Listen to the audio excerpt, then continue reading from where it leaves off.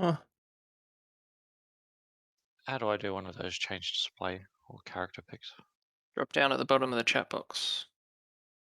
where it says as, and then you click the drop down and select the other one of your name. Oh, Oh, I see. Okay. looky here. So you should all be able to see the map, Oh yeah.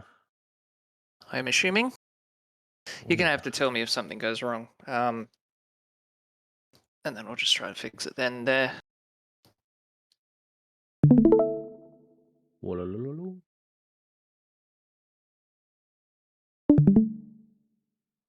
Perfect. Goes without saying that, I'm going to try and run it the same as Scott's rules and, obviously I'm not experienced as Scott, so like if I don't know the rules, I have to stop and look them up, that kind of thing, where he would be able to keep going. So just bear with me if that's the case. Try to make the best of it. Should be all right. Oh yeah. Probably Oh, yeah. take a good look at your characters because given they're starting at level 6, you've probably got a whole bunch of shit. So I'm not going to be able to remember all of it. So if you miss out on an ability you could have done or something, too bad. I'm not going to It's retcon it. Jodo's fault. If you forget something your character can do, then tough Too shit. bad. Yeah, pretty much tough shit. We ain't going back. Sucked in, cunt. And with that, we can get started. Huh.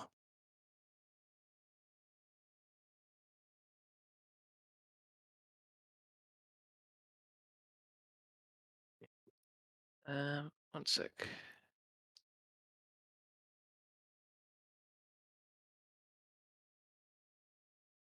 Oh, this should be fine.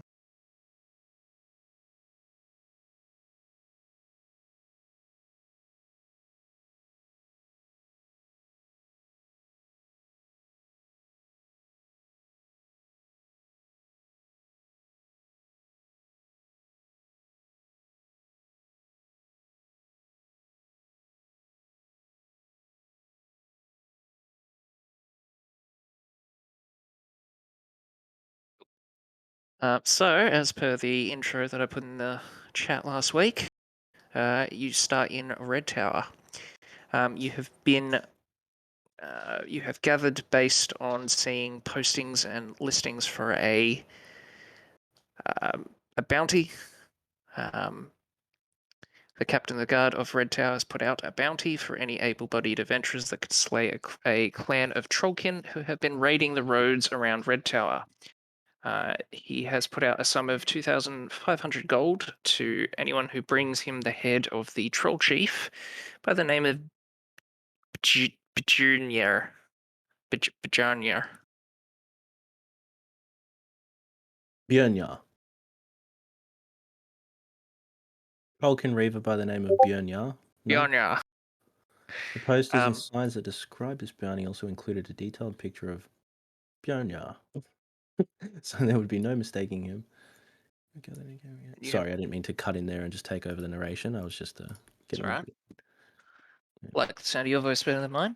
No. So, you are Team gathered. GM1. No. You're gathered in the courtyard and are waiting for the captain of the Red Tower Guard, that is a dwarf named Pyranicus, who will come and give you any more information on starting this bounty. So with that, Dean, why don't you introduce your character? Brings up character sheet. So my character is a dark elf shadow sorcerer, but I'm also a blood hunter. Now, Jordo was kind enough to recommend this as a subclass, if you like. So I'm only leveled 3 point. I'm only level 3 sorcerer or dark elf, if you like.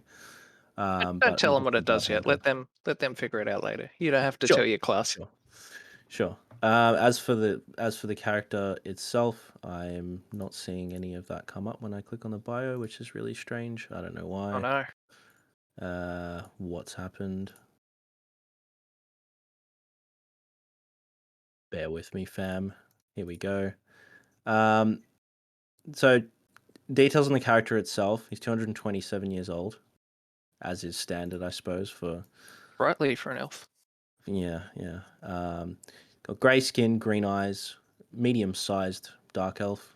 About 5'11", weighs 170 pounds, and has black hair. As for a more in-depth description, lore-wise for my character, I don't have one. Apologies in advance. I know this is going to detract from your immersion, but that's my character. You like movies? Long walks on the beach? Sophisticated poetry. Perfect. Adrian? You didn't actually say your name, Dean. Sea shanty too. What happened to Sea Sandy? One. Okay, moving on. Sorry. I think I can do something. Hold on.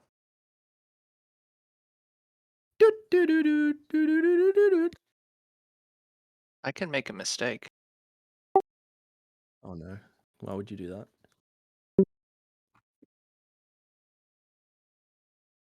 Yeah, okay. Keep going. Adrian, why don't you take us through your character?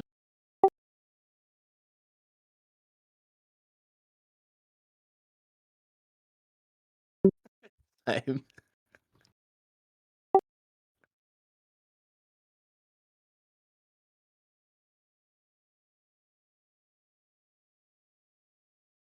Nice.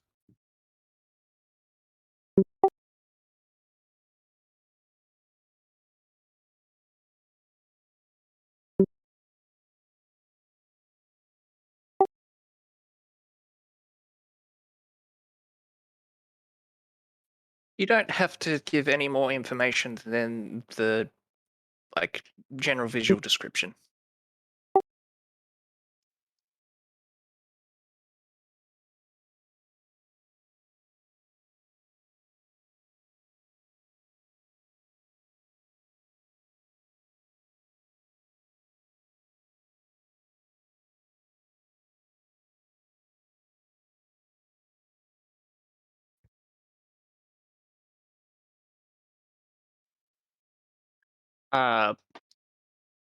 Generally, so it would be what people see visually, right? Um, if you were to give more than that, you'd just be standing there telling people that you've just met, Yeah. General which would just be instruction. real weird.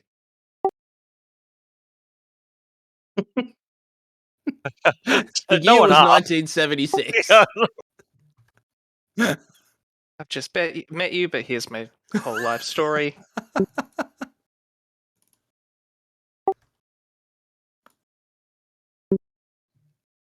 Okay, and John? So my character is called Flagon. I was gonna do Flagon and Dragon, but that didn't really rhyme anyway. So anyway, it's a high elf pirate. Ooh. Yeah, wearing like I don't know, yeah, piratey clothes. Would you call that a Piratey, garb? piratey clothes, he reckons. Yeah, well, you know, Apparel. yes, yeah, Designer pirate apparel. yeah. The finest garbs on the seven seas. Yeah, I haven't filled out physical details. We'll go with how tall are dwarves? I mean, high elves. Fucking tall. 7-8 foot, I'd probably say. Oh Jesus. Okay. I can look it up. Hello, everybody. I'm Sea Shanty 2, and I'm an alcoholic. I really thought I did. Yeah, it's like I think I picked like 5'8", but it didn't.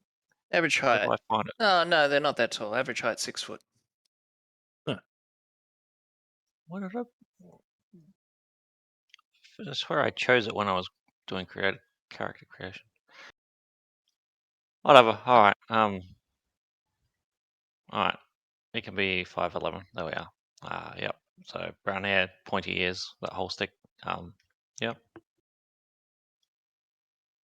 Right. Sure. What else to say in appearance wise? Okay. And Currently don't have the okay. dragons summoned. Okay. It Nice to raises meet you, Shanty exclaims. you as well. Okay. So I'm gonna. What brings you here? Just have a deep hatred for Trollkin. What about yourself? Wow. Racist. Just hate the greenskins, mate. Yeah, those fucking greenskins. Just here for a bit of coin, really. And a good time, not a long time. Hopefully. In theme with the one shot. I'm gonna make a mistake. I think Dean and Adrian will appreciate it. I don't know how this will go, so.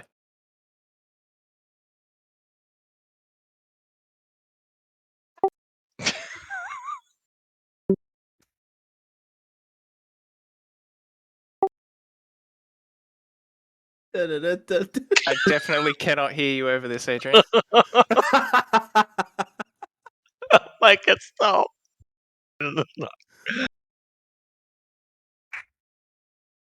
Woo! Oh, well This played. is a very good jolly town. Yeah. Love it. Opening theme to our campaign.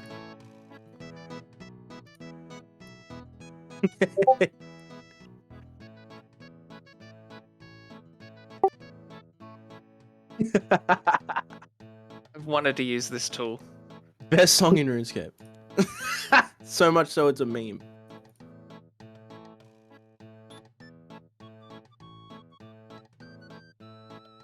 Is it playing twice, or is that just how it be? Head bangs violently. Just one for me.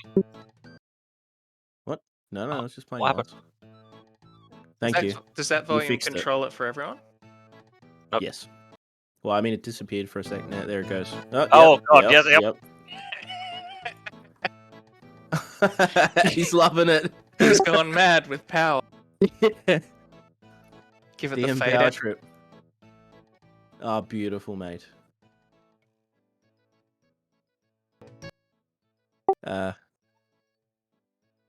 DJ skills, love it. All right. With great power comes great responsibility. Enough of That's that. it. That's it. All right.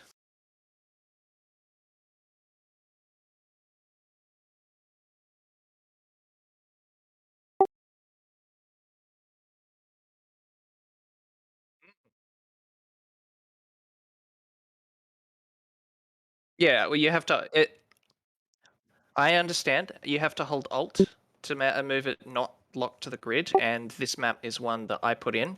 The module we're running doesn't. So this module was free to claim, but it only comes with a small section, and it doesn't actually include the town.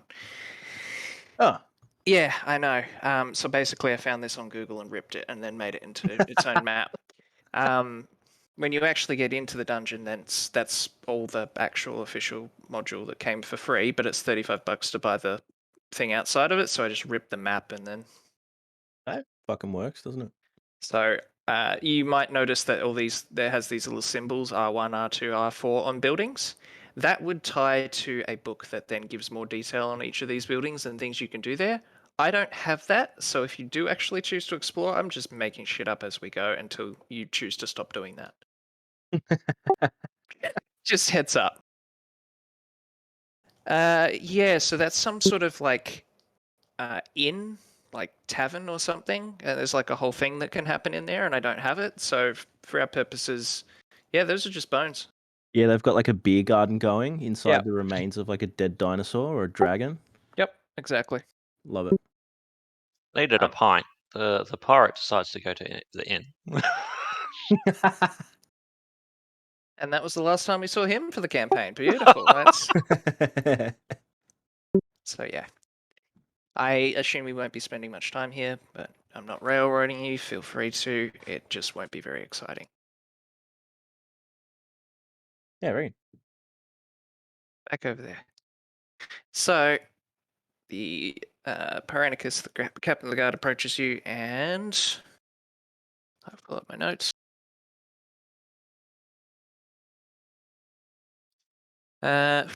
He is wearing full plate armor.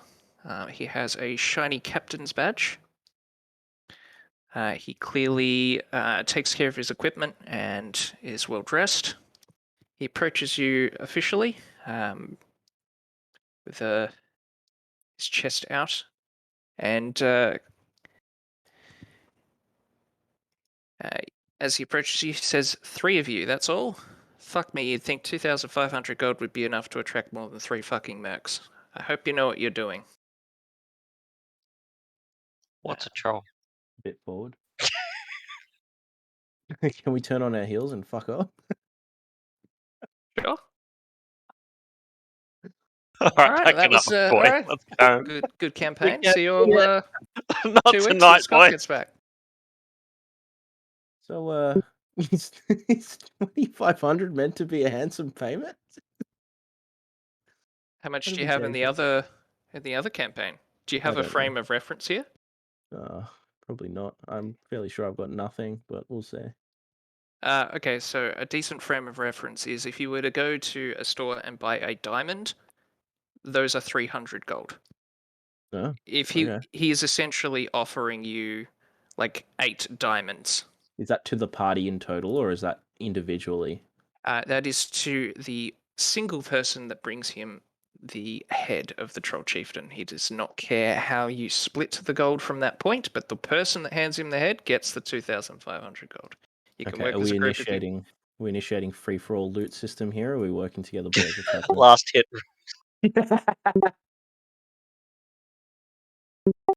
Okay, cool. So as no, that's all right. You go. You mean DCP? I mean, I'd say they're probably like, I'd say like a silver each, so times by 100, so 2,500 times by 100. You can probably get about 250,000 Big Macs for the All right, payment. I'm in. Oh, that's it for life. That's 1 silver. Oh no, that's all of it. Okay, sure. All right, cool. All right. Well, going off the description of what you've sent through, I presume we already know who he is, and he certainly sounds like he knows who we are, or he's having a fair guess. So let's greet him. I'll say, "Hi there. What's your name?" Even though he's just started cursing at us. I'm Paranicus, the captain of the guard. You should know that already. That's why you're here. Right. Okay. Just making sure. Pranicus, Not, thank you. not here for idle chit chat. Not here to fuck spiders. I understand. No worries. I don't care what your names are. I just care that you do the job that I'm paying for. Sure. Okay. Do you want to elaborate a little bit more on the job? Yep, find the troll chieftain. He pulls out another one of those drawings of the junior's face and hands it to you. Find this troll, kill it, cut its head off, bring it back here. I give you a sack of gold. That's our arrangement. If you fail, I don't care, and I don't care if you work as a group or individually. The person that hands me the head is the one that gets the sack of gold. Excellent. Have you any information on the whereabouts of it or last seen? They raid the roads both north and south of our town. They target trade caravans that are that look like they have a lot of stuff and not a lot of guards.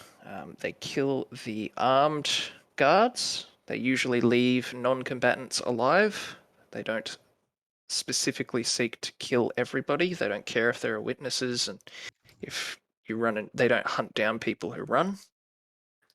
They take the things of any practical value, so food, supplies, tools, weapons, armor, anything like that they'll take.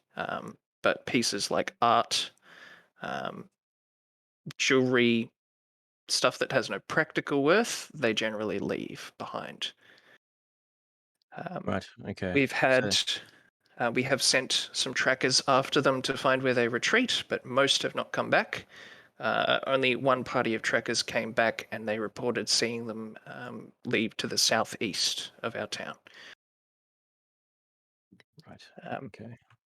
From history, I know that there is an old ruin there, and they're probably using that as their base, so that's where I would check first. Sorry, come again. You mentioned ruin. There is a ruin of an old keep in the forest to the southeast. That is probably what they're using for shelter as their base of operations. Okay. And who have you previously tasked with trying to eliminate these trollkin? Are they, or what are we talking here? Are these elite foot soldiers or what? We have Just not so we can. sent any. We don't have the men to spare, because if we were to send the guards from the town out, they could then attack the town while the guards were out, leaving the Yeah. town defenseless. So all we have done is sent some trackers after them, but none. Only one group of trackers returned. So The others were found, I assume, and have never returned. going back on what you said about them only really having quarrels with people who are armed, I presume your trackers were not armed or They didn't were possess armed. anything. Okay. From the reports of the people who survived, the Trollkin seem to kill for the honor of doing it. So if there's no honor in slaughtering unarmed civilians, but there is honor in killing trackers who are hunting them and deliberately trying to find where they have set up their base. So trackers would be considered fair game, but an unarmed trader who's just trying to get from town to town to sell their wares is not an honorable kill. That's the system they seem to work by. Understood.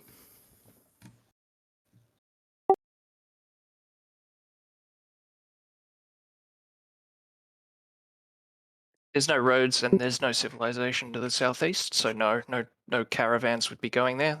There is a road to the southwest. And how many trolls are there or have been spotted? Let me just show you the map of the surrounding area, so because this is not hidden information. Can you see this, or is it black screen? Black screen for me. There we go. Turn the Oh, lighting off. there we go. This is the map of the surrounding area. Is that Ah.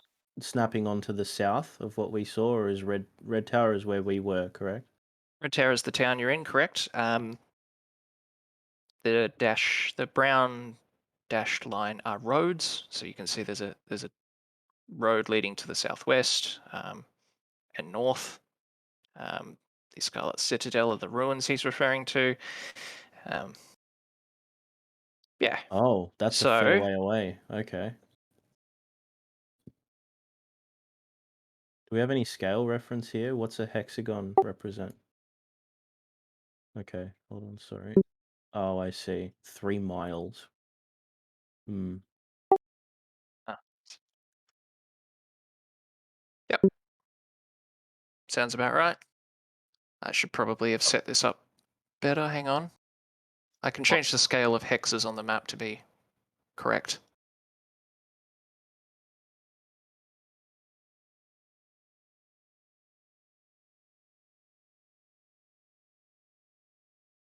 Okay, try again. It's meters, not miles.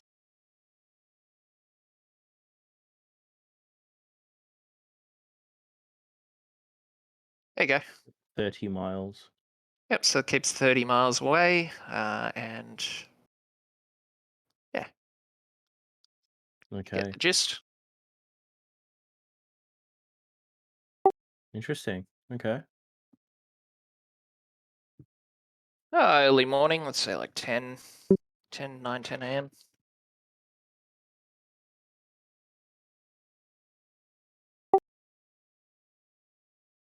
Yeah, I mean, we could deliberate on it, or we could just make tracks. I mean, we could always go down south to Cambervale, and at least then we'd have a point to rest potentially before. So patrols come fucking 30 miles just to raid a road. They must be either extremely bored or they're out for fucking blood. They just Well, hate everyone. point out yes, they've come 30 miles to raid a road, but the road is the closest road. So I don't think that the Sure. distance Yeah, I'm saying so much as yeah. But I'm just saying it's like a purpose, like it's a more than a casual. Let's go check out this road and just troll the road for a little bit. It's a like a planned thing. Like they have to walk all day just to fucking get there. Fuck these Red Tower cunts. Yeah. Can I get a what would be the right stat?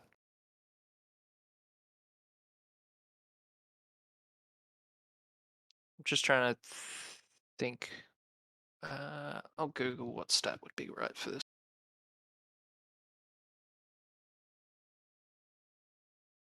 So if they're like so split up, like not all of them, I assume maybe not all of them Nature. would come. I would say probably John, but I'm okay for the three of you to work out who. Same rules as Scott. Scott's apply for a proficiency bonus. So if there's somebody who other than John who is proficient in nature, say so. No, I literally have 0 points in nature. All right, so John, can I get a nature check to see how much you actually know about Trollkin?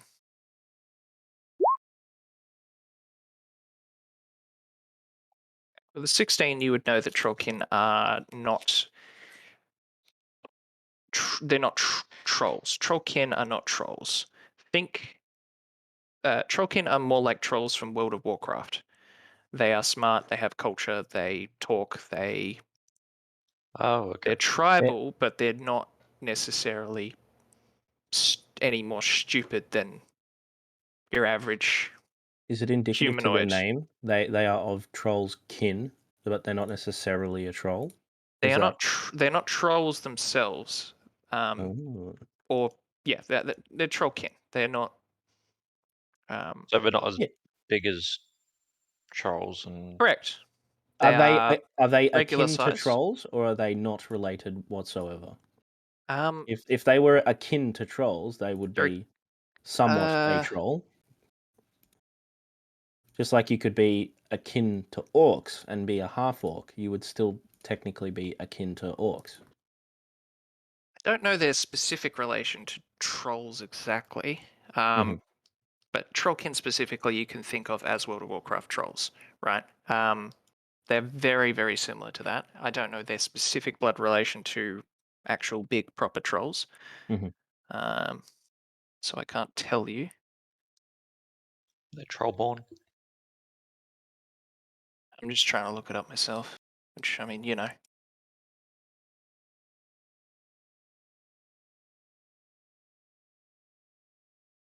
Because you would know this, but I don't.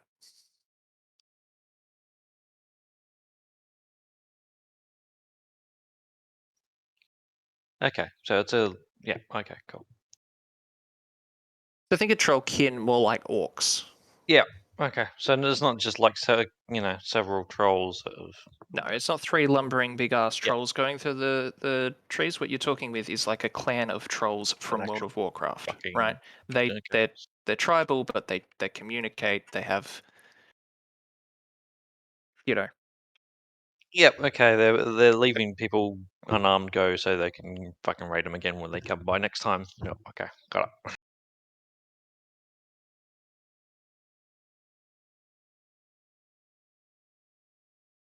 Yeah. Sure. Do we have any more questions about what we're hunting or the area we're in? So the party that attacks, how many roughly in the parties? The people who survive report seeing about a dozen, and they also bring owlbears. Is it owlbears? One sec. Like monstrosities. Yes, owlbears. They bring trained armored owlbears with them, and they seem to ride them like mounts to attack. So they've clearly got some sort of animal training system set up for that as well. So they train owlbears and attack with them like you would ride a horse.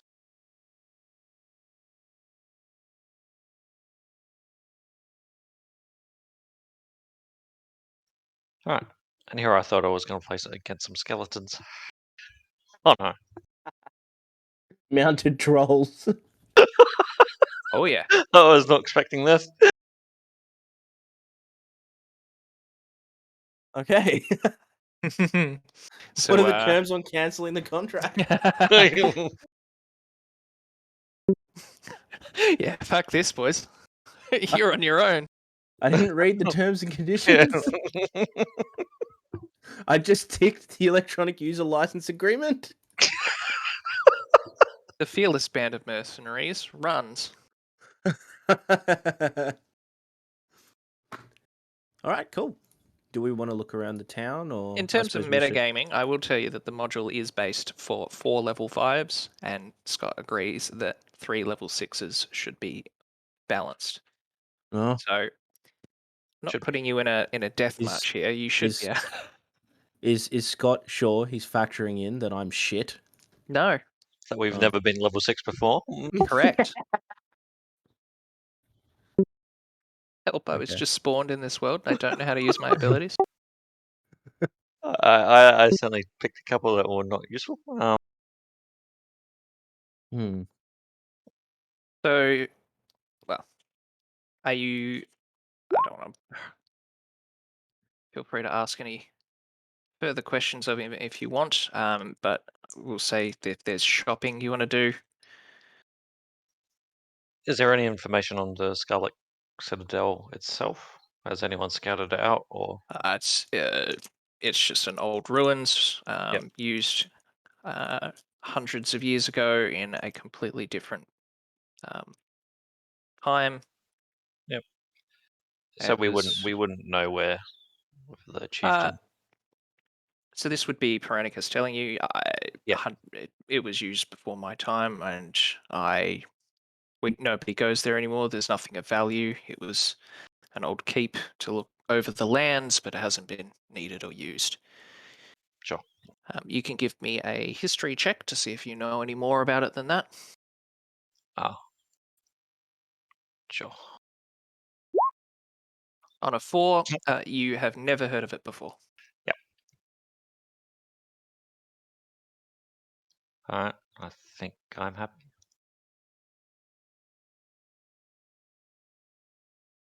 Okay, we'll go back to the town map, and if there's any shopping, we'll just do it. Huh. As in, if there's any standard equipment you want to do, any potions of healing you want to exchange your starting funds for, any basic shopping.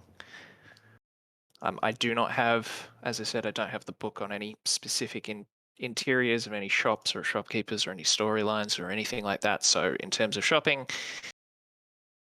What are our default starting funds? Sorry to cut you off. 10 gold pieces, it looks like. I have whatever's on your 0.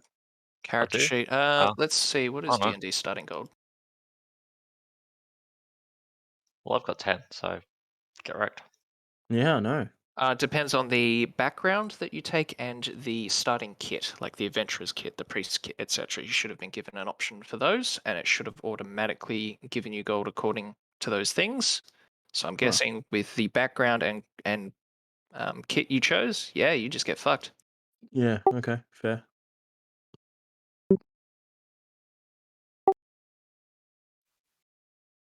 50. What? Gold. 50 gold. Oh no. Oh no. All right, boys. Oh, Maybe I should do what Scott did and give everybody one to start with. Oh, did he do that? Okay.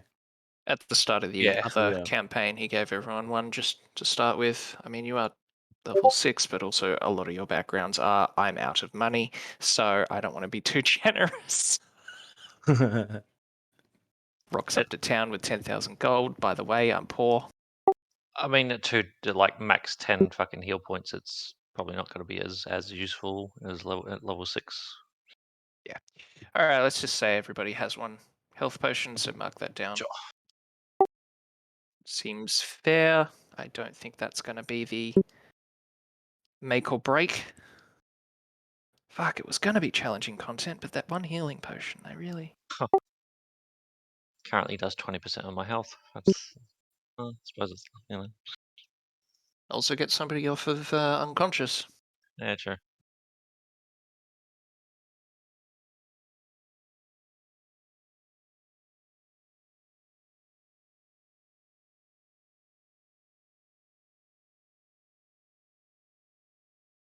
So you, at normal pace, you travel 3 miles an hour. So it'll take you 10 hours to get to those ruins that are 30 miles away. At normal pace, you can also choose to go fast or slow. Fast is 4 miles an hour, slow is 2 miles an hour.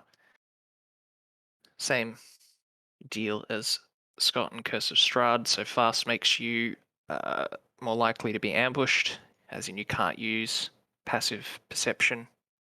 If you run into combat, you're running into combat. And slow gives you the ability to use stealth. So you get to stealth check if you get ambushed, and if you pass, you get to be aware of the ambush. Even sneak up on them. That's the general way travel works.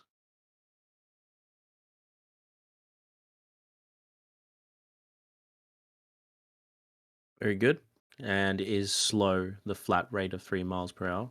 Nope. Normal is 3 miles an hour, slow is 2 miles an hour, and fast is 4 miles an hour. And you can choose to go, fast for the first half and then slow for the second half. If you think as you get closer, then they may see you, that kind of thing is totally fine.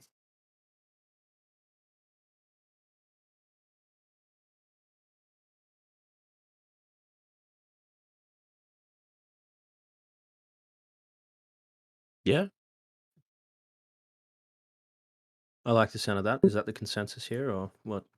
Take you back to the overworld map, since I think we're done with Red Tower. With buying nothing. With your nothing gold, you can unfortunately buy nothing. Correct.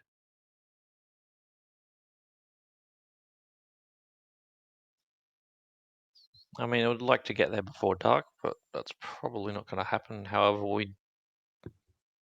do it.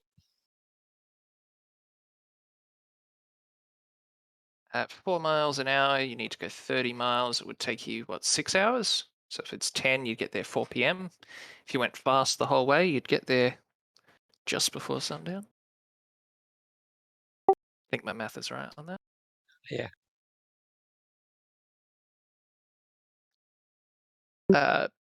No, you don't necessarily need to camp. Again, if you go normal pace, it'll take you 10 hours, and it's 10 a.m., so you'd get there at 8 p.m. You don't strictly need to camp.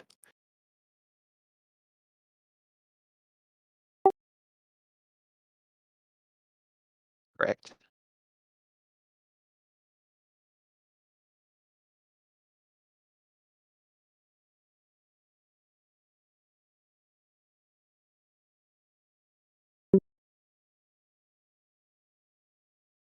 Everybody have rations. That's one thing to check before leaving. I've got 10 rations. I have none. What Is the your fuck do you character start with? fucked? Like, what the fuck? I That have doesn't 4 sound right. items. I have a Monster Hunter pack, Trinket of Special Significance. Something For seems some wrong. reason, I have 2 daggers, and I have 1 component pouch. I'm checking what a Monster Hunter pack is supposed to start you with. Yeah, no, something's fucked up here. Monster Hunter's pack is supposed to contain items which you don't have yet. You're supposed to start with 33 gold. Huh. I'll fix this for you. Thought it was a bit odd that you started with 0, but I was like, it'll probably be fine. You start with a hammer, 3 wooden stakes, a holy symbol, a flask of holy water, a set of manacles, a steel mirror, a flask of oil, a tinderbox, and 3 torches. That definitely sounds like something I could have done. Fucked it up. No rations? What? Oh Well, no. Everyone else has 10 rations, you have 10 rations. Okay. That's fine. yeah, it does seem like a bit of a fuck you in particular, kind of like don't have any rations. It's very odd. I'm just gonna put your equipment in for you. Don't let that stop you. Everyone continue to deliberate.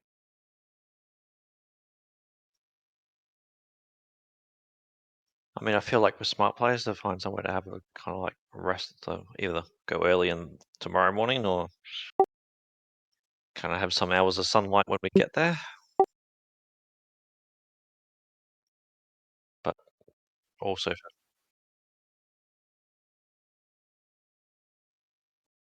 I like the sound of that. What about you, Flagon? sure.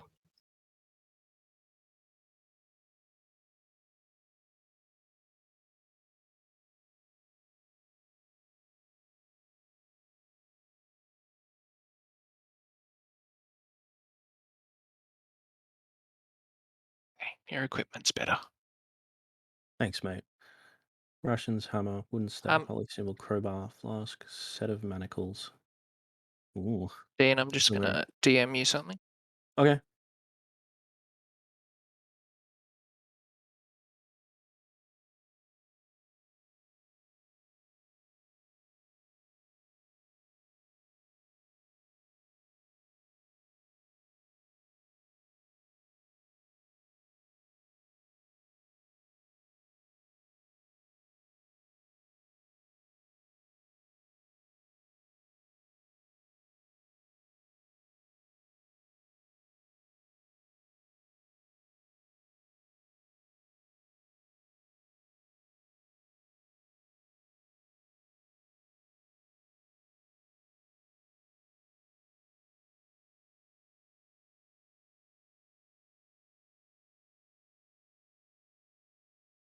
Pull out my player's handbook.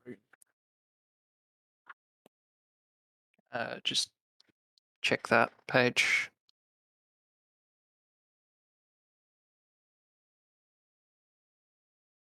I'm pretty sure you should be able to pick anything there. Let that hold us up though. Sorry, so what was the plan? You're going to move some of the way and then stop?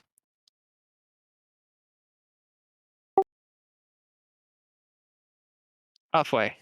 Okay. So you want to move 15 miles.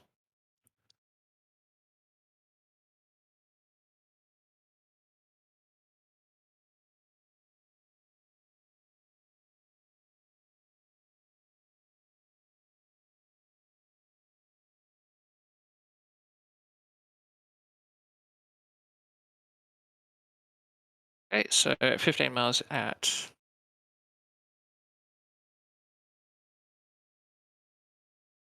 Where's my reference gone? 4 miles 15 miles an at 3, yeah. Fast speed, was it? Yeah, so you definitely get there at about 1 p.m. and you're stopping to make camp.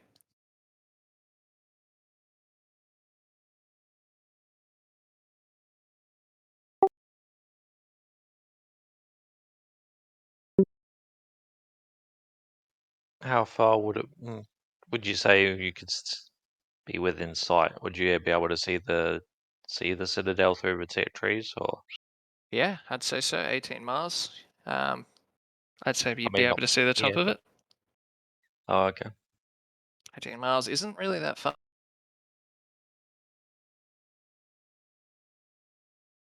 28 kilometers. I'd say you'd be able to see the CBD of Melbourne from 28 kilometers out. Let me just check that. How far is 28 kilometers out of Melbourne?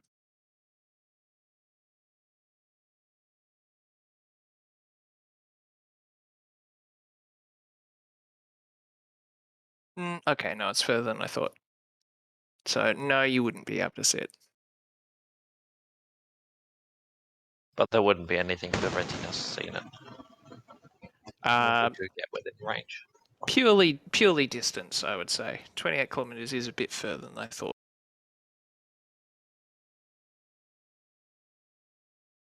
I would say you'd probably have to be like... there's probably a rule of thumb here for visual range. Like probably 15 kilometers would probably be as far as you could see a skyscraper.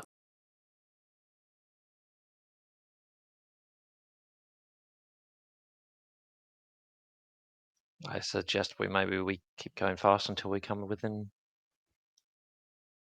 sight of it. There we go. Visibility outdoors in the player's handbook.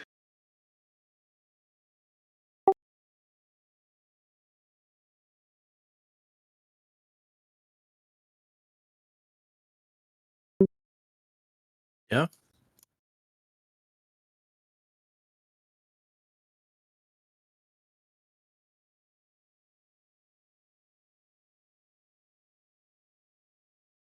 Okay, so you've travelled at fast speed to here. How far would you like to go? Somebody give me an indication of how far you're going and what speed.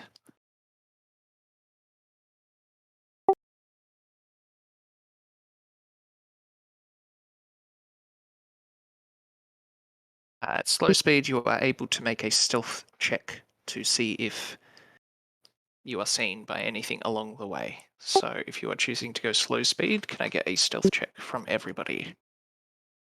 You may.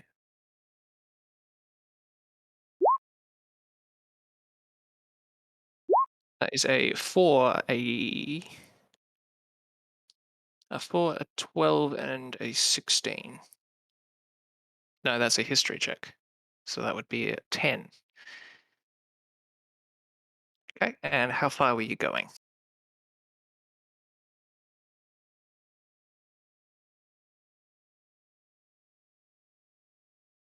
Yeah, so I don't know, 6 miles maybe.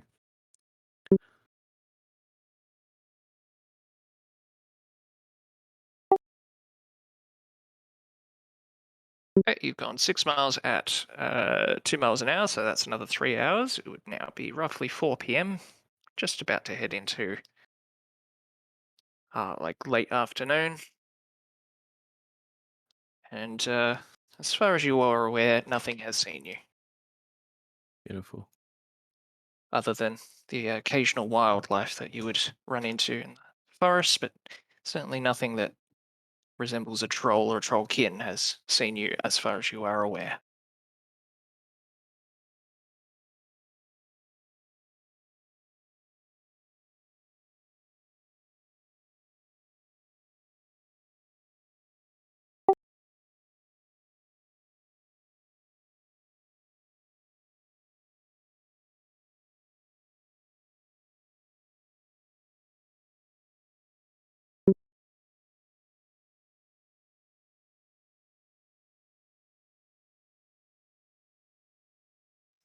All right, so Yep, they're is going to that the know the plan? area. They're Yeah. going to know the area better than us. Would we be able to see the top of the tower from here? Seems to be like borderline range. Uh, I'd have to. I think I have to say no. Why don't we move up until we can see come in sight with the tower, and then just skirt south a little bit, so we're out of the normal thoroughfare they might use if they want to raid the paths.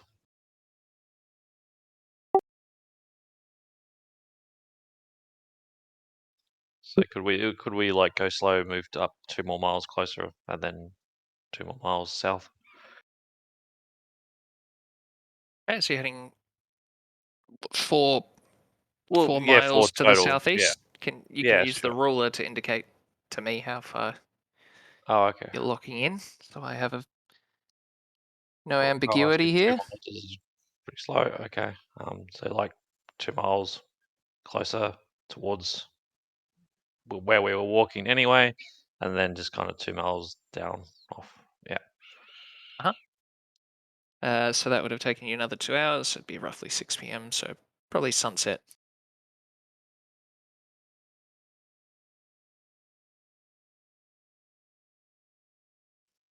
Yep.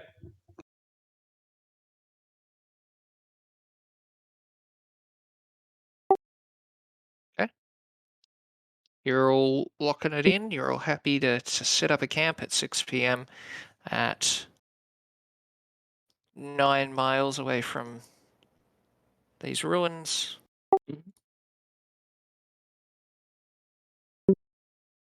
Yep. All right. Can I get a survival check from?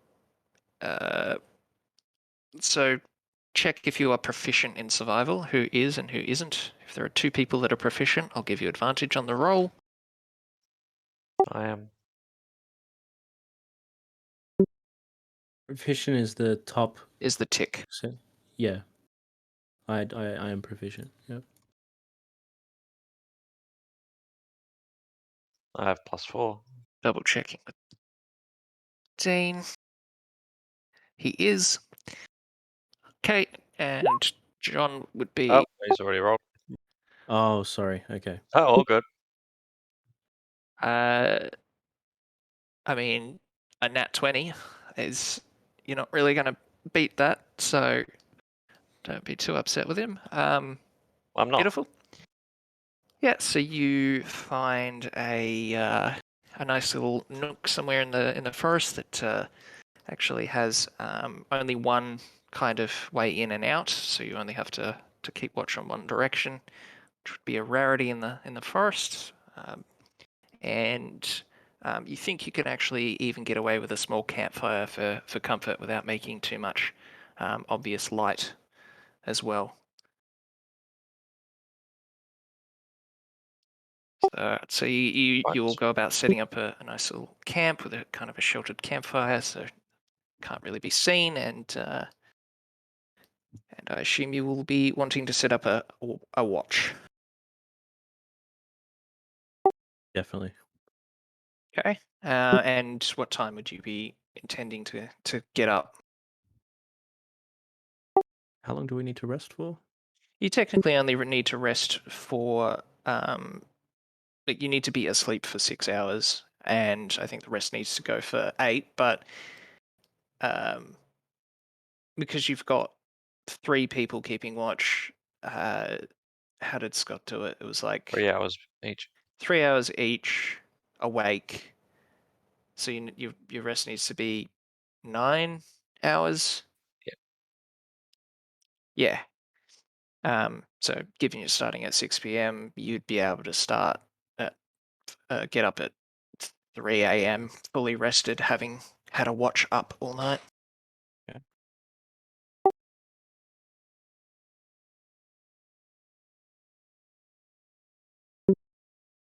Sure, I'll take the first then.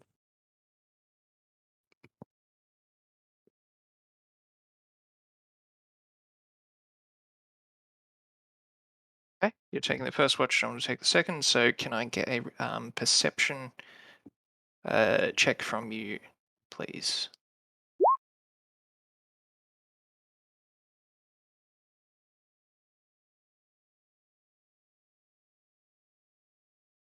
I must have 2 fucking windows open because I hear every sound twice.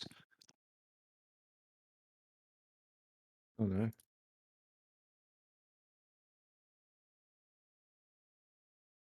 Oh, why the fucking. Okay. That's 7.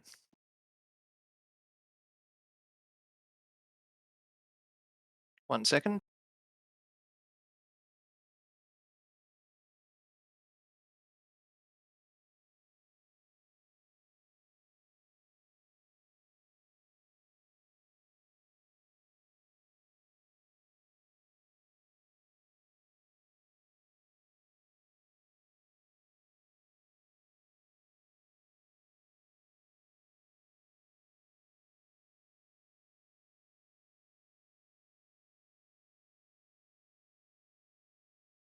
I just need to figure out how to do something in Roll20. 1 sec.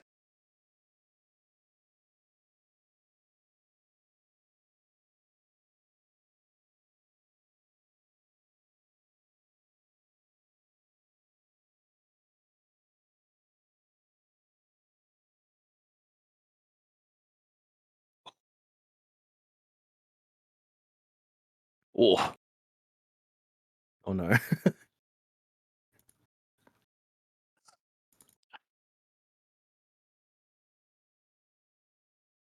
no memento. I'm still here. I'm just setting things up. Oh no. Oh no.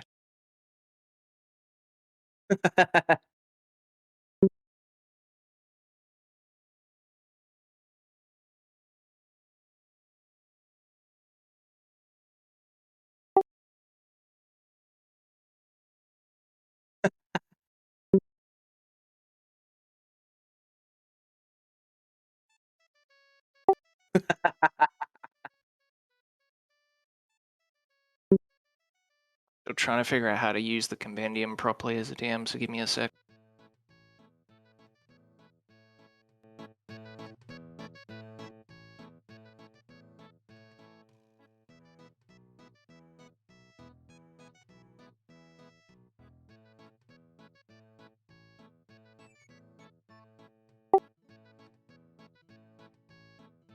Mhm.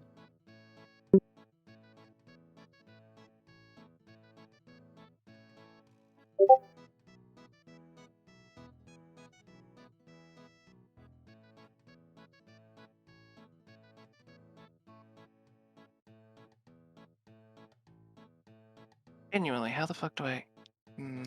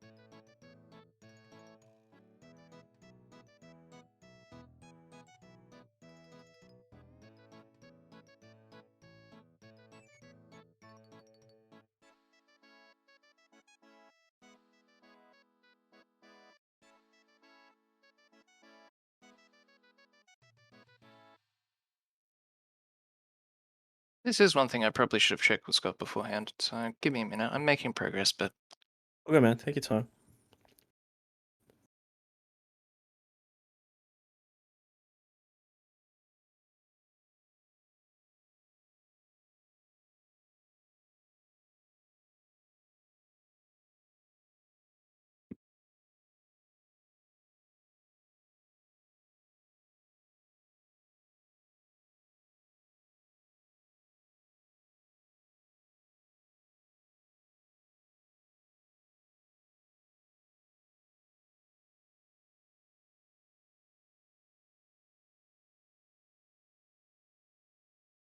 hmm.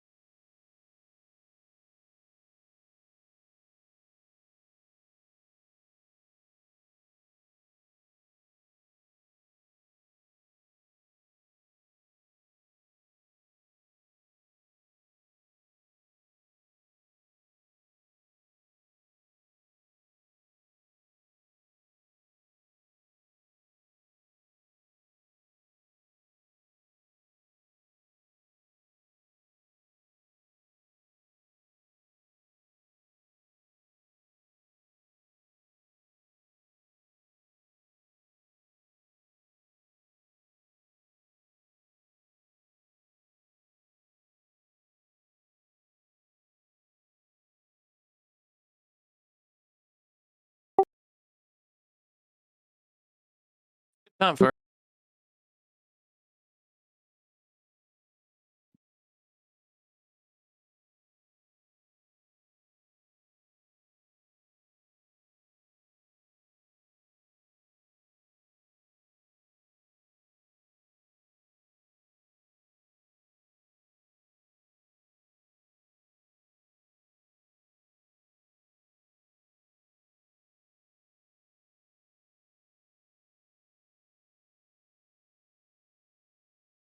Jesus Christ, this is scuffed.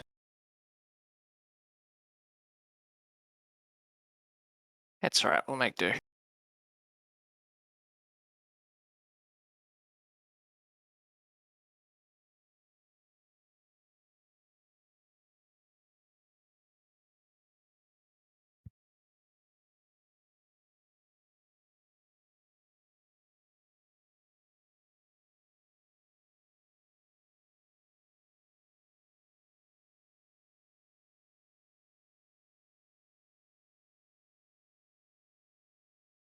Why? Why is this?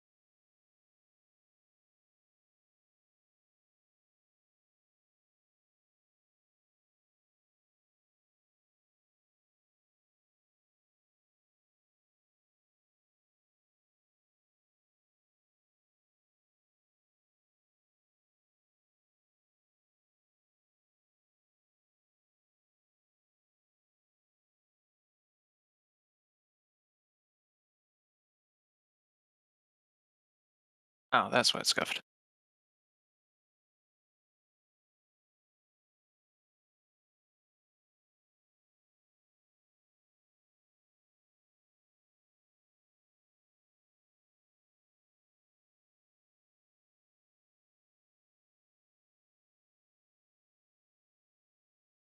Okay.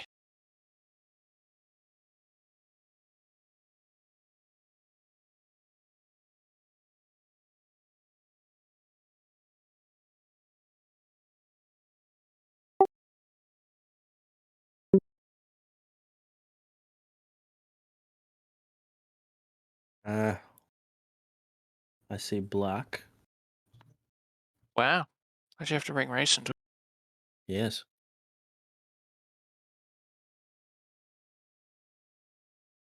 Okay, now I understand Scott's frustration with the dynamic lighting system. Okay.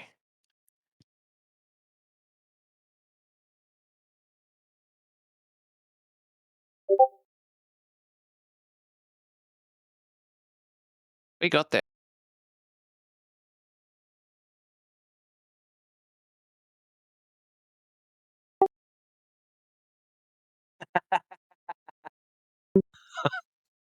Yep.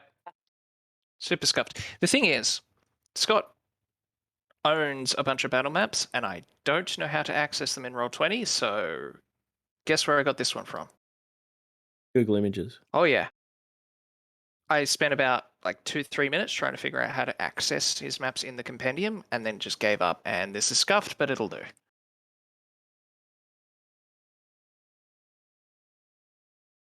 probably a fucking super simple way, and I don't know how to do it. Shit happens. That it does, my dude.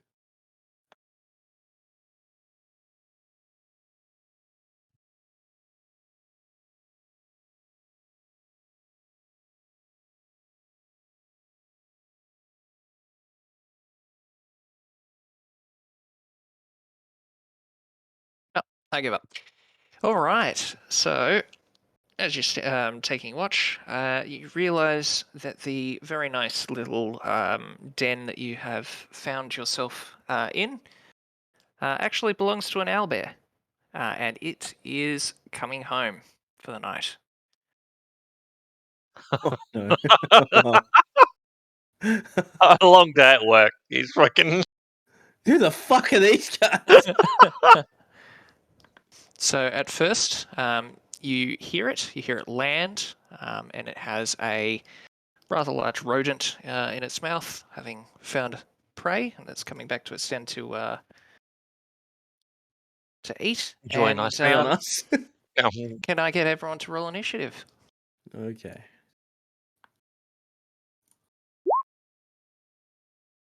I would say that you.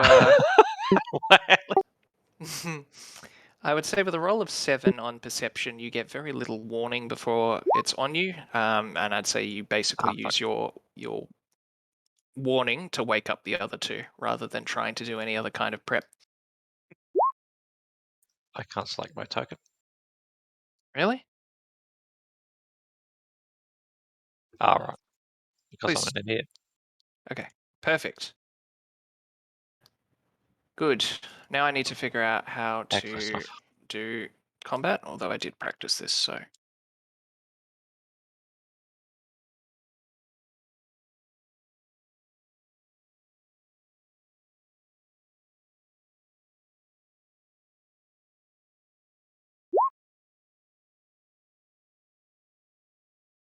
Perfect. Adrian, it is your turn.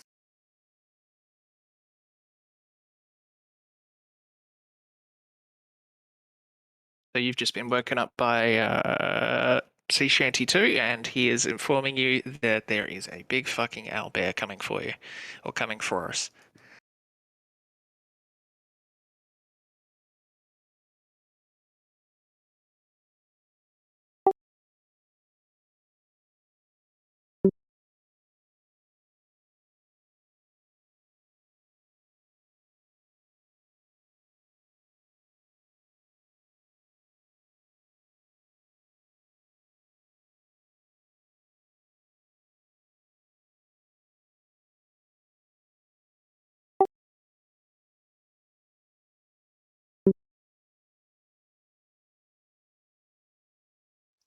Maybe hide behind the rock and take a reaction. I don't know.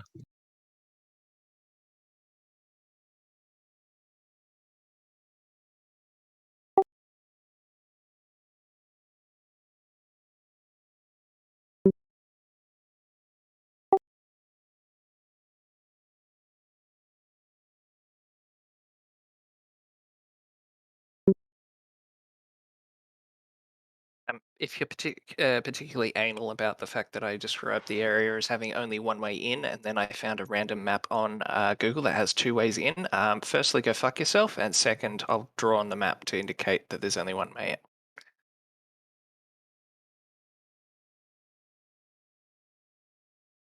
There you go.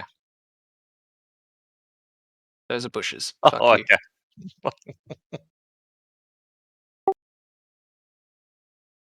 Go around.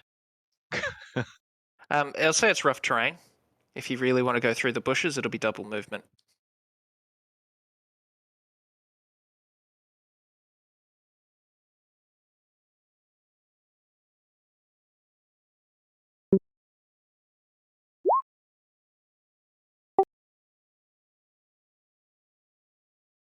That means you use your bonus action and you can go up to 80 feet in your turn and then still get your action, but you use a key point.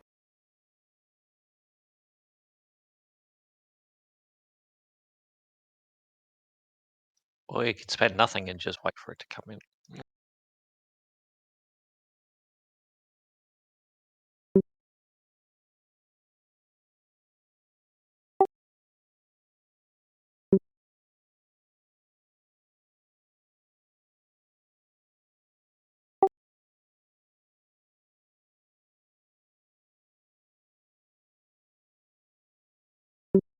You can use your action to ready a melee action, yes.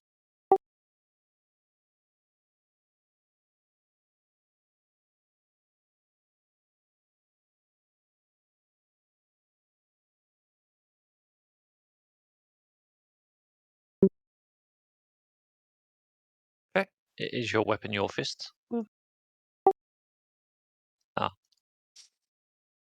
Sea Shanty 2, your turn. My turn it is. I'm going to find my measurement tool.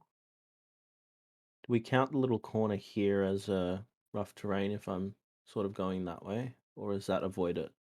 I'll avoid it since very little of the tile is actually coloured in as rough terrain. I'd say avoid. Okay, all right.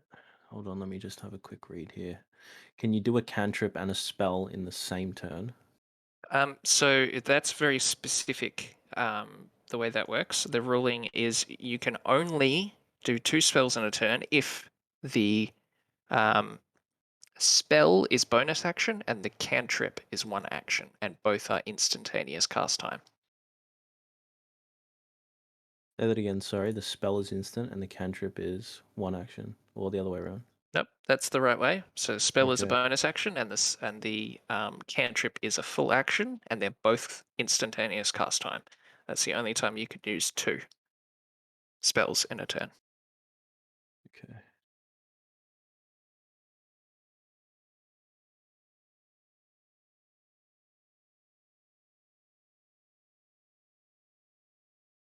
Right, I'm just gonna get up in this cunt's face straight up.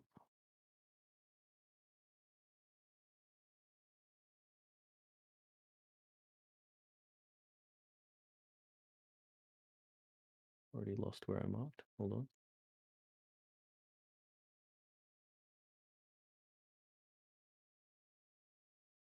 What have I done?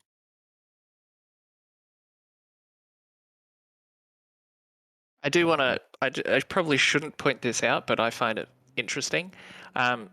So when it came to rolling, what happened during the night? It's a 1d100, and I rolled a nat 1. Ah. Which is what resulted in this combat. So we got dicked. Pretty much. I'm going to cast a spell at this creature.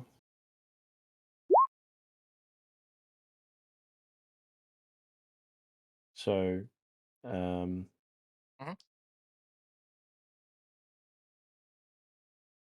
Just to be clear, as a spell that takes a action, you will not be able to cast a second spell this turn. yeah, no, that's fine. Okay. Yeah, I Okay. established that.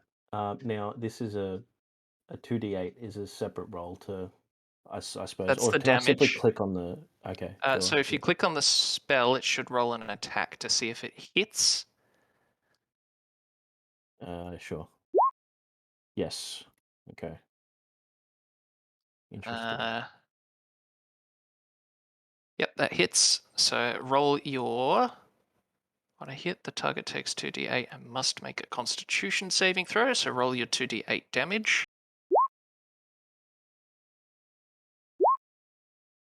Its Constitution saving throw is against your spell DC. So what is your spell DC?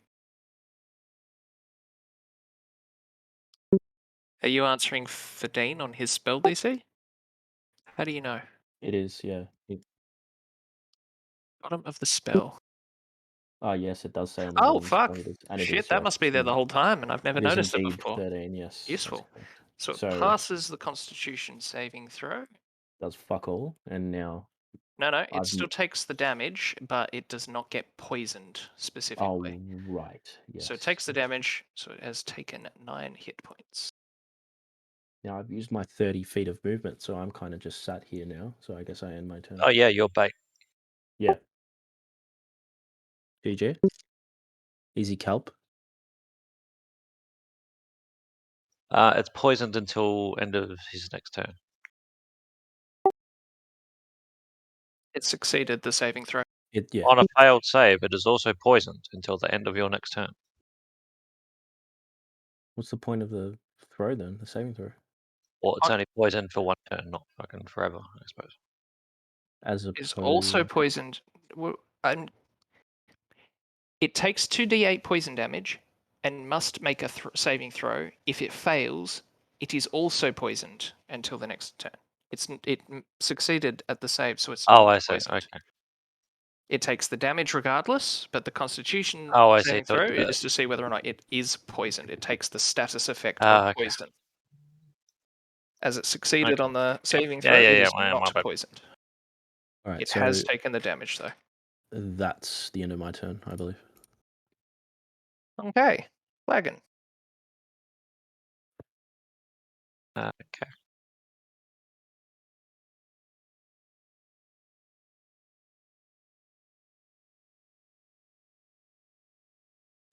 Actually, I think I have 35 movement speed. Do I? Yes. Good point. I never actually checked to see if mine's different from the standard. I doubt it would be. Nothing about sorcerer screams, I move fast to me. Never know. I have Might be a line of fast sight. one. What'd you I don't say? think I've got line of sight on it. I would say no, not through bushes and trees. There was a reason that you were set up camp here, and that was that it was not exposed to line of sight, and as such, I would not say you have line of sight out. Yeah. So yeah, I don't think I yeah. can actually see it from here either. So I have to step up to actually see it and know You what it can is. ready a bow action, I believe. which That is would what mean when it comes into line of sight, you shoot it. Yeah, which is what I will do. Okay. Anything else? No, that's all.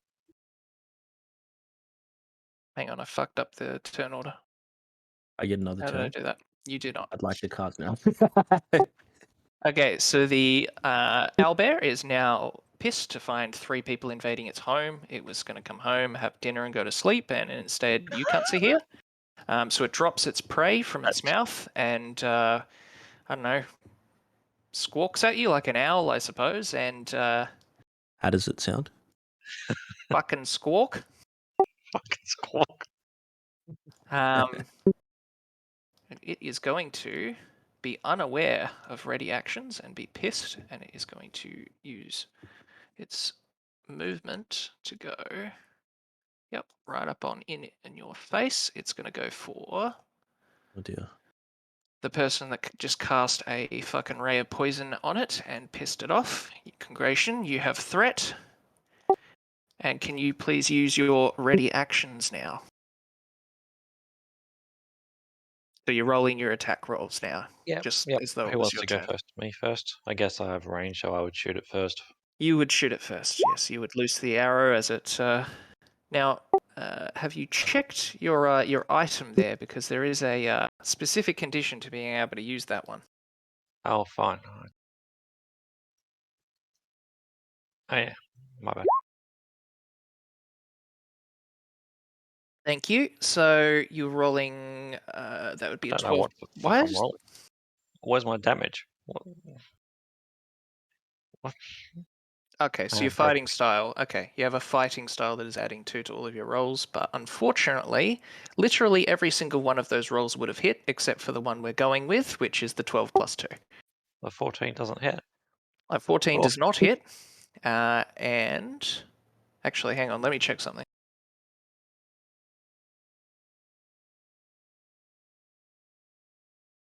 Might be looking at the wrong thing here.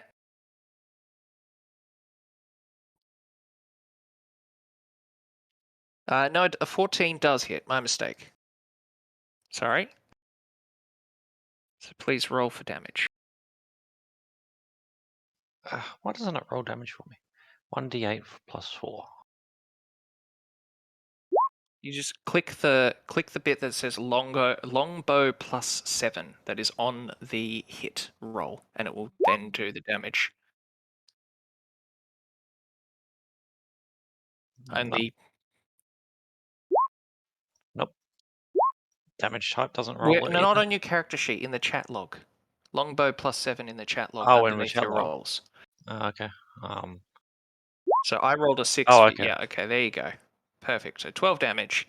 Yeah, so you just lodge an arrow into its neck as it's barreling towards you full speed, and it seems undisturbed by the fact that you have done this. It's very angry and has not felt the pain of the arrow just yet.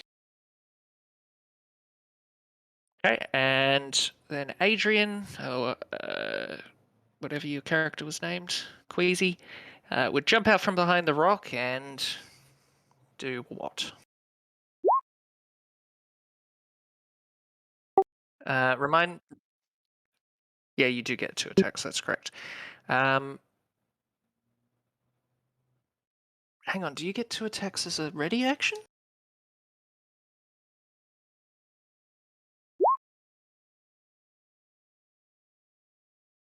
Yeah, but you didn't. You didn't take the attack action. You took the ready action.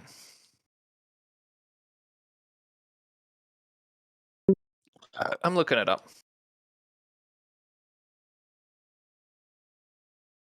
So apparently, look, this is just me Googling and then finding. Apparently, you can't, but most people run the rule that you can.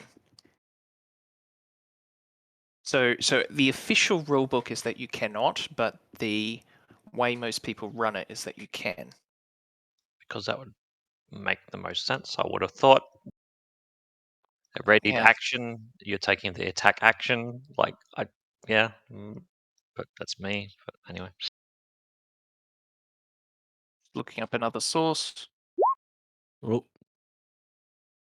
A creature that can make multiple attacks on its turn has the multi-attack ability. A creature can't use multi-attack when making an opportunity attack. sure. I mean, that part makes sense because it's not It's actually just going to such be within opportunity range for. specifically, but it is very clear on its turn, and this is not your turn. This is the owlbear's turn, and yeah.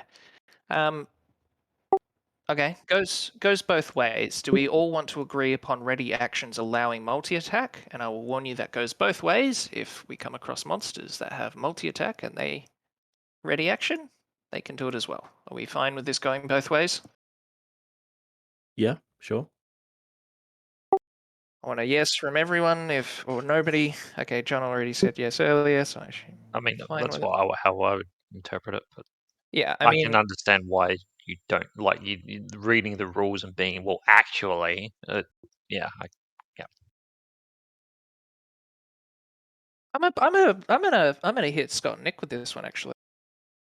no, I think from the way it's written is you take the attack action, so it's like only the attack action.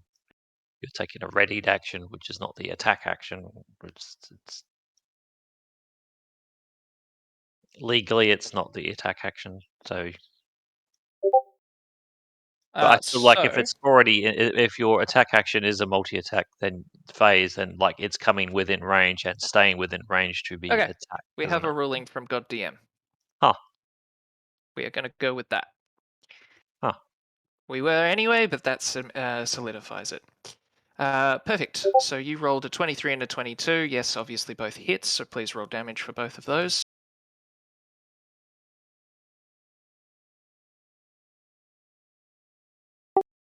Why? Yep, cool, so 6. All right, and it is going to...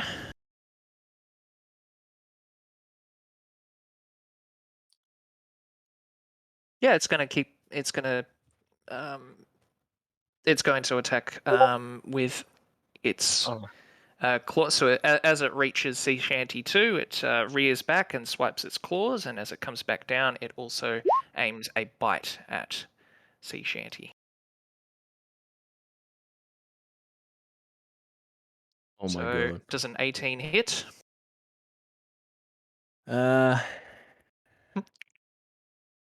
Yes. Okay. An 11, I assume, would miss. Unless 11 you're naked. misses. 11 Oh, misses. I mean, technically you did get interrupted while sleeping, so none of you should be wearing armor, but we'll let that one slide. Oh, actually, no, it's only heavy armor that you can't be Yeah, it wearing. would only be me. But we'll just let that slide because that seems a bit rude. That's fine. Just don't get hit forehead. Okay, so you get hit by the claws. The claws do. I don't know how to roll damage. There, I found it. 12 damage. Please take 12 damage as the claw comes down and swipes you on the shoulder, and then it aims a bite for you, which misses as you recoil back in pain. Fuck. Hey, that's the end of its turn. Queasy.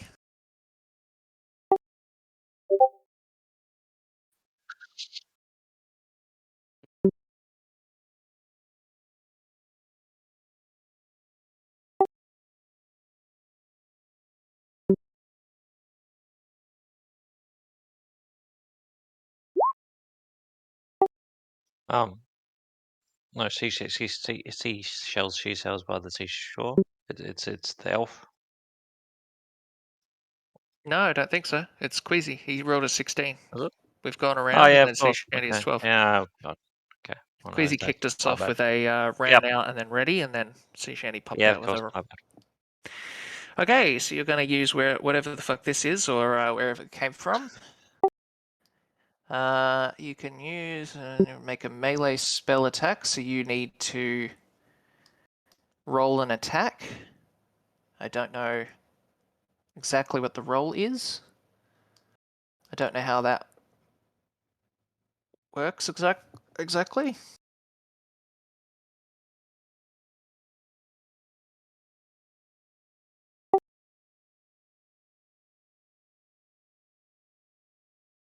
I'm not really sure. I'm assuming it would be an unarmed attack because you're biting it, so you don't get any benefits from a weapon.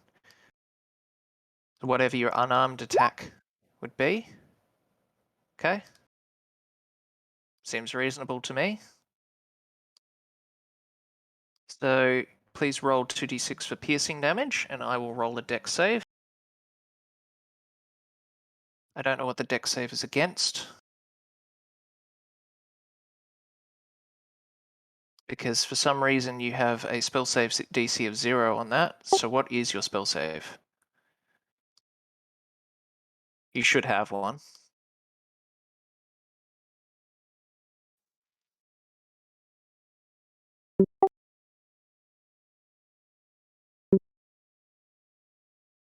On the screen where you cast your spells, up the top, it usually says the stat it uses and what the save DC is. That doesn't seem right.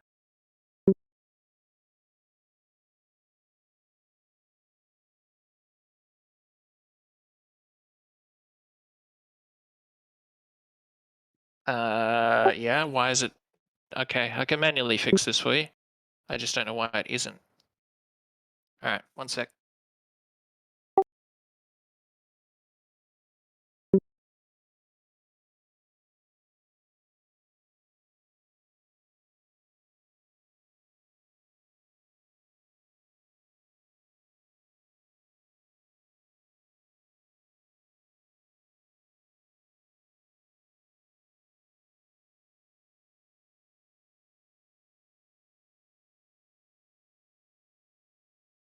It is 8 plus your proficiency bonus, which I think is 2, plus your wisdom modifier, which is 3. So it is 8 plus 5, so 13.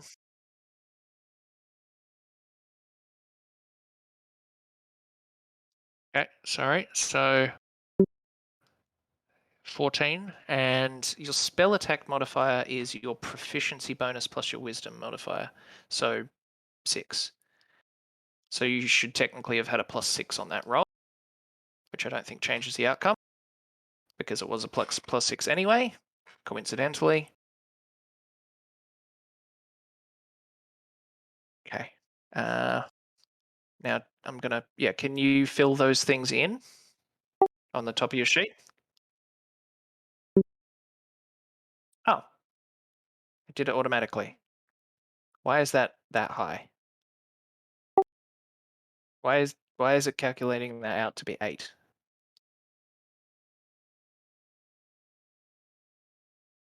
Oh shit, what did I? Yeah, no, that's correct. But your wisdom modifier is 3 and your PB is 3, isn't it? Unless that's additive. Okay. I mean, the character sheet's not going to be wrong. I'm going to be wrong, so we'll go with that. Okay, so as a 14 does not beat a 16, it is affected by the rest of this garbage. Sticks a spine in the target, so I need to make a con save every turn, otherwise it takes a 1d6. If you hit at a target, you deal extra damage equal to your spellcasting ability modifier.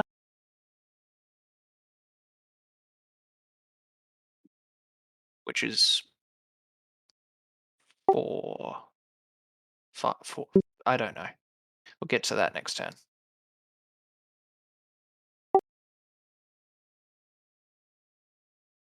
And you marked down a spell slot for that? Okay. Cool. Did I do the damage for it?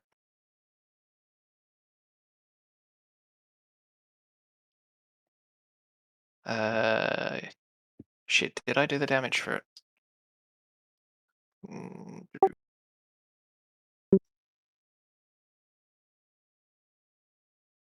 One sec.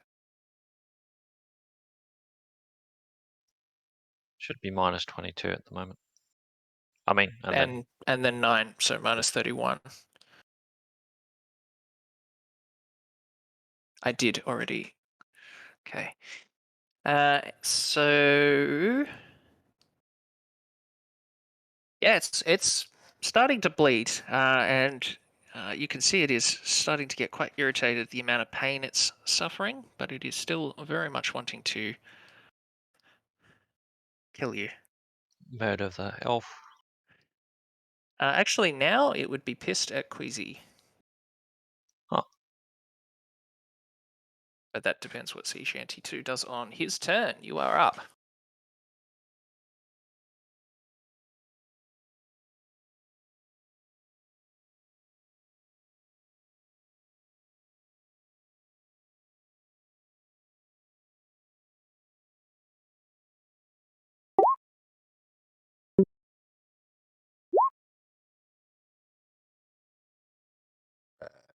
I've been on mute. Okay, so in light of our conversation before about whether or not I can cast a cantrip and a spell based on their casting times, can these two be casted? Shield is only cast when you... yes. If you are attacked, you can then choose to use shield. Yes. Okay. Because that But is a reaction. In conjunction with that cantrip, though, because I want to cast them both. The reaction is separate because it's not your turn. You can always use the reaction regardless. It's a completely separate type of action. Sweet. So I add 5 to my AC. No, you don't use it yet. You only use it if you are attacked, and then it procs before the attack goes through. Oh. You do not use it preemptively. You use it when you are attacked. When you are hit by... Okay, sorry. It would have helped if I read that. In that case, I'd like to cast Ray of Frost, please. Yeah. Cool. So, what do we do with this one? Make a ranged spell attack. On a hit, it takes 1d8, and its speed is reduced. Okay. You roll a 24. That obviously hits. So please roll 1d8 damage. So click the spell name on the little tooltip in the chat box to roll your 1d8.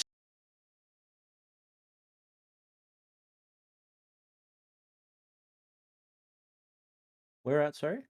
In the chat box where you've just posted the 24, 21, 60 feet Ray of Frost plus 5, click Ray of Frost. Mm-hmm. Perfect. Oh, 6 damage. that's nifty. Yep. It does Very not good. seem to pay that attack too much mind and is still currently turning to face Queasy. Oh dear. Flagon, Okay. your turn. A 19 hits. Please roll damage. 15.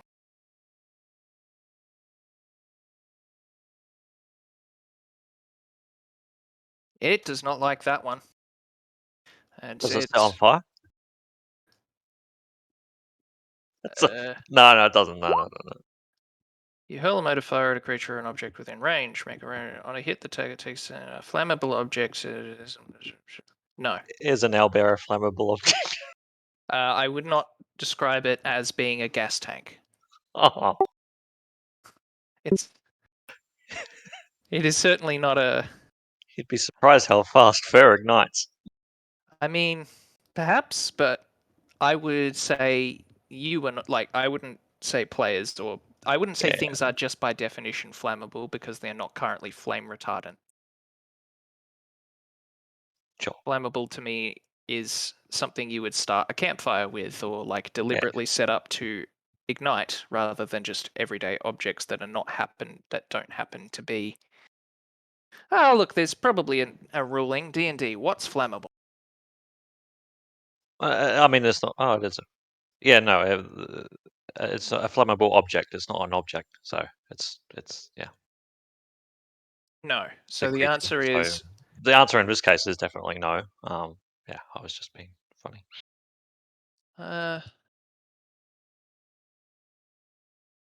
actually, yeah. I think it might be considered flammable. Like you are considered flammable. We're not objects. We're creatures. You fire at a creature or object. On a hit, the target's a flammable object hit by this spell. Okay, I didn't see that. It was specifically called out objects, but according to the ruling, yes. You know, your average person is flammable. Oh. So it would set on fire if it wasn't explicitly stating as an object. So I have to okay, keep that one in mind. Like yeah, okay. But that's the turn. sure is. So I think it would actually be more pissed at Flagon here, but it's not going to be able to get to you without provoking opportunity of attacks, which it's not going to do. So it is going to stay on Queasy, and again, it throws a claw attack and a beak attack at Queasy.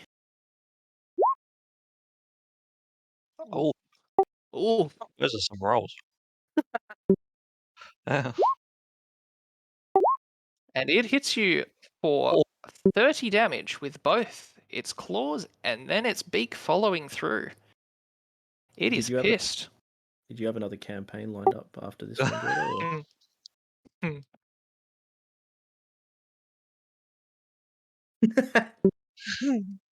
What miracles can I pull out of my ass? That's okay. We'll just go to your next character. That's fine.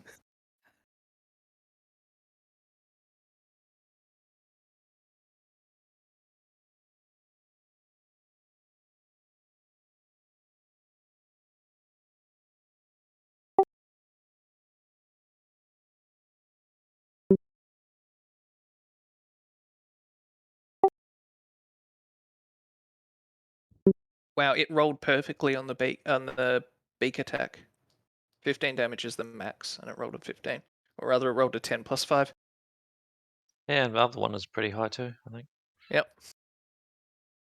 Oh, yeah. Wow. Rolled a 16 and a 19. Oh yeah. So it currently chomps into your chest area, and you are now intending it is now intending you to be its dinner. Okay, and we cycle around. Queasy, what do you do? Currently being attacked. Chomped on. Wait, I needed to make a con save on that thing's turn, which it fails, so it takes 1d6 damage. If you wouldn't mind rolling a 1d6, and I'll apply that much damage.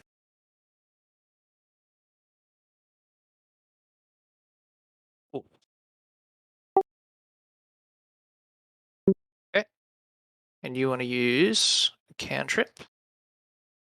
You again make your teeth grow or claws.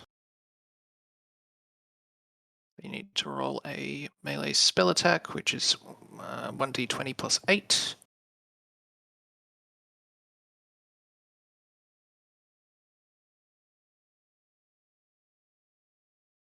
And it'll... Yep, so you need to roll a 1d20 plus 8, so a spell attack. I think you can click your spell attack on the spell screen to roll that, or you can do it manually.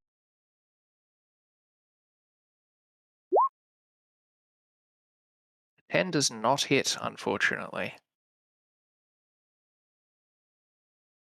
You still have your bonus action, if there's anything you can do with that.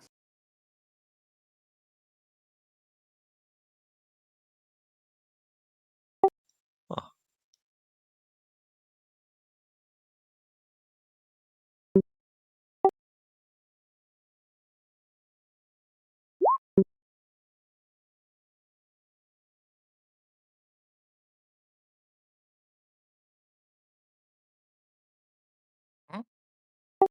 So you're dodging, which will give it disadvantage on its attacks.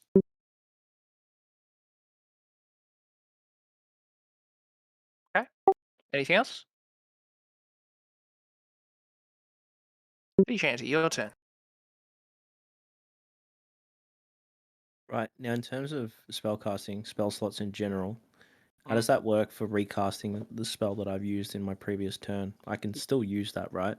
When I'm am pretty I... sure when you're channeling something like that, you do not need to use an additional spell slot for every turn. You continue to apply it to the same target. If that is interrupted for any reason and then you want to redo it, you do need to use another spell slot. But think of it like channeling a lightning beam into something, and you used a spell slot to start channeling the spell, and for as long as it's able to keep doing it, then it's the same spell just lasting for longer than a turn.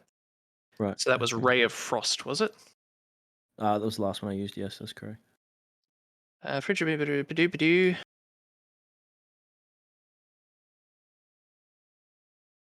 But I don't think that Ray of Frost is actually one of those spells that allows you to continue using. I think that is a channeling spell. What category am I looking at for that? Casting time, 1 action. Duration.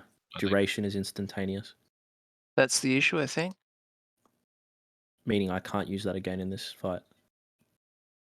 You can No, use you the can. spell again, That's a but you'll need cantrip. to use another.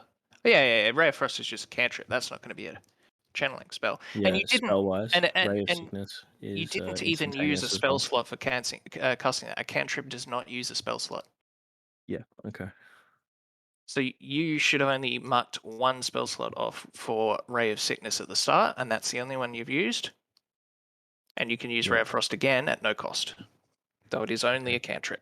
Is it possible to use 2 cantrips in 1 turn? No. No, okay. Well, then I'm probably just going to roll with this then.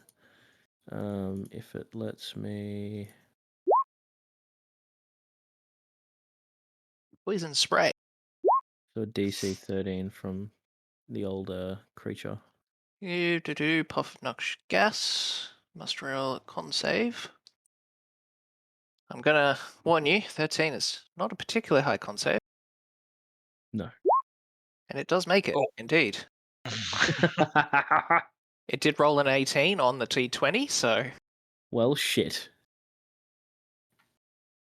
But it only needed to make a 9. It only needed to roll a 9, so it had more than 50% chance to dodge that.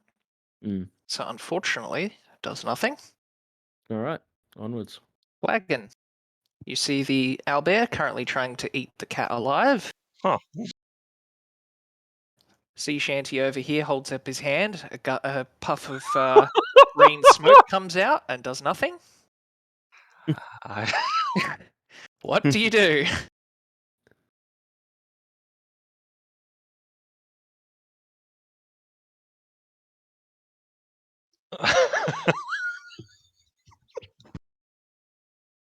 Ah, shit. Look. Yep.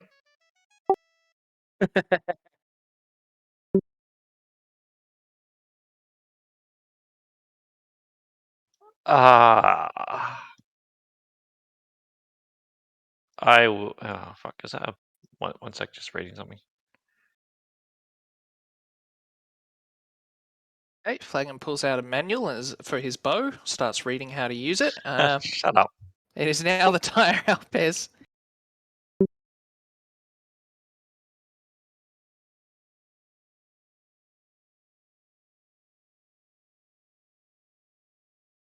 Oh, look, I'm just going to firebolt it again. Okay, 17 hits. Roll the damage, 9 damage.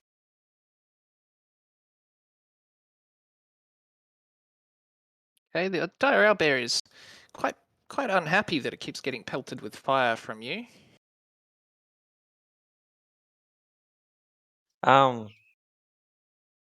Sure. I'll try and move up and try and. I don't know. Give it something else to. Hey, ugly, over aim here. at. Okay. Is that That's your my turn? turn. Yep. It goes for a con save, which I think fails again. So please roll 1d6 damage, Adrian, for the spines that are stuck in it. So spell save, if like it rolls with 13 for the spell save DC of 13, does it save? Meet or beat. Meet or beat is the rule in D&D. So if you hit the number it needs to hit, it is a success. So if the spell save is 13, it rolls a 13, it succeeds. But I think in Adrian's case, it needs to roll a 16. Yeah.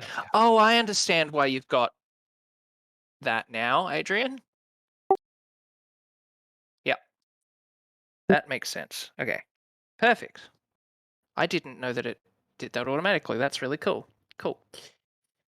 Yep. So it takes the damage.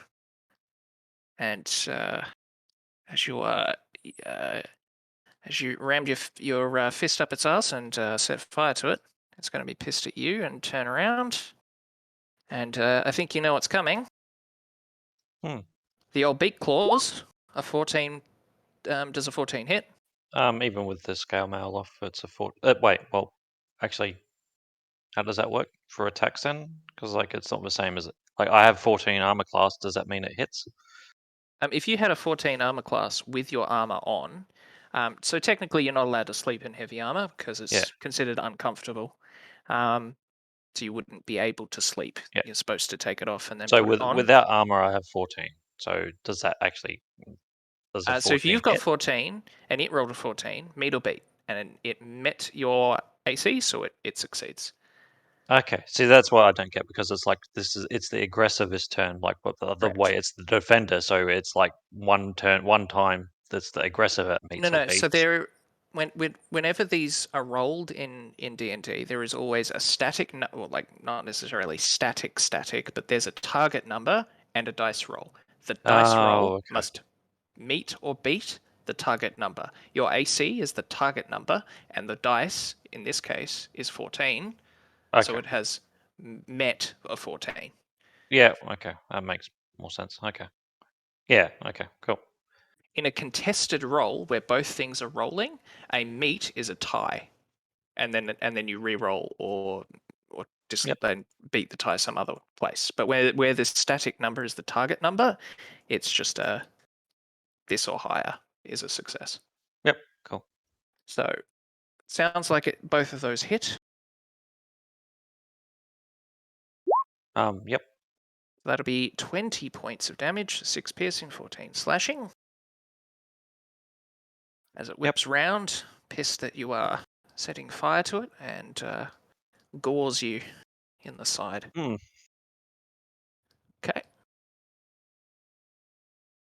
And this will be Queasy, your turn. Slightly regretting that I don't let the cat tank it. Yeah, he's... Oh yeah, he put the dodge on. Oh yeah, well. I'd like to hope it missed, because if it didn't, somebody's expending some resources to make him not die, or he's rolling a new character and we're waiting.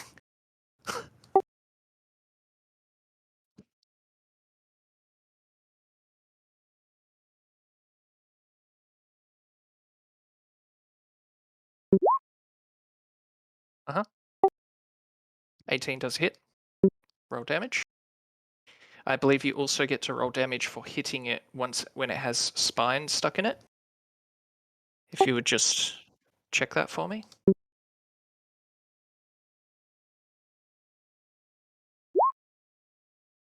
Yep, so what is it? 1d6 piercing if you hit a target.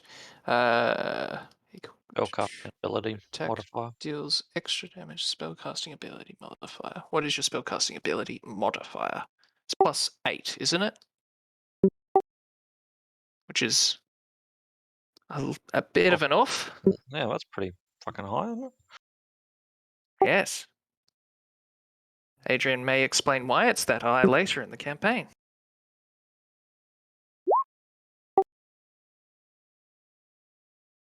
Yep. And you're really hammering that spine in that's kind of lodged in it there, and you're just punching it deeper in. Yep, 25 absolutely hits. Roll damage again.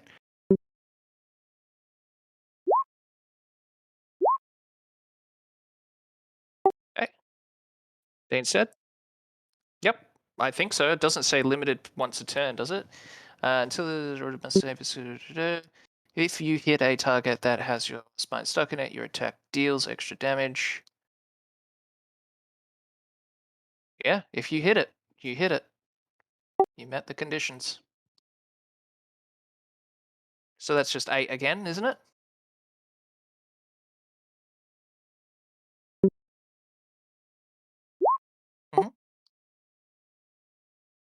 Spend 1 key point to make 2 unarmed as a bonus. Haven't you just used? No. When you attack once, you can attack again. Yep, so you used multi-attack and then you were spending a key point to be able to attack another 2 times. Yep, go for it. 8 misses, unfortunately. And a 12 misses, unfortunately. Gotcha. You used all your good rolls of that round already. Okay, so you have... so you really hammered that spine in there, and you hit something... you hit something good. The spine has punctured something in there, and it is really hurt.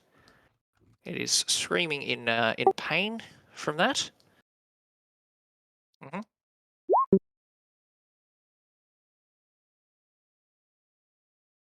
If you spend 1 key point or more as part of your action on your turn,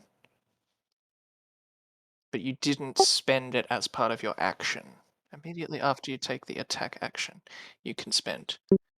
Immediately after, unfortunately. So, flurry of blows. Mm-hmm. Yeah, exactly. And then you would also... So, no, unfortunately, you're not allowed to use that. Is Dean back? I am back. Perfect. It is your turn. And the owlbear seems very upset at something, one of its organs being punctured by the spine that has been hammered into it by Adrian. Oh no. So it looks really, really ragged. It is a hurt animal in pain at this point. All right, boys.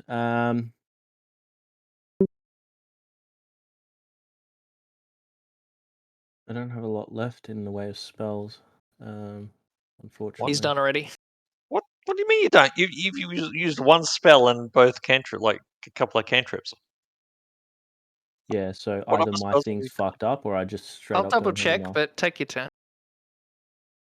I have something that I want to use, but it's a bonus action and it's kind of a waste of a turn. So I'm looking at what I've got, and these are not really. If it's a bonus action, then just you can put it like it's Fuck added. you? I don't. What? Why are all of your resources at 0? I've just changed it for you, Dean. That's how many you have remaining. You see what I'm saying?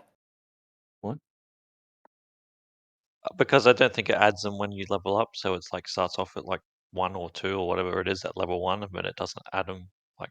I don't want to because he has added them. reveal like stuff on your character sheet, but you have many more remaining. You're on the spell screen, yes? Yeah. Left-hand side. Yeah. Look down. Do you see slots total and slots remaining? Yeah. Yeah. Yeah, I've just put them up to what they should be based on how much you've used this combat. Okay. Let me know if there's something you don't understand about that. But Yeah. Precisely.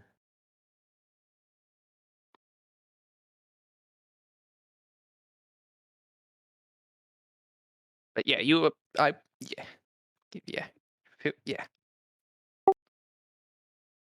You can do a bit more, I'll say. Oh fuck! I was wondering when you were going to figure that one out. I wondered why you were casting a cantrip instead of just fucking shooting it twice a turn, but you know, I'm not going to tell you how to play your character. Oh fuck! Yeah, this is why I called out at the start. Please have a look at your character sheet and figure out what the fuck you're doing. What does That's favorite okay. enemy even mean? Fuck. Look. Oh, it's a convenient thing there. Oh my god, somebody hasn't read their fucking character sheet. Jesus Christ.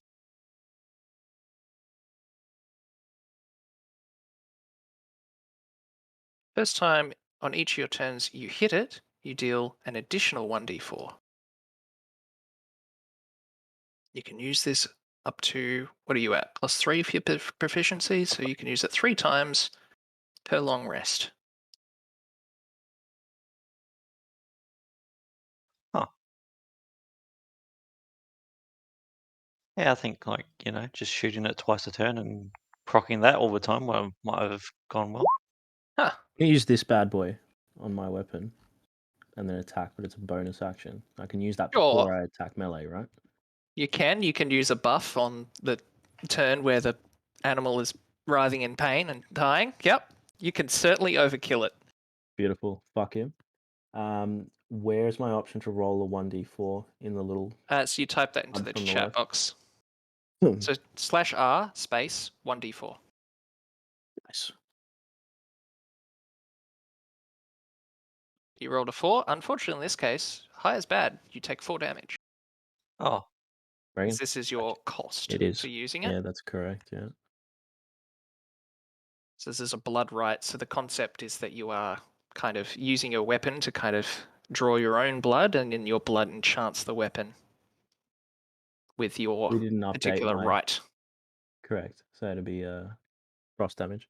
Mhm. So the weapon, did you end up updating that for my character? No. Assumed you were going to add that for yourself, but I can. Yep, I'll do it. That's fine. You might want to describe what you're holding so everyone else is aware. I'm holding a two-handed weapon. It's a glaive, and I will get the details on that very you know how to shortly. use a clay. I got it. Okay. Oh, that's right. You're a monster hunter. Yeah. There you go. It's updated, so you can roll for the attack with the glaive. It will not automatically roll the enchantment damage, though. You'll have to keep that in mind. So you'll have to do the 1d4 additional damage afterwards on your own. Oh yeah, 20 hits. Oh, 24. And yes, you slam the glaive down and you sever its spine, killing it. And then for added effect, it kind of, you see the enchantment from the weapon is it causes it to rapidly take, I don't know, frostbite, like icicles form on around where you hit, freezing the meat, so you can pack it up nicely for lunch tomorrow. We're sorted, boys. And it is very dead. Rip Bear. All right. 0, because we are not running XP.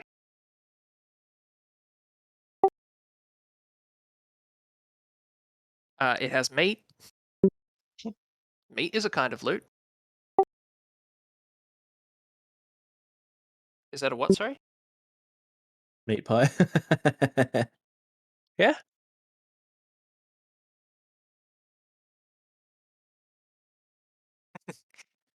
If somebody wants to spend the next hour butchering it, you can turn it into food if you want.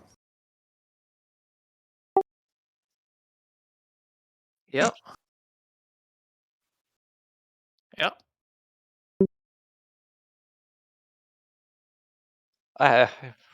We are technically 2.5 hours into a 4-hour session, and we have not actually started the module yet. Yeah, I don't think we're going to be, running out of rations, so might as well just leave it. Let's be clear, this was a random encounter. Yeah. This is not part of the module. Yeah, I'm going back in. I mean, we can't move the body anyway. There's the whole fucking blood everywhere. I'm sure if anyone wants to see it, that might as well just leave it out there as a warning.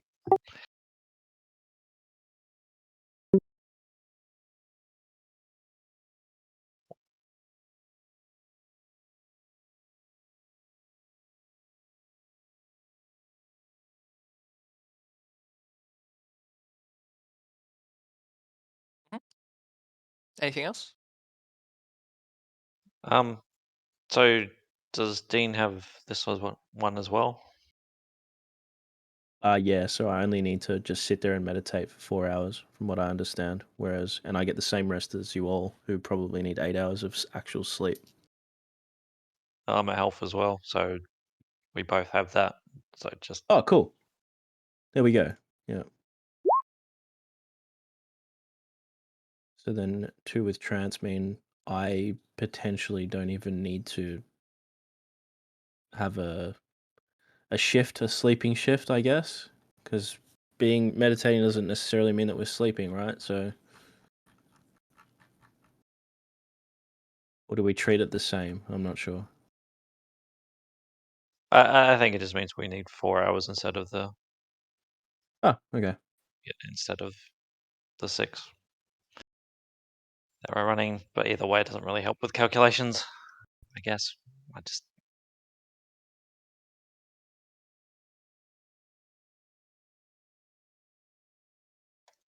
I feel like moving forward, we probably could have had like 2 people on watch. Yeah, whatever. Anyway. So technically, whose turn on watch was it? Was Flagon? No, it was That the was first mine. watch. It was, yeah.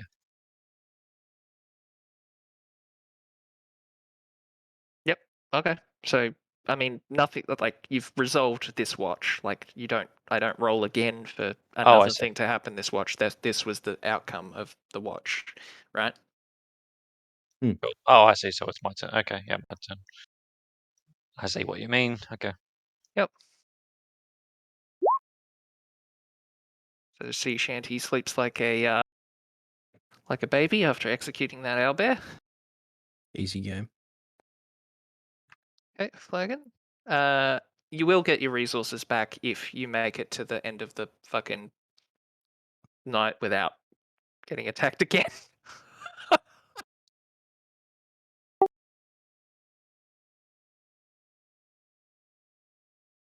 Yeah, if it might. Just to be clear, okay, I'm going to be transparent. I probably shouldn't as a DM, but I'll tell you how it works.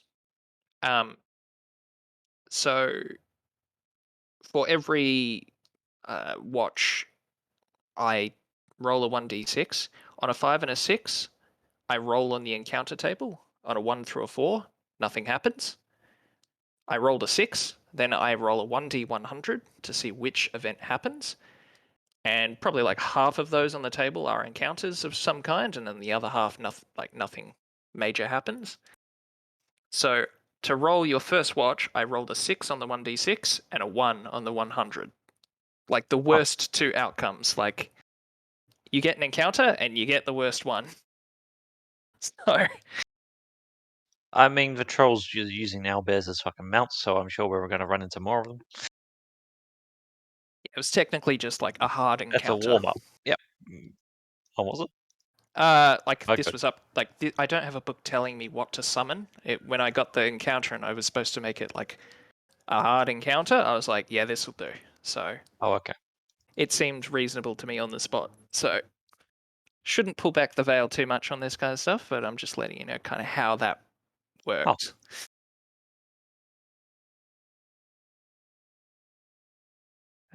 So with your 14 perception, you pay attention. It's now quiet. Nothing seems to stir. After the fight, even nature is kind of keeping away from you, lest you come after them next, having just seen what you did to the owlbear that lives there. Lived there. And certainly the corpse of the owlbear keeps things away from the enter of your little grove there. So nothing happens, and you're free to go to bed. Sweet. And wake up Queasy. What's his face? Yep, cool. I shall wake up the cat.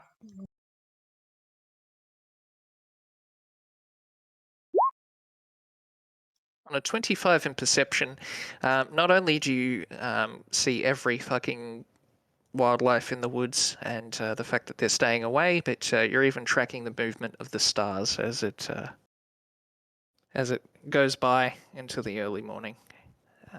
Every individual leaf of the forest. Yep.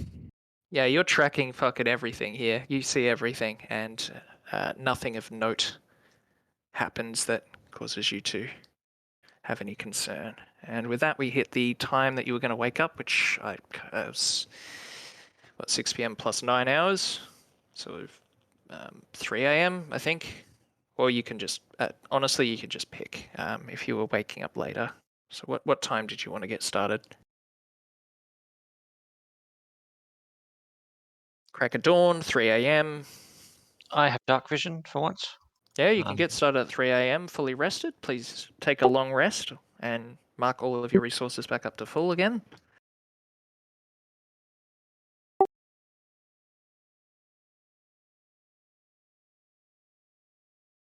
At 3 a.m., you can pack up your camp and go back to your business. You can. It's 3 a.m. and you've long rested. You can now do whatever you like. So if you're agreeing that you're going at night, I mean, yeah, spoilers, Yeah, you do so all like have dark vision, so if we all have dark vision, might as well, yeah. Hmm. Out now. nighttime does seem like a pretty decent time, given you've got no real penalties. All right then. Not to metagame it Might for as you, well. make your own decisions, but as far We're as I'm probably not aware, going to get there before daybreak, so we might as well probably move slowly, maybe. 3 a.m. I'd say daybreak should be like 6, 7 in the morning. So Yeah, 3 gonna... hours. If you go at fast speed, you would definitely get there 5 a.m. If you wanted to get there before daybreak, you could.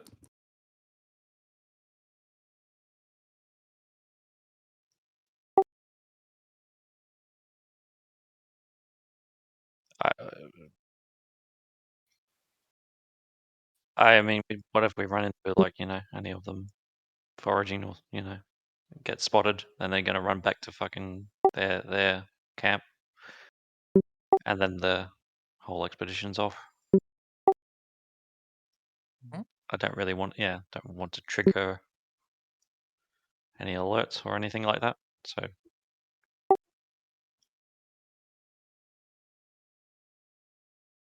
So we like my suggestion would be to kind of to creep up there and watch them for a day and kind of like just see if we can isolate the chieftain somehow, but probably not. So Okay. It's as we might not be able to do that, we could just run in there and so keep in mind that their perception works same as yours, right?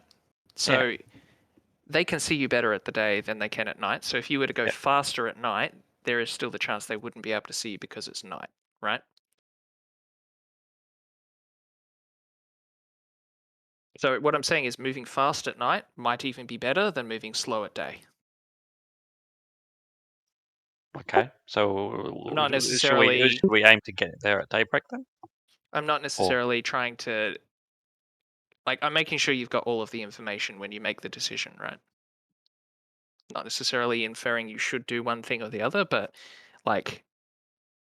they have to succeed perception checks and also have a means of seeing you through the darkness in order to find you, even if you're moving quickly. The speed does not necessarily summon things from beyond the ether to see you, right?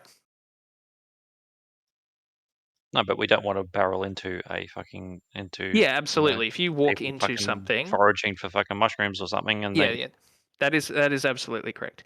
Because it harms your perception. If you're moving quickly, you won't see them coming. But similarly, getting there before daybreak means you've got the advantage of darkness. So just making sure you've got all of the information. yeah, but it's like more than 8 miles, right? So we'd get there like 5 a.m. to be here, and then like daybreak's gonna be very soon anyway. Yeah. Yeah, that's about right. So basically Wid. Enemy. So John would like to go, what, fast 8 miles? 5 a.m. be a mile out? Was that what you were saying? I would prefer to like to watch them for for a little bit and kind of see if there's any way we can isolate the chieftain, because I don't feel like we can take on 10 plus trolls at once, but I may be wrong. If that was only one owlbear and they're using them as mounts, then feels like combat with any multitude is going to be difficult. Yeah, I agree with that logic.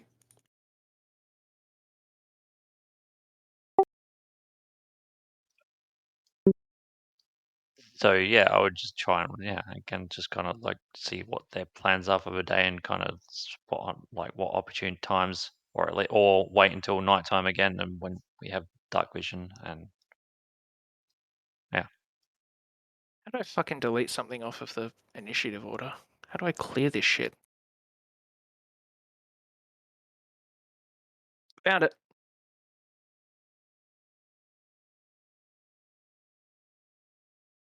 Okay. So you're setting up camp like a mile or two out, and then where somewhere you can watch it? yeah, so yeah, that would be my suggestion. These two, are welcome to give their own plan.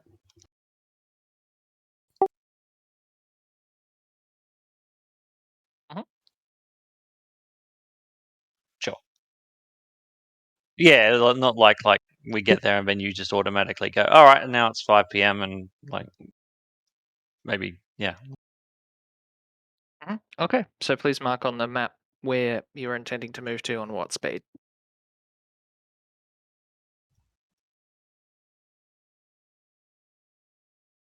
So suggest something like over here and kind of just normal speed until we get there.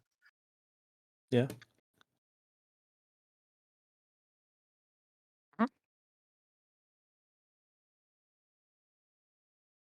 Done. And as it's still, excuse me, as it's still quite dark, you don't really see anything of note, and nothing really sees you as that you're aware of as you get to the point. Can I get a survival check from? I'm assuming. Oh, you've got. Yeah, so either sea shanty or flag and give me a survival check with advantage for finding a good spot to set up and overlook the Citadel. So the 17, we'll say you find a nice little hill that overlooks down onto it with some bushes for cover that you think will protect you from being seen.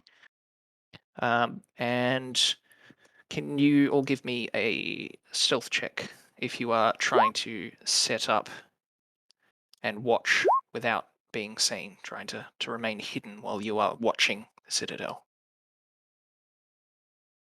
Okay, so that is a 14 to 23, and I just need one from Adrian if he's there. Oh. Adrian? No, he said no, he's not here. Oh no. Yeah, an 11. Okay.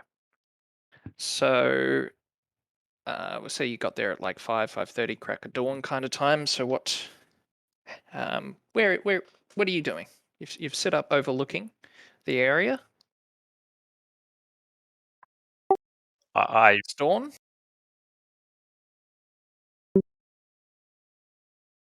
sorry, what was that?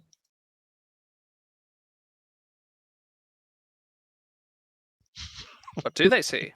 Roll a perception check. I don't.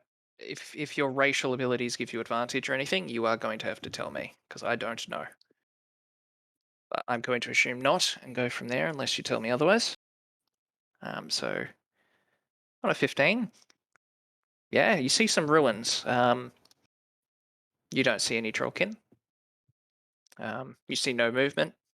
They're definitely ruins. As you can see from the map, you see kind of like a destroyed tower, just kind of half rubble crumbling down, and you see a wall.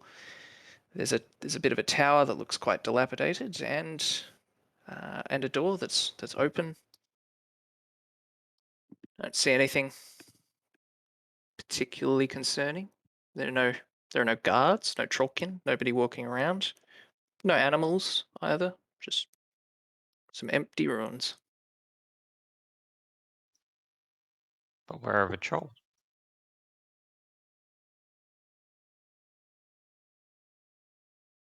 What would you like to do? Do you think they're out raiding now? This is the right place, right? Well, yeah, either are you two, you or the elf.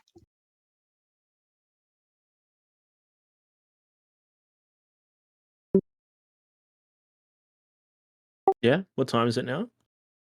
You've only just got to this hill. I'd say 6. Just dawn. Just after dawn. Morning light's creeping through the trees.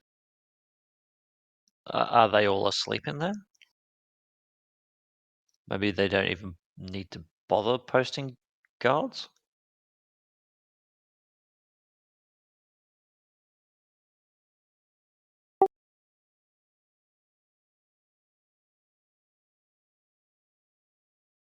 How far are you going?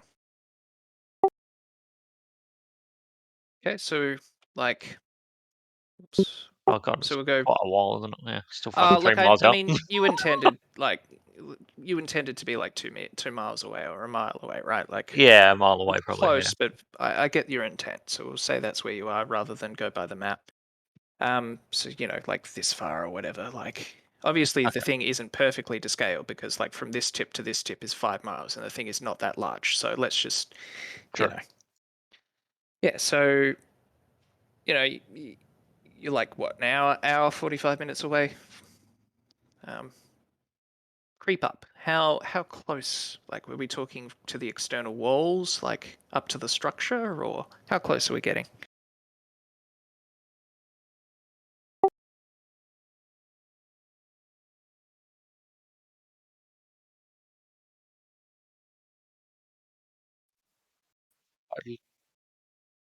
Yeah, I'd like to stay within tree cover.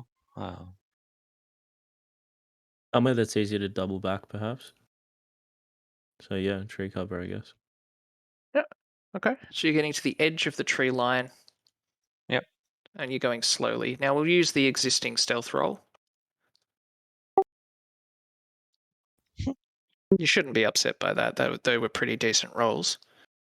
Like, even with the disadvantage stealth roll being a 14. Like, like, again, to pull back the veil, generally when you're rolling a stealth roll, you are trying to beat a creature's passive perception. So in your mind, you should probably have a general kind of idea of what the passive perception of a troll or a trollkin might be, and then when you're rolling stealth, you're hoping to beat that number. My passive perception is 17.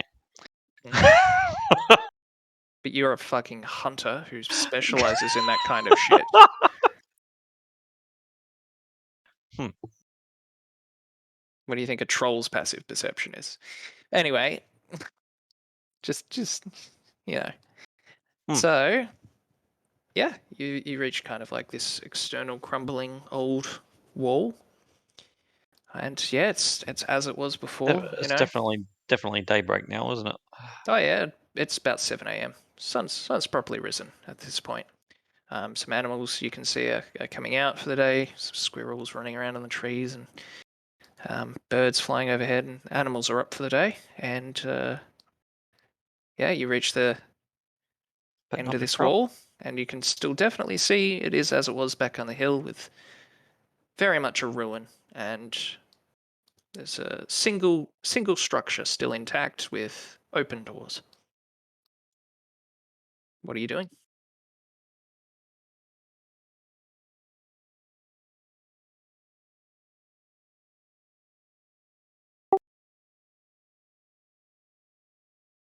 Mm-hmm.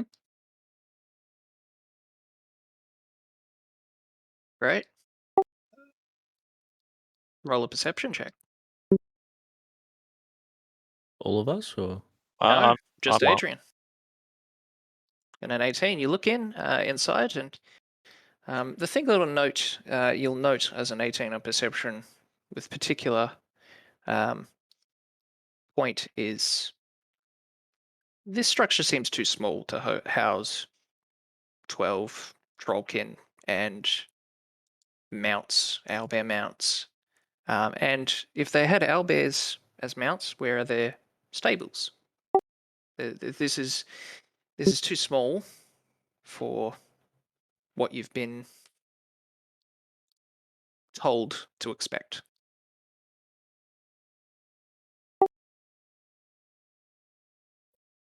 From what you can see from the doorway, yes.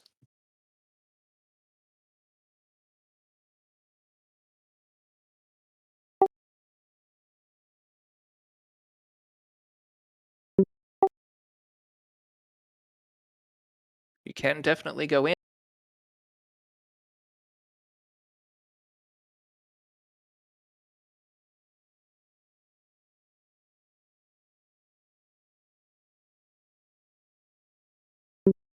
Is that building the only building that's There is only one building that is hospitable? enterable. That Kind is of, yep, cool. enterable. Everything else is very much a ruin, exposed to the air, rubble. Cool. 1 second, please, Adrian. Why is this? Why? What? Who? Oh, we're going to go back to Red Tower, and there's going to be zombies everywhere, skeletons. Adrian, you still can't see anything? Why? Fuck my life. Why? On 60, save. You enter, and that's what you see. Weird.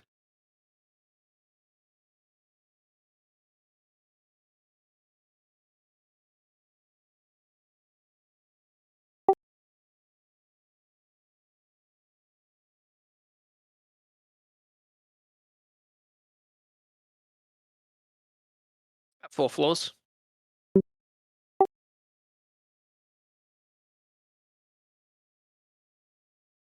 The top looks like it's rubble. It's been caved in by the wind and the rain. The next 3 down seem to be okay.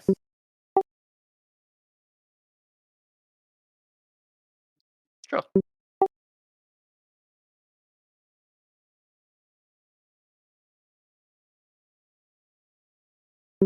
Hmm. That's a door. That is meant to be a door, but yep, no worries.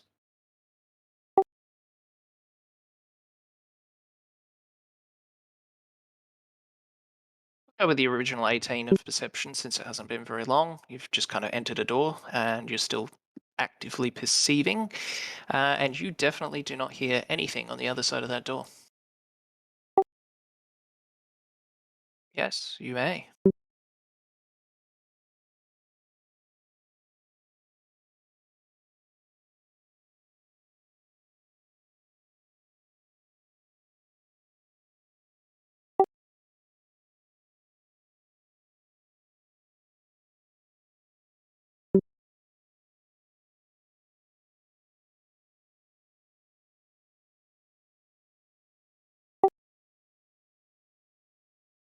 See what you see on the map? It seems quite an empty room.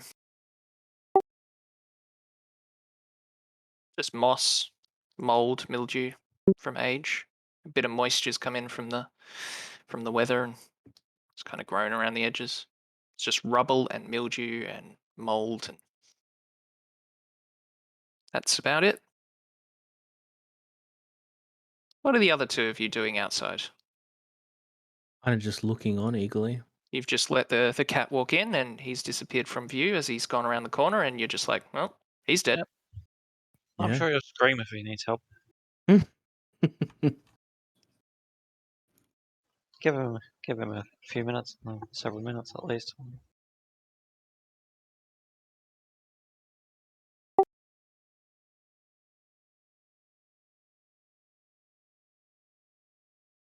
No, and I am going to short circuit this particular interaction as I don't have maps. There's nothing upstairs. You can go up, you have a look around. It's just an old ruin. There's nothing up. Yep.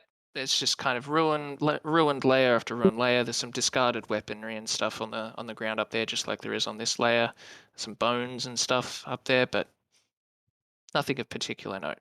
It's very much similar to the main entryway of this floor up there.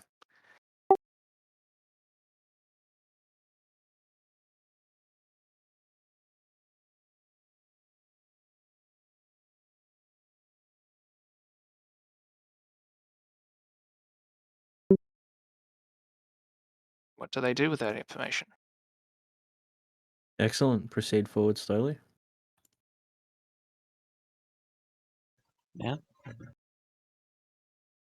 Okay, and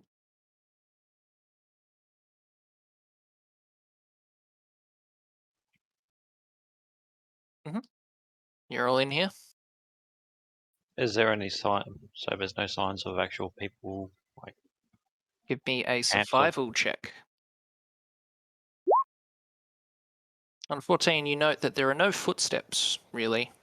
You would expect to see mud being tracked in and, like, maybe refuse, rubbish, signs that it's been lived in, but everything's kind of coated in a thick layer of dust. The discarded weaponry is rusted and old and looks like it's been lying on the ground for 100 years. It really looks like this place has not been looked after in 100 plus years. It is very old, and if anything has come in here, it's been wildlife, rats and the like.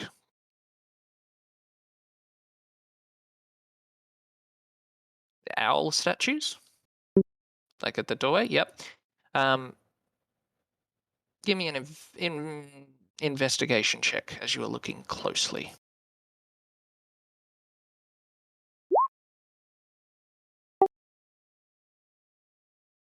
Yeah, on a 13. I mean, again, it matches the rest of the building and being very old and very uncared for. Seems like it was really just an ornament for this kind of entryway into the Citadel, and hasn't been cared for. There's nothing of note that you can find of. There are no levers. The statues do not look like they're going to come alive. Nothing like that you can tell.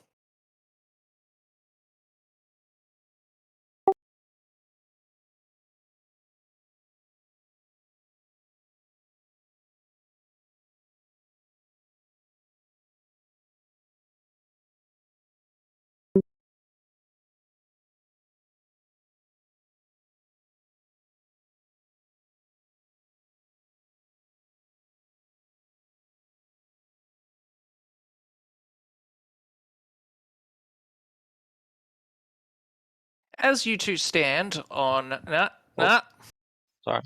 As you two stand on this particularly rubbly piece of floor, you hear a cracking noise. Oh, a skeleton. Stones start to give way. Can I get you both to roll a dex save for me?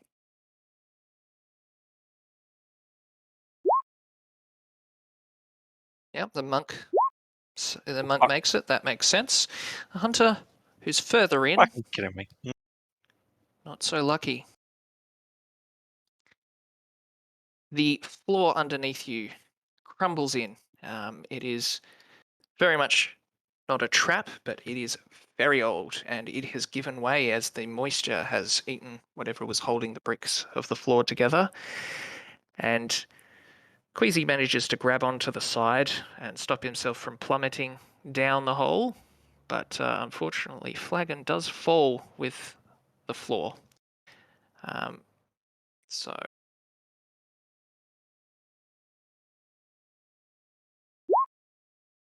Flagon, you take 17 points of crushing damage as you are plummeted by these giant stones and fall 40 feet before you hit the ground.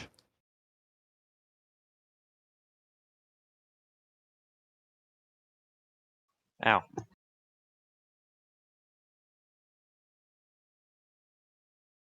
Let me just set up the next map. Teach me to fucking clear the map to look at it. So,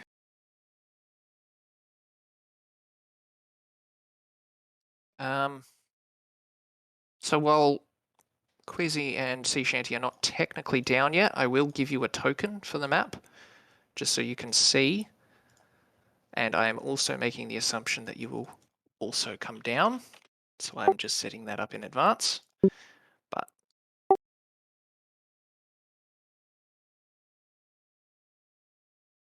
you sure can.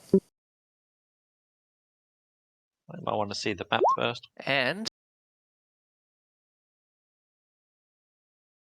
one sec.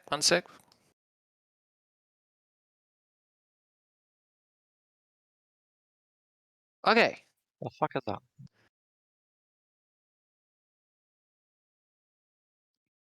So let me just pull up. Thank you. We have entered the module 3 hours into our 4-hour one shot or two shot as it may be. Let me just get the thing up.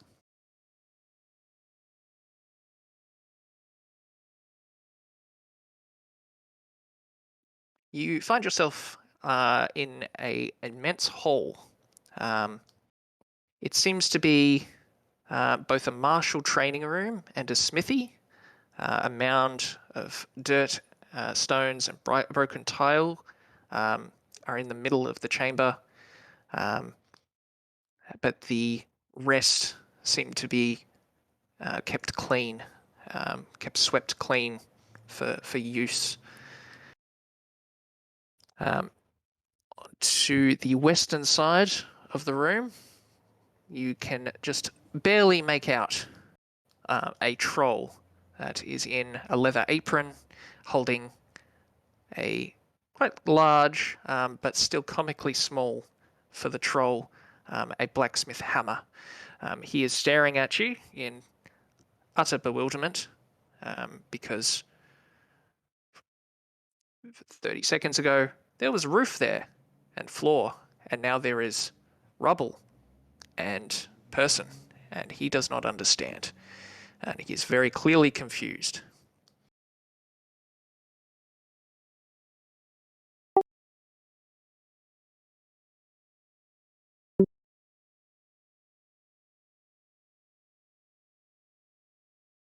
What would you all like to do? Your tokens, Dean and Adrian, your tokens are basically representing you looking down the hole from above. Okay, am I meant to be able to see this room because my screen is black? Ah, fuck me. What? It shouldn't be. You've got 120 night vision on. What the fuck? Okay, I don't know what you did, but now it's appeared. Nothing. No, it was Did definitely you black zoom out? before. Maybe you Yeah, I were on a zoomed. different part of the map. I wasn't zoomed out far though. Yeah, It was that's okay. zoomed You in, can see. sorry. Perfect. I can see now, okay.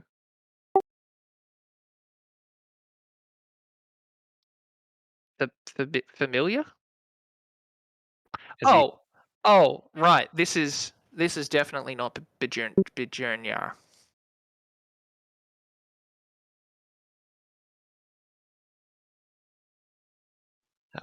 I dust myself off.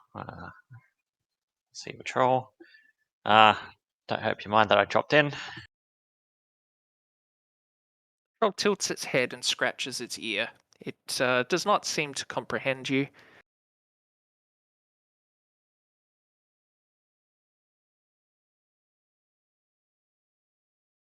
So, do trolls and orcs hate each other? Not inherently. Well, then I'll try an orcish. Hello? It squints at you and walks closer. Uh-oh. Is that what can I insight, isn't it? Is it a curious kind of squint, or is it Yeah, give me an insight check. On the 12, the best you can tell, the troll has not reacted any differently to the orcish as it did to the common.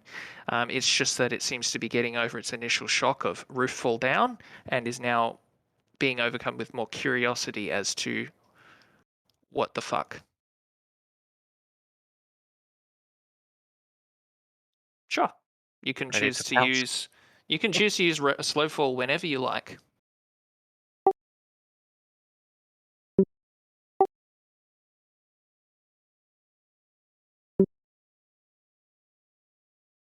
Troll takes another step towards you.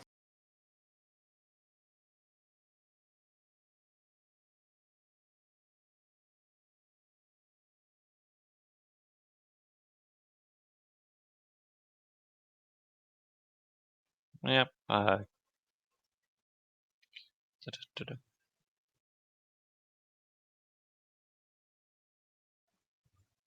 continues to walk towards you. Yeah, he's don't particularly want to get in a fight with him, but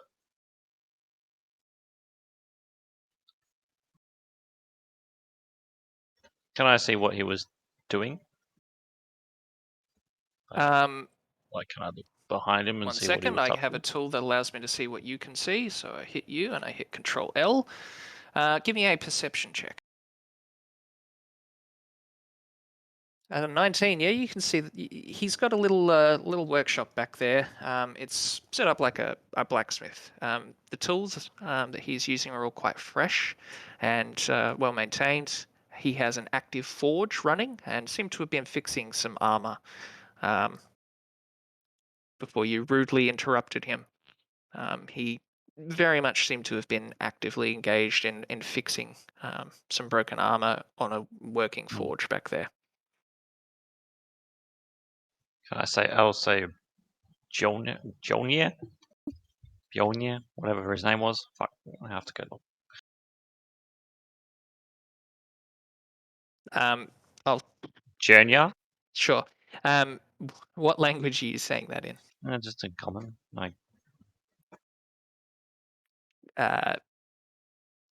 He does not seem to react to this word any differently to any of the others. He starts to climb up onto the rubble towards you. I point upwards up to the hole where the others are.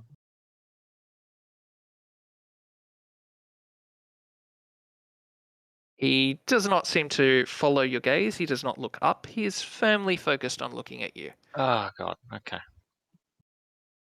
I'd like to jump down at this point and join I was going to Flagon. summon.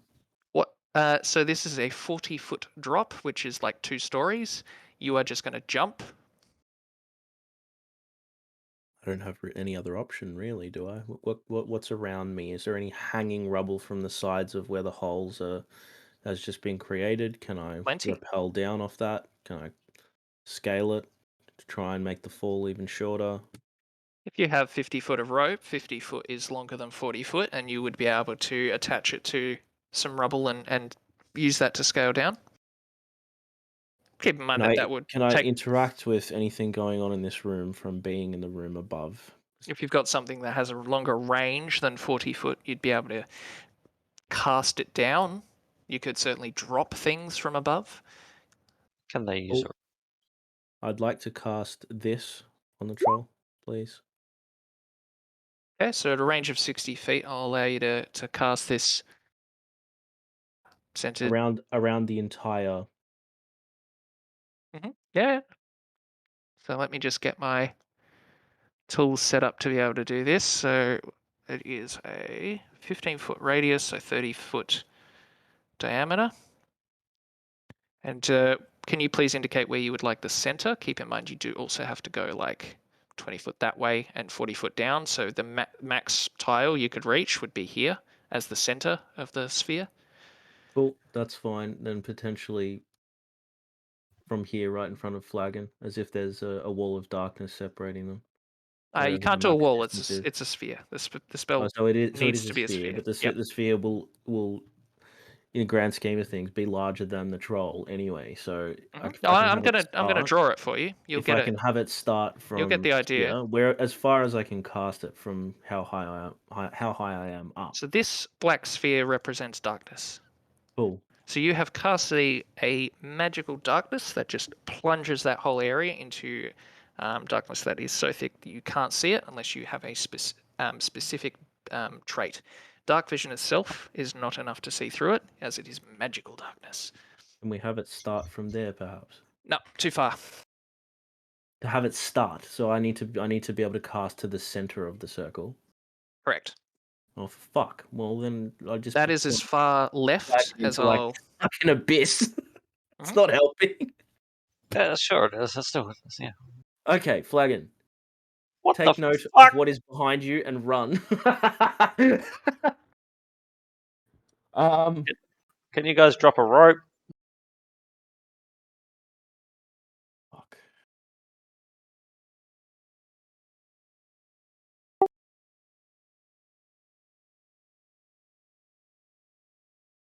Yeah, the difference is just the weight. You can pay more to make it weigh less, is the difference in the two types of rope. There's hemp and silk, I think. Hemp is the regular one that weighs more, and silk is the more expensive one that weighs less. But they still function the same.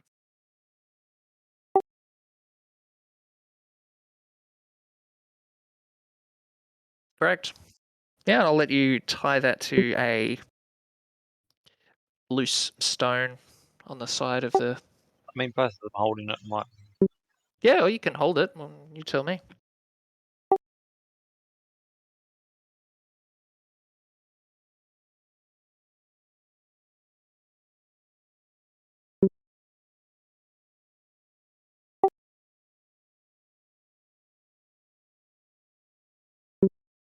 Joel stumbles forward towards the last place he saw Flagon, and grabs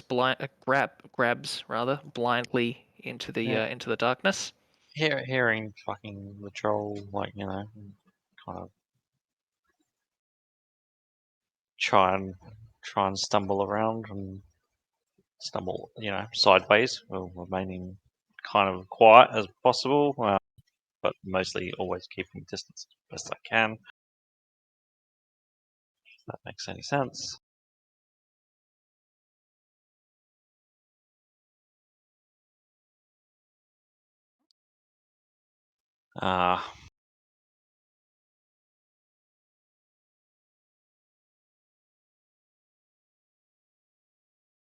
Okay. I have a plan. I'm gonna drop that darkness on the closest point that I can. What do you mean drop it? You've already cast it. It's already there. Oh, okay, I wasn't aware Yeah. that actually got cast in the end, but sure, that's fine with me. I'm gonna throw in this bad boy. No, not that bad boy. This one, and I'm gonna morph into a wolf. Is mobbing out? Oh no. Mm-hmm. But with the aid of heightened senses, I'd like to drop down, obviously, under the proviso that I'm not going to kill myself in wolf form dropping down from 40 feet. You would take half damage on any full damage you take after Okay, After how do we that? determine how much damage I will take? What's the Or you process? could just use the rope that's conveniently been. Uh, Checking. come again, because I So- must have missed that. Adrian's put a This rope down. troll is about 10 foot tall. You can Can I land on his Right. head? you can attempt to jump onto him, Have his head break my fall? and if you succeed, I will say you don't take any fall damage if you succeed. Given you're kind of using him to break your fall, not landing on rock, you're landing on like soft head, and you would kind of like slow down your momentum on him. Sign me up. What am I rolling? So I will get you to roll a perception with advantage to kind of tell where he is in the fog. You saw him before he plunged into darkness, so you've got a rough target. And you're the one who casts the darkness. You've got pretty good senses, so I'll get you to roll with advantage. So 18, yeah, so you know your target. And then I'll get you to roll a acrobatics check with advantage to jump off of the hole. With 20, that'll succeed. Yeah. So you've jumped and you're now falling perfectly bullseye towards its head. Now what do you do? Just for anyone who missed it, he is now a werewolf. Yeah. So with dark vision, I presume it still applies within the darkness that I've just casted. So you cannot. There's a specific trait you need to be able to see through magical darkness, and you do not have it. It's quite a higher level trait. Magical darkness is impenetrable to okay, but then in that you. case, I'll use my heightened senses to back away from the foul-smelling troll that is inevitably in front of me. You are currently falling through the air towards its head. I thought you said I already landed on him. No, you are falling towards its head. What you've jumped, aiming for it. You've succeeded at it as a target, and with acrobatics. What do you do as you hit it? Are you claws out, gonna like grapple to its head as an attack? Are you gonna what are you going to try to do? I'd love to attack it in the falling motion, but is that something I can do? Sure. Okay. Well, I would plunge all four limbs, claws first into this cunt as I drop down. So that would be so on your character sheet you'll have something that dictates your unarmed rolls, your attack for unarmed claw attacks as a werewolf. So while you find that, bareback piss. Same. I don't know where that is, but yeah, same.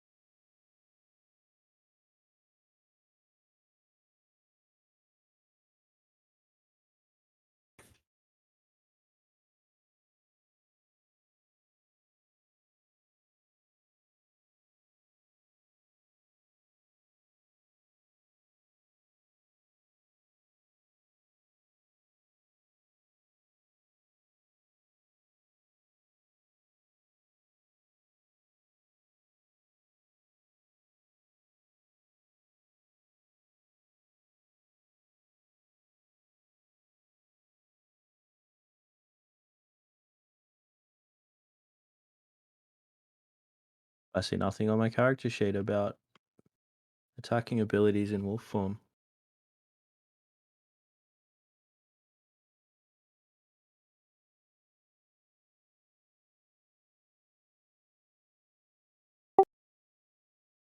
Never mind, it's right here.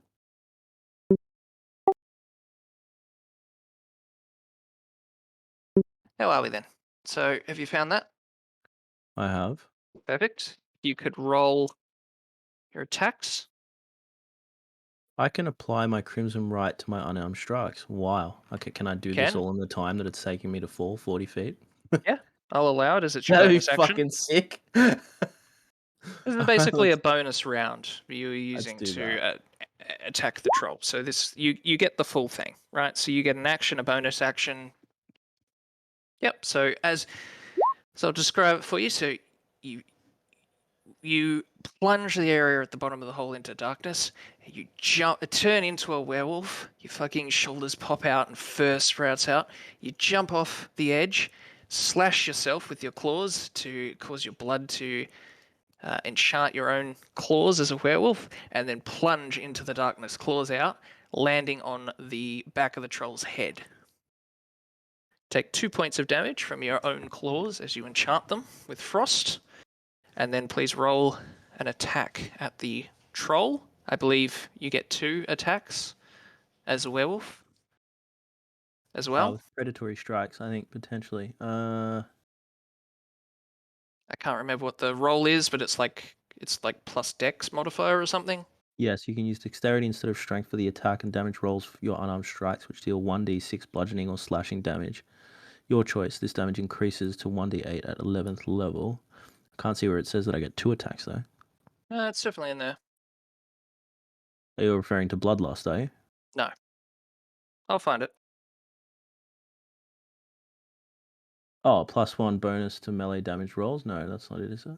Additionally, when you use the attack action to make an unarmed strike, you can make 1 additional unarmed strike as a bonus action. Okay, Oh, so fucking because oath. you've enchanted your claws as the bonus action this turn, you don't get 2 attacks, but ordinarily you would. Ordinarily, I would. Okay, cool. So What only is the one. process for rolling? It's an unarmed strike with your Dex modifier.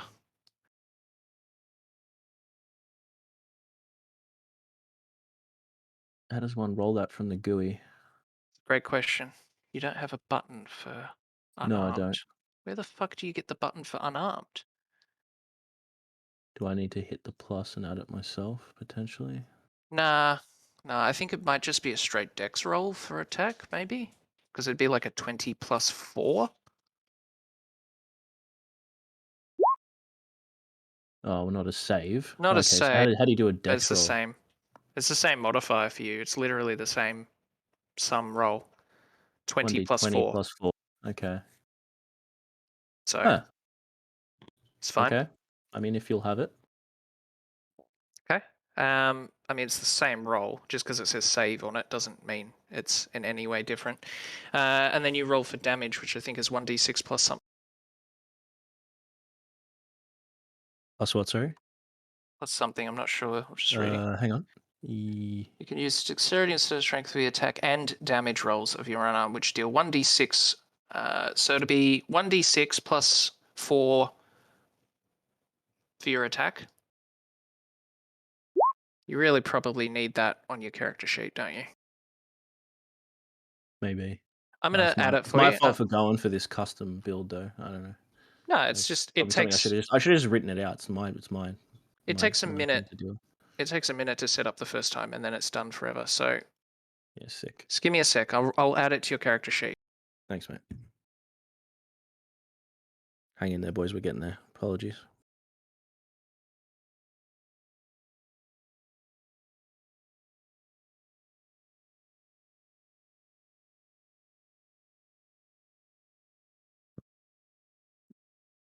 Oh, I should have been able to add your Crimson Right to your character sheet, just like a Paladin Smite as well, as an optional thing you can do.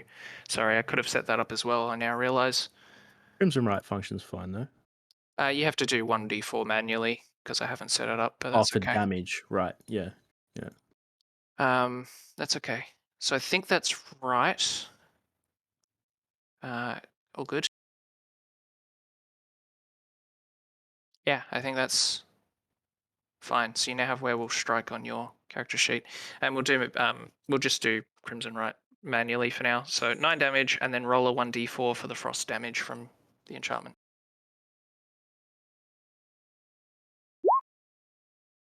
So 11 points all up.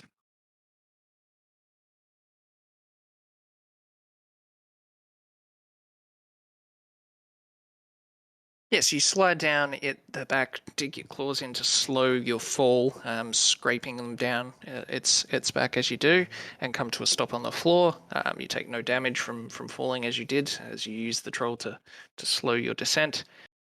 It takes 11 damage, and you hear it roar in pain as it now realizes that the squishy things that fell from the roof are not friends. Oh, big Sage. Imagine it just wanted a hug. Yeah, it did, but it'd probably fucking kill you in a hug. Like, Pacing towards John menacingly, just wanted a hug.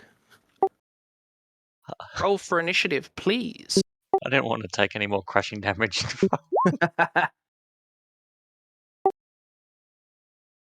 Oh, fuck. Let me select my character. Sorry. Um,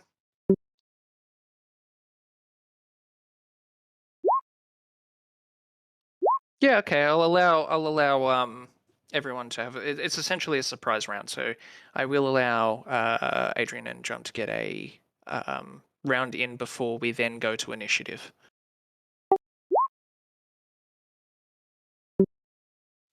So as the werewolf did the whole morbing out, throw himself into the darkness and attack the troll thing, what did the other two of you do with your surprise round?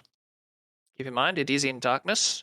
I probably should have given you disadvantage on that attack as well because it's in darkness, but you know what? That's fine. You met the perception and the acrobatics. Landed on him, that would be the damage. That was enough. Then yeah. Actually, what was your roll? 4. Did it even matter? My roll for perception, 21 or something. Oh, your attack, 21 and 19. Yeah, it doesn't matter. Even with disadvantage at 19. That's fine. So, moving on. Sorry, Adrian. If that depends on what you're going to try and do.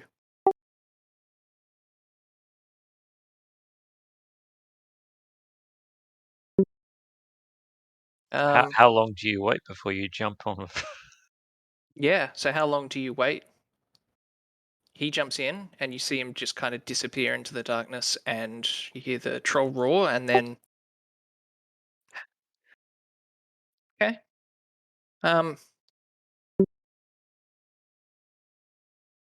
I'd just say that's kind of like waiting a turn. That's kind of waiting 6 seconds since his action. I kind of think if you want to take a surprise round, the head is currently occupied by a werewolf. If you want to take a simultaneous action, you're going to have to take a different spot. It's kind of like you both want to be on the same tile on the grid map at the same time. It's not possible, right? You can do something, but I don't think you can do the literal same. You can't hide Ding, Yeah.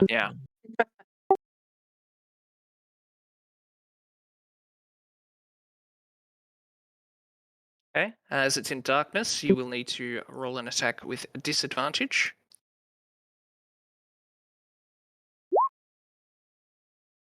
But a 20 still hits.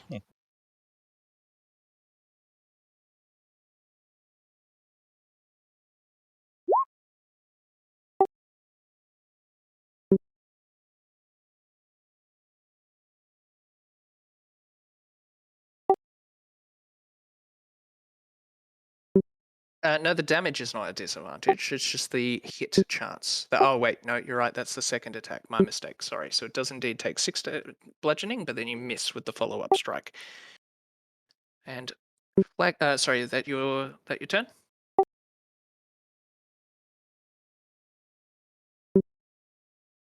Okay, Flagon. Yeah, I'm not sure what's happening. I hear the kind of scuffles and the troll roaring. I assumed something, there's some fighting going on. I'm not really sure why I can't fucking see anything.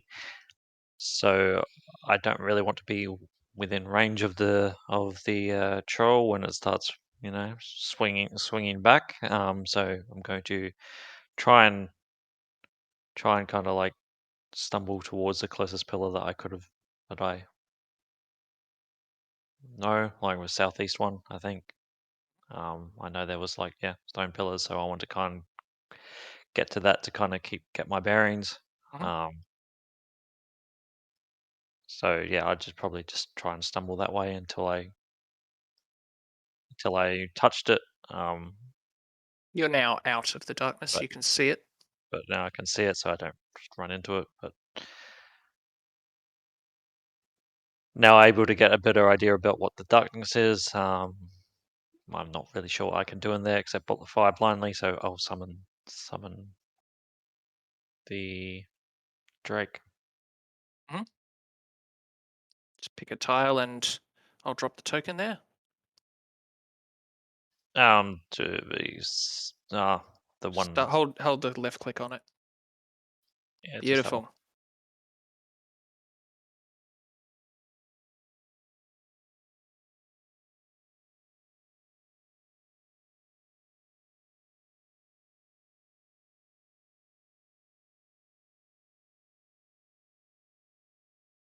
He flashes into existence. What is his element today?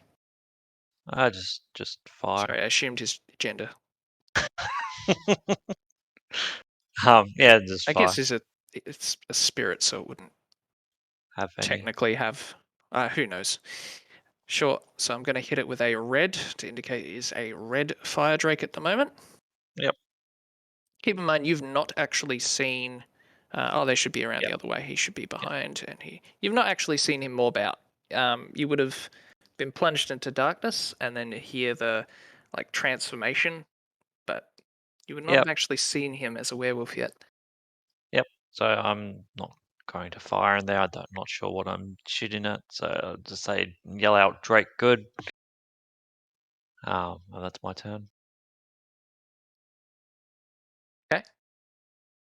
And that's the surprise round. Now we go to initiative. So, Queasy, you're up.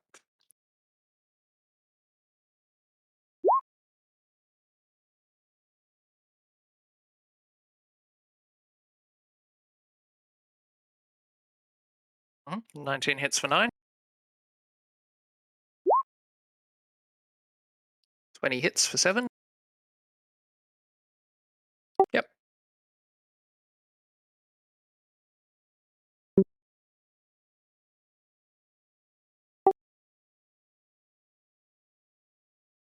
Great. Flagon, you're up again.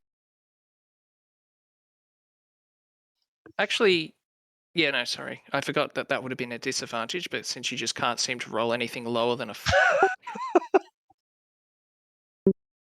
Yeah, Yep. sure as landing those rolls. Yeah, can we do anything about this darkness? And I'm not really sure what I can throw in there without risk of just hitting someone else. I mean, unless you think that my character is receptive enough to shoot at. I mean, you could certainly aim in the rough direction that you last saw it, and it is a large creature that takes up 4 tiles instead of Okay. 1. So I'd say you'd aim higher than the Yeah, heads high. of your teammates to ensure you don't hit them, and then you're blind firing, so I'll give you disadvantage, but you can certainly fire an arrow into the darkness with disadvantage, and if you hit, you hit. Sure, might as well then.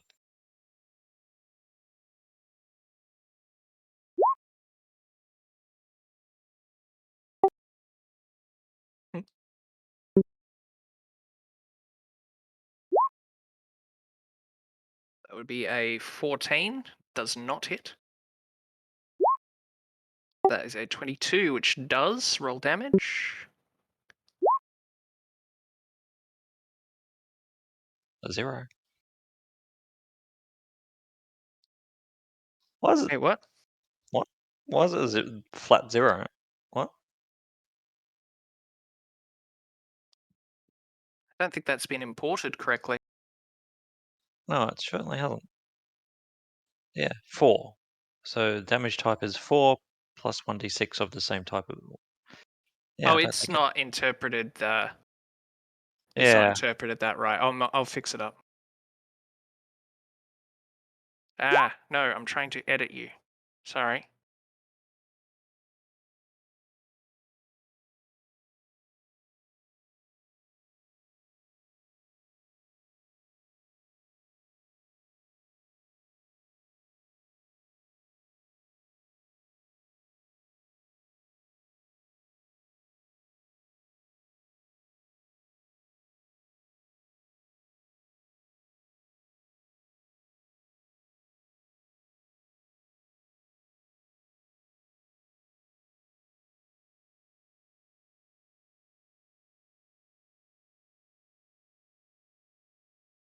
Okay, so is this right now?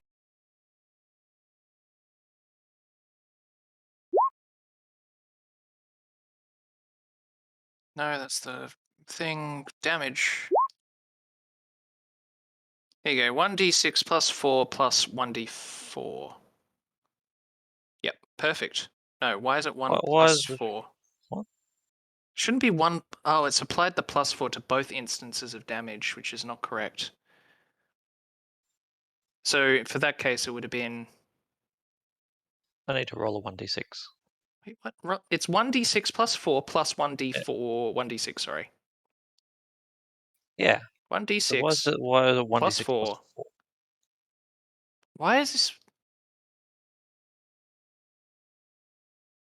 It's not coming out how the math says it should be.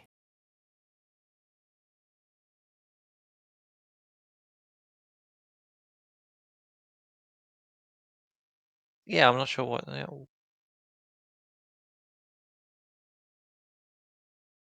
thought it's set up right. Why is it? Oh, because the first roll is including the. No.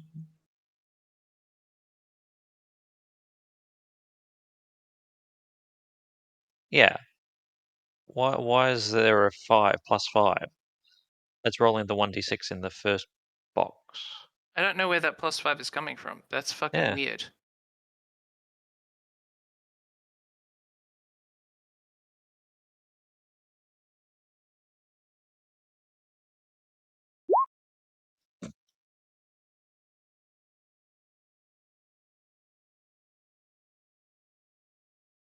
That's correct. That roll is correct. Yeah. I don't know where that one came from, but that's correct. Oh, there we are. Yeah, 4 plus 4. Yeah. Plus 1d6, which gives 5. That's correct. Yeah. Okay. Okay. Should be. It's fine. Moving on. We'll take that final one. 8, Oh, okay. 8 Sure. and 5. That's correct now. I don't know why it wasn't before, but sure.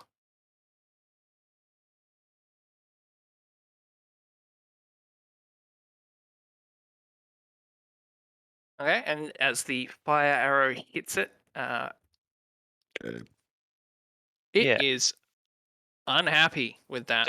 It screams in pain as the fire arrow hits it and then vanishes into energy. Not that anyone can see it. To see the fire arrow disappear into the darkness, and then a moment later, fuck. Do I also? Don't mean to ask to sound greedy, but do I also get the reaction strikes from the Drake?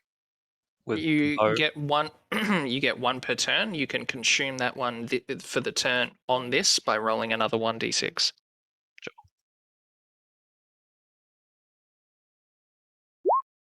What type Oh, of action what? is? What type of action is summoning the Drake? An action. Oh, yeah. Oh no. No, I did that on the surprise round. Oh no, you did. You got 2. That's correct. Sorry, my mistake. Yeah, my bad. You're right. Then the Drake hasn't done anything, so it's just reacting Yeah, you need to use a bonus action to tell it to do something, else it does nothing for the turn. and Do dodges. you use your bonus action to tell it to? No. No, just stay there. Okay, he's just chilling. And he's just like, "Sup? Why'd you summon me?" For the bow. Wow, I see how it is. Yeah, All that's my right, turn. Mr. Morb, how are you going to morb today? I'm going to morb in the form of an unarmed strike, number 1 of 2. Yep, it is in darkness, so you will need to hit a disadvantage. Off. You do get a critical fail on that, so that is definitely a miss. Reckon, can I roll a second time for a bonus attack? You can use your bonus action to attack again, yes. An 8 unfortunately misses. Rip. You do need to hang on. Yeah, it's disadvantage. So I mean, if the first one fails, the second one doesn't matter. So perfect. Moving on. Unless there's anything else you want to do, movement. Nope. No. It's the troll's turn, and 2 minutes ago he was happily hammering away, fixing some armor. Then the roof fell in. He walked up to a dude, got plunged into darkness. Something attacked his back. Something punched him in the leg. He copped a fire arrow to the side of the head. He's not having a good day. He is not happy. He roars in pain, and his main problem, I think, at the moment, is the fucking werewolf shredding into his back. So he swings his arms blindly into the darkness behind him, aiming to get Sea Shanty 2, the werewolf.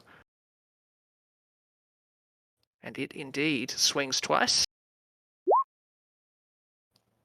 And then also tries to bite you.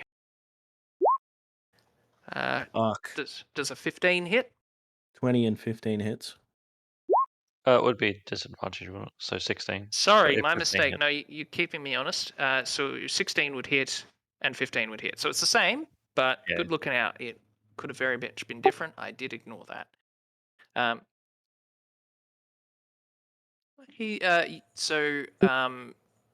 Dean did not explicitly use a grapple action, so he is not actually grappled or tied to the rotation of the troll, and the troll can very much spin around and hit him.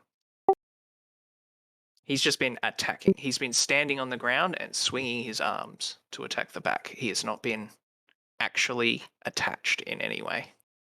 Wow. So that's 19 points of damage. That is indeed 19 points of damage. As the Fuck. troll blindly swings its arms around and then also bites. It hits you with the second claw. It knows where you are. That's it. Swings once, misses, swings. Let's say, yeah, so it swings once and misses. The second time it reaches out, grabs you, its claws sink in, and then it bites at the thing in its hand.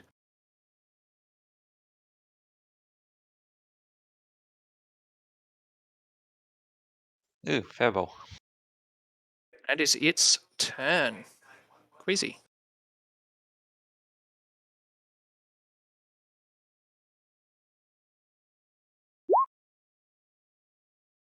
An 8 misses, unfortunately. Is it? The cloud of darkness is still very much up. That's so, yeah.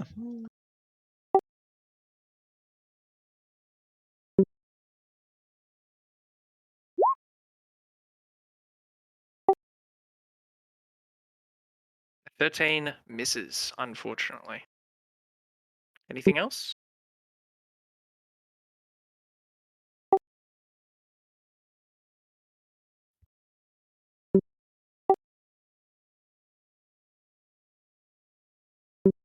Okay. Background to Flagon.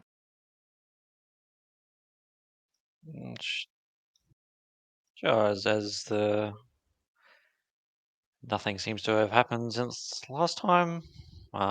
Just gonna shoot off some arrows again.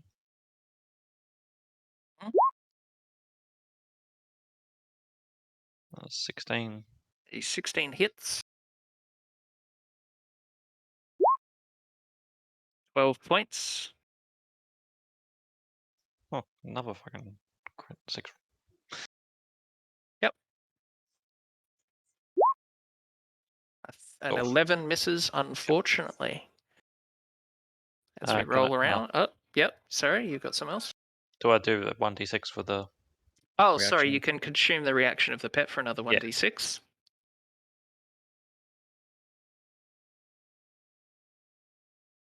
As he kind of infuses the arrow as it's loosed from your bow with his fire breath, kind of breathes onto it for an extra bright glow as it then sails into the troll. So, yep, holy shit.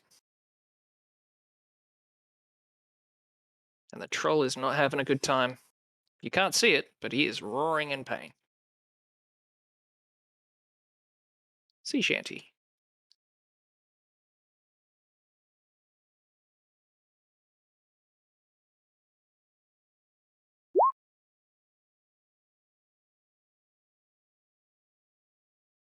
I was on mute, rolling for unarmed strike again. 15 hits. Roll your damage. Doesn't he disadvantage, so he has to roll again, doesn't he? Oh, sorry. No, yes, you're right. Thank you. Keep me honest. So, no, 9 misses. Rip. Oh, that was your damage. Yeah, yeah. That's your damage. Sorry, roll a 1d20 plus 4 again to see if the disadvantage still connects. A 10 misses, unfortunately. But you can attack again using your bonus action. Reagan.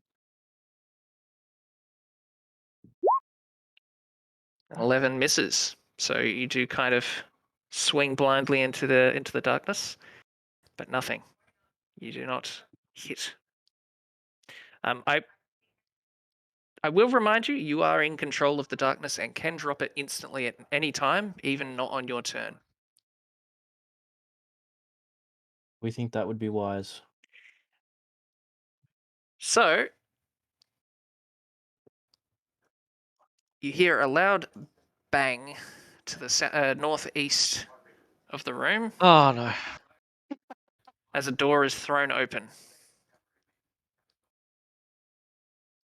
Your incredibly loud entrance to the Scarlet Citadel, coupled with the troll, their blacksmith troll, roaring in pain as he is assaulted from all sides, has made quite the echo in this stone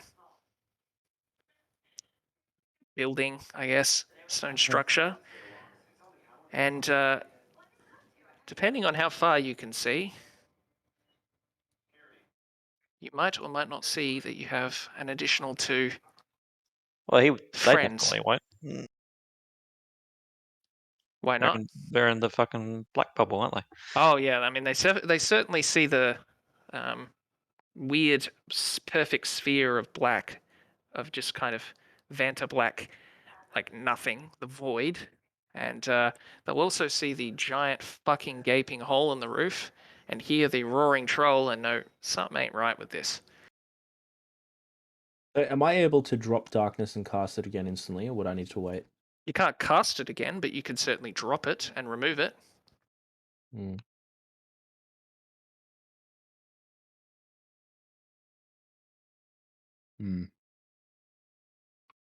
There are downsides, of course, to dropping it, but I feel that they can't see the majority of us in there at the moment. They're kind of just seeing like a fucking void and someone screaming and a missing troll from the west side of the room.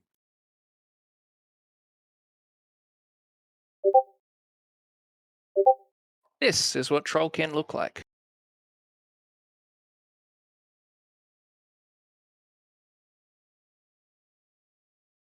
Before you ask, no, these are not Virginia.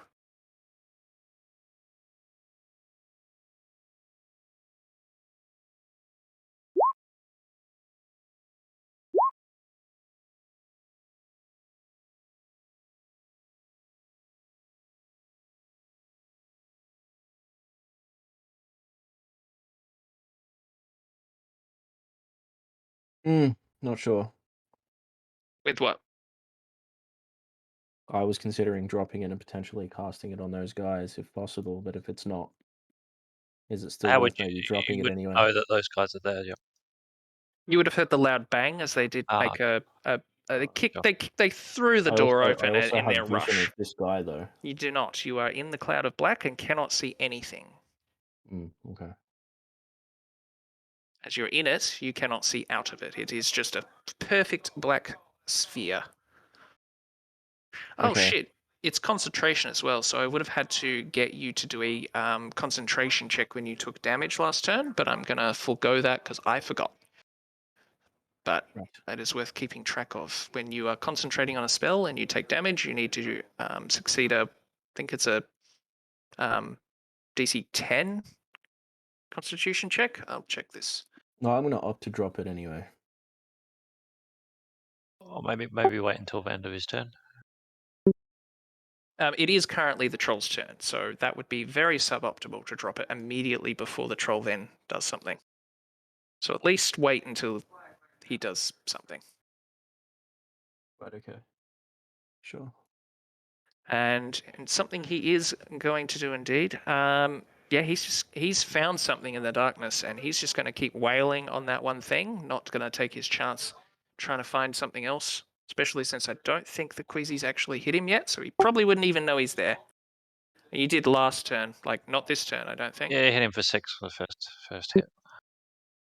All right. Well, let's say he throws one claw attack at Sea Shanty, and one claw, and then spins around and one claw attack at Queasy. And if he hits, he will bite at the first thing he hits with his claws. Fucking hell, cunt.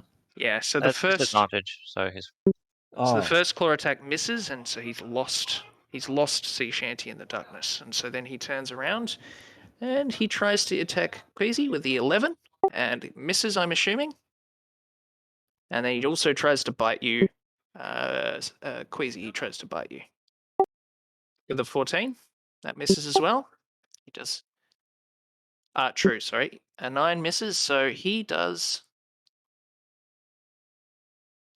nothing. Or he accomplishes nothing. And it is now one of the guards who has just thrown open the door, barged into the room, and is like, what the fuck is going on here?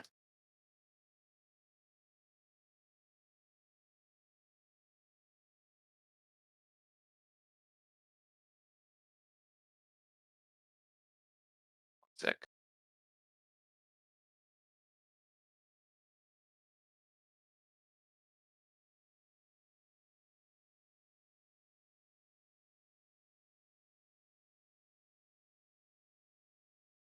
So the only thing that the guard can kind of see is he can see a drake and the back of a pirate that shouldn't be here. And he's going to blame you for what's going on. Huh. He runs up.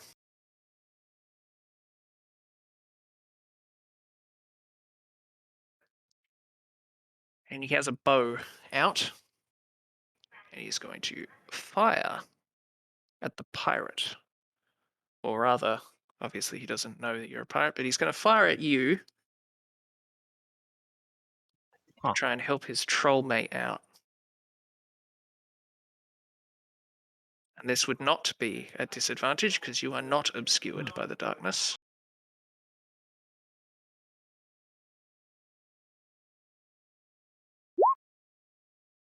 Oh. Oh, Okay, so he fires 2 arrows as he has multi-attack. The 19, I am assuming, hits. Yeah.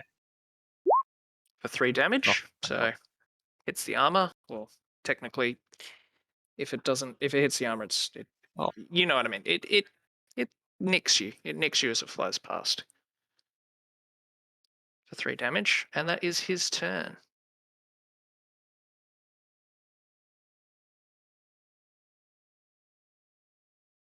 Back around to Queasy.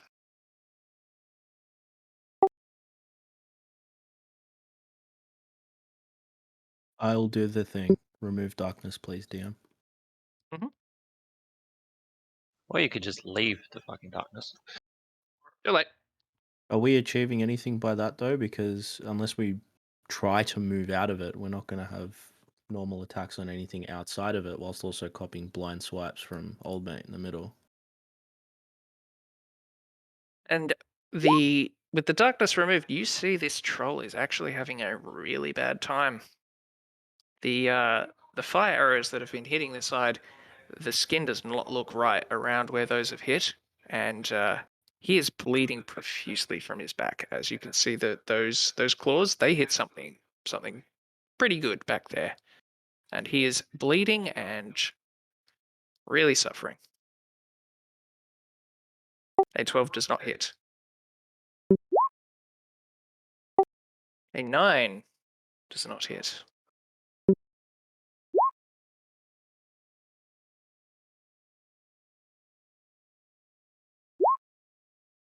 An 11 does not hit. An 18 does. An 18 does hit. A 6. And as you deliver that punch to his gonads, the troll slumps over and Huh.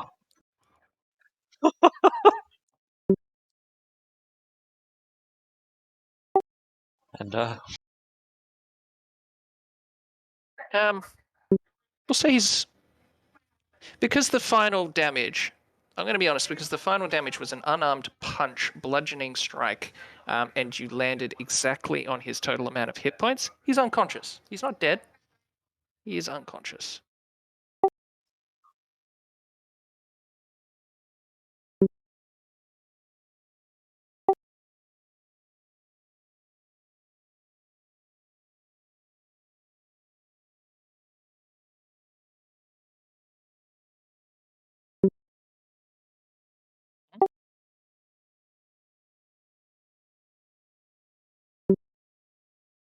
Flagon. What's the range for a bow? Like 150 feet, larger than the size of this room.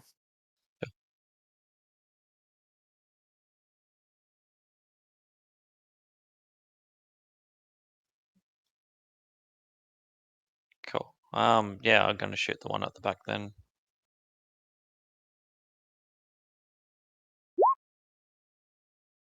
Please do. 16.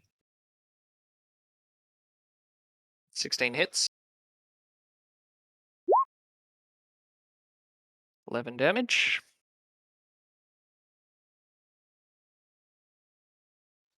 And then the second shot, 15.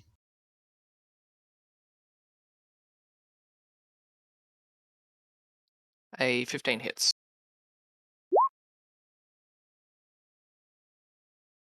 And then use the infused strikes.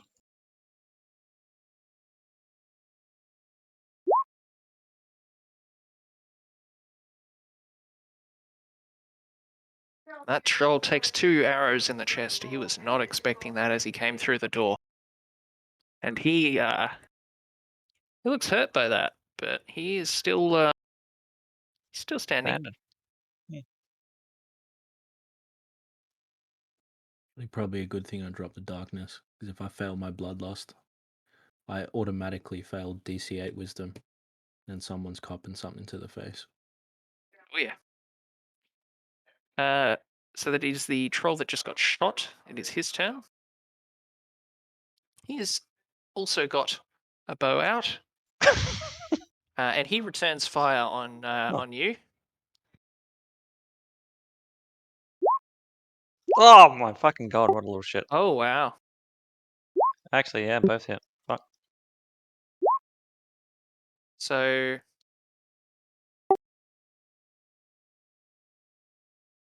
you got lucky on the crit roll. So you take 8 and 9 damage respectively from the 2 arrows that hit you. Fucking little shit. Yep. Okay. And That'll teach me not to hide behind a fucking pillar. does anybody speak Trollkin? It is a specific language. Yeah, no. Wouldn't Don't imagine believe so. It's a No. language likely only spoken by Trollkin and people who study Trollkin specifically. The guard that took the Trollkin grunt that took the 2 arrows by the door, he turns around and yells back through the door he's come through. Fucking little And shit. you can't hear, you can't understand what he's yelling, but he seems very urgent, as you might expect with what he is yelling.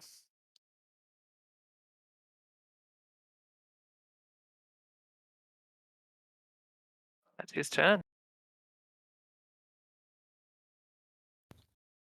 All right. I can't really do much here, so through rough terrain, how far can I move? Oh, I suppose I need to roll a DC 8 wisdom saving throw. Are you Anyway. under half HP? Mm-hmm. Oh. Oh yeah. Oh yeah. Oh yeah. Oh, Oh yeah. Not good. not good, bruv. Oh my Oh god. no. Oh no. Oh no. You know what you need to do. Oh. Actually, Adrian made a point. What? This is not a shapeshift. His HP is his Ah, HP.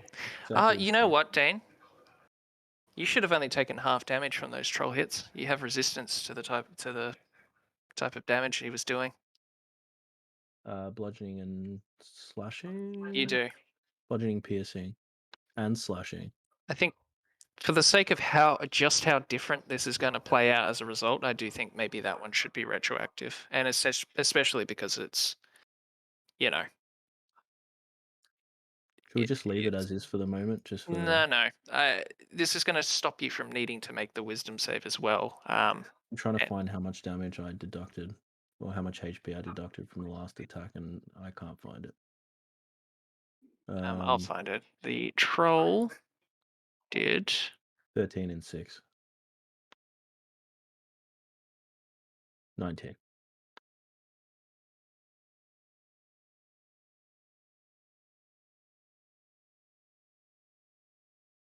Puts me back at 32.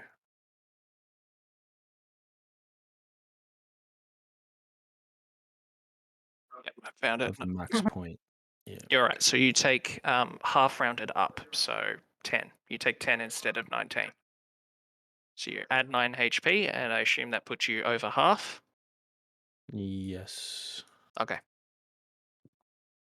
That is one concession I think I should make, is because you're playing a fucking Wait, no. custom class, so I should probably be I should probably be a bit more diligent with your abilities. No, I'm still under half. Oh no. I'm only restoring 9 HP. What? How are you? Jesus Any- Christ. What? What? Dane? So put me back at, hold on, sorry, math good. Dane? I'm pretty sure you're over half. Was it 32 before I took the damage? And if I'm only Why taking weren't you half, full HP? I took damage from the last fight. Yeah, you got a long rest then. Got a long rest. You were full So HP you have all coming your in. you have all your spell slots I thought you don't available heal again. on long rests. No, you do. Long rest, full Oh. HP. Oh, okay. All right. You have taken 10. 10? Yeah. Yeah. You've taken only- 10 damage. Yeah. Yeah. If You're- that puts you under half, then that's You're in. No. Yeah, that's when that's like something's not right here. Okay. I for some reason I thought you don't heal on rests. No, I don't know why. you do. You very much do. I left it at what it was after the first encounter. No, so no. I'm not. You're on 38.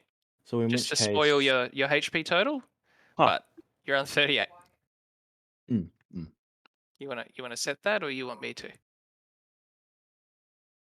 Or my HP. Mhm. No, that's all right. I'm doing. Okay. Um. Also, for the purpose of being hit, you also have +1 to your AC in this form.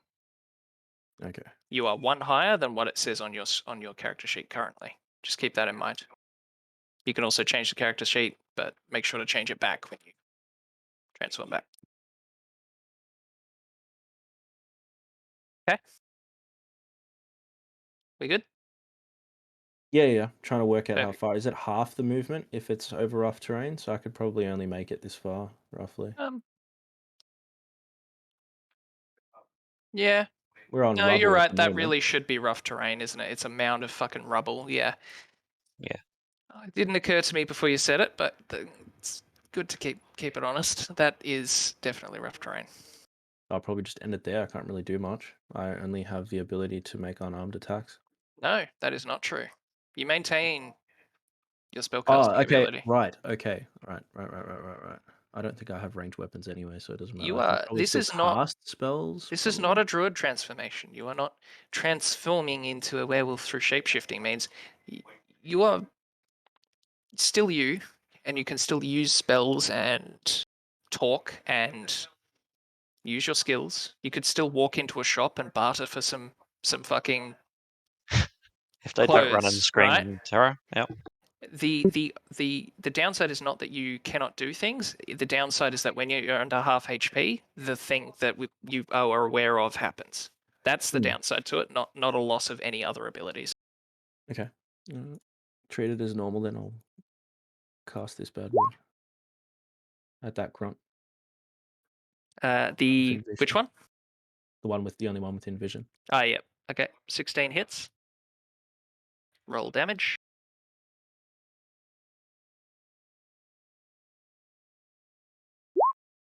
What kind of save? Con save. Yep. So roll the damage for the ray of sickness, and he does succeed a con save.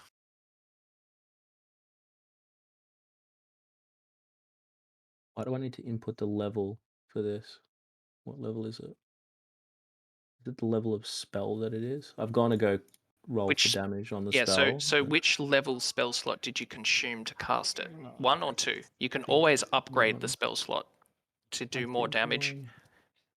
Yeah, 1. Yep. So just put 1 in. 10. Fuck. Okay.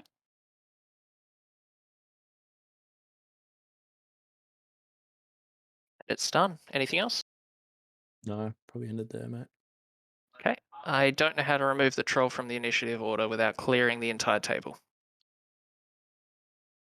Scott can do it, but I don't know how.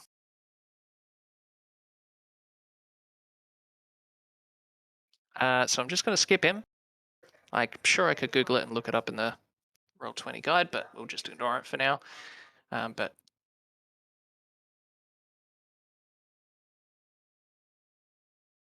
so the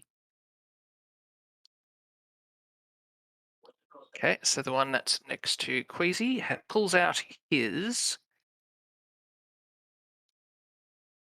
spear. So he drops his longbow and pulls out his spear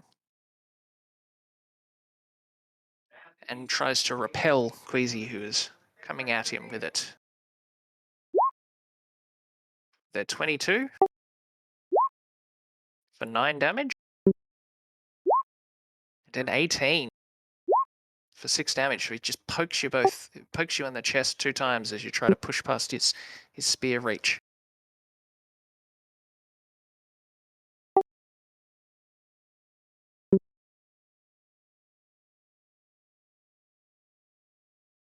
Okay.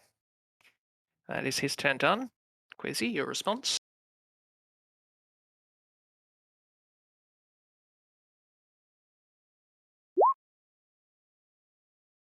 Unfortunately, a 7 does not hit. A 10 also does not hit. Oh no. All the good rolls from Ouch. earlier are, yeah.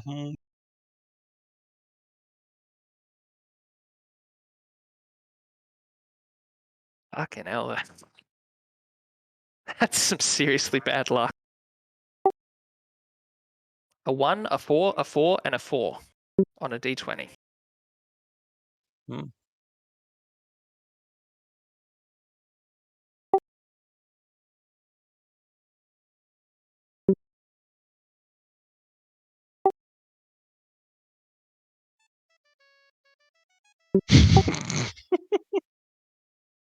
Wagon, you're up. Oh shit, the one at the back again.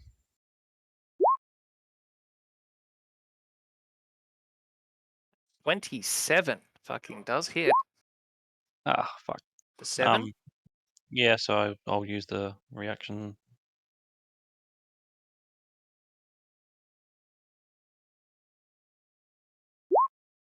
Oh, Oh, unlucky. love a fuck.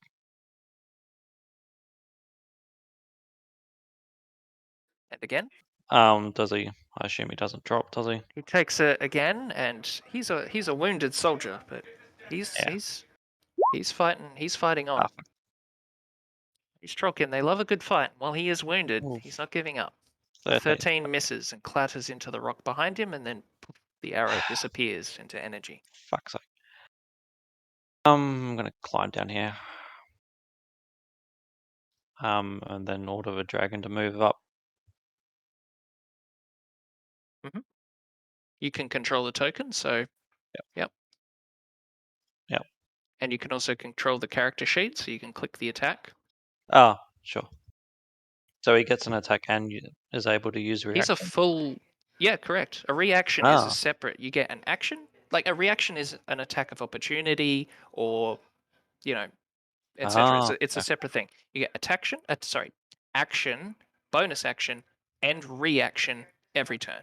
He is consuming his reaction, which means he does not get an opportunity of attack should something leave his zone of control, but he can still do it Oh, at okay. action. Sure.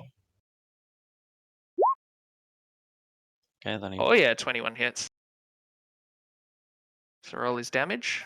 Clicking on the bite word. Yep, 9. Perfect. 9? Holy fuck.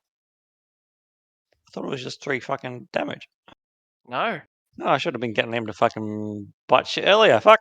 Yes. As he just fucking chomps into the Trollkin's leg.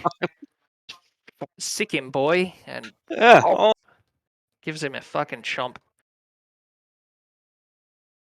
All right. Alright. Okay. As you have left the one by the door's line of sight, he's Gonna aim for the Drake, because it's the only thing he can see from where he is. He's not going to come further into this room. He is severely wounded, so he is going to shoot at the Drake. I don't have the Drake's character sheet up, so if you could please. Yep. So, yep, he takes 2 shots. 16, 22. Armor class. 16 misses. Okay, clatters off 20. of the scales, but the 22 finds a gap in the natural armor of the Drake and lodges in there for 7 piercing damage as the Drake takes an arrow in the side. I'm not sure how to keep track of it without doing that. You should just be able to. There's no clicky thing to like hit points. Yeah. What's So, his like, max? 35. There's nothing to click. Okay, so click his token. Oh, yeah.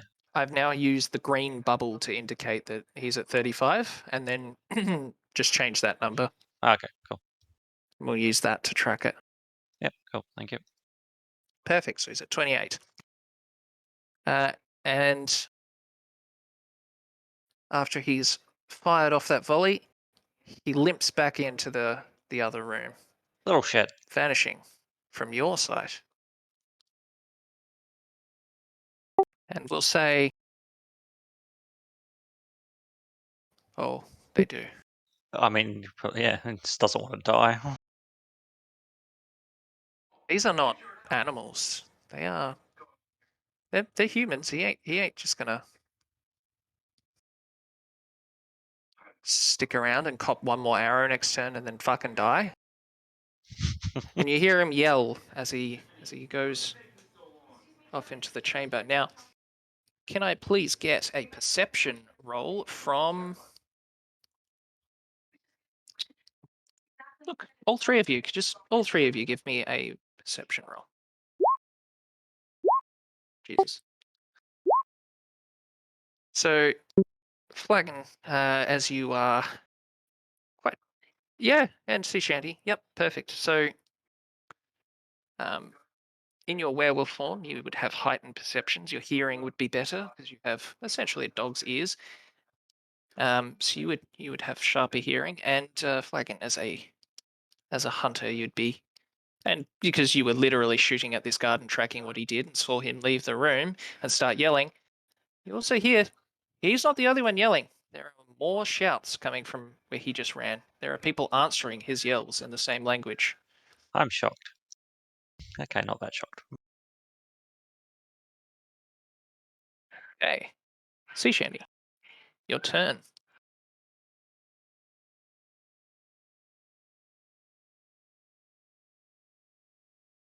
Alrighty. Are we still treating that as rough terrain, whatever's left here? Or will I make it to this character? I'll say just the tile in front of you. One tile in front of you is rough terrain, and the rest you're free because you clamber over it, and then you're down off the rubble pile. So Lovely. 10 foot to move one, and then 5 for each. So that'll be I'll 20 roll. foot of movement. Unarmed strike on that guy. 13 does not hit. Yep. Try again. 16 does. 16 does indeed hit. So roll damage. 8.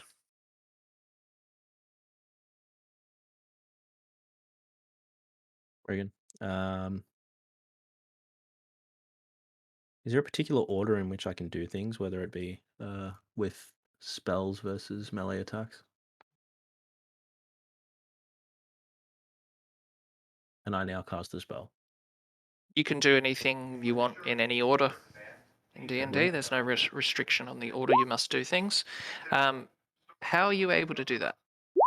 I'm confused. That is a 1 action cost time. How did you attack without using your action? You mean the unarmed strikes? Correct. Okay, in which case I can't use that then. You can attack once using your action, and then anytime you use your action to attack, you can also use your bonus action to also attack. Which But has already been used. that Yeah, would consume okay. your action and bonus action, and you would not be able to do that. Sure. Turn ended. Okay. Yeah, the troll is still unconscious on the floor. Troll King Grunt. Yep, so he's outnumbered here. He is he's unhappy.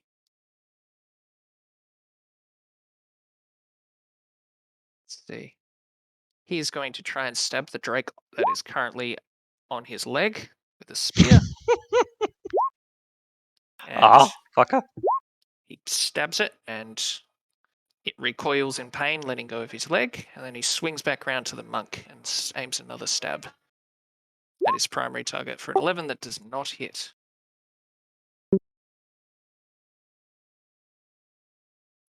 Back round in the initiative. Queasy, you're up.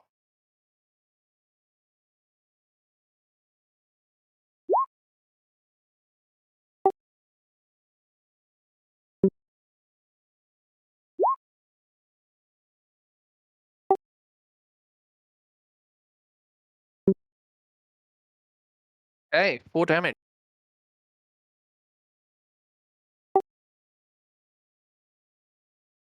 He's still pretty good. Like, he's taken some hits, but he's full battle rage. He has not noticed. He's definitely bleeding, and there's a few holes in him where he's been kind of bitten and punched, but he's still fighting.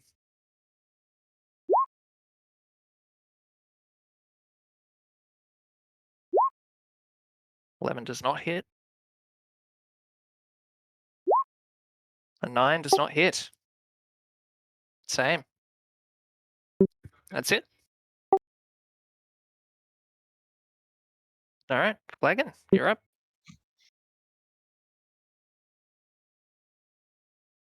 Move out and shoot him.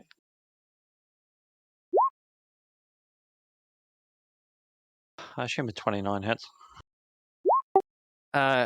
Yes. That's also a crit. Oh God. Oh. You step out and he does not, he makes a perfect target for you.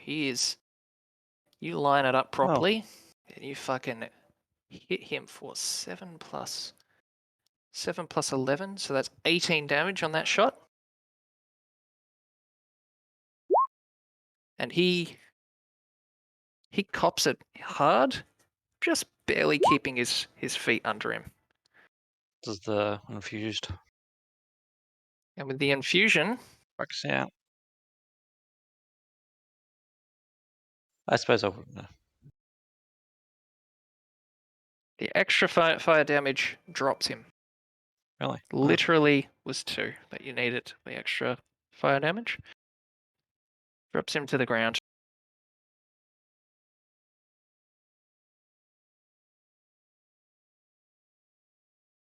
There is not currently an active combatant that you can see on initiative turn order, so you do have a moment to yourself, but to reiterate, 2 of the 3 of you would be very aware that a guard was there shooting at you, and then ran back the other way, yelling, and you heard return shouts.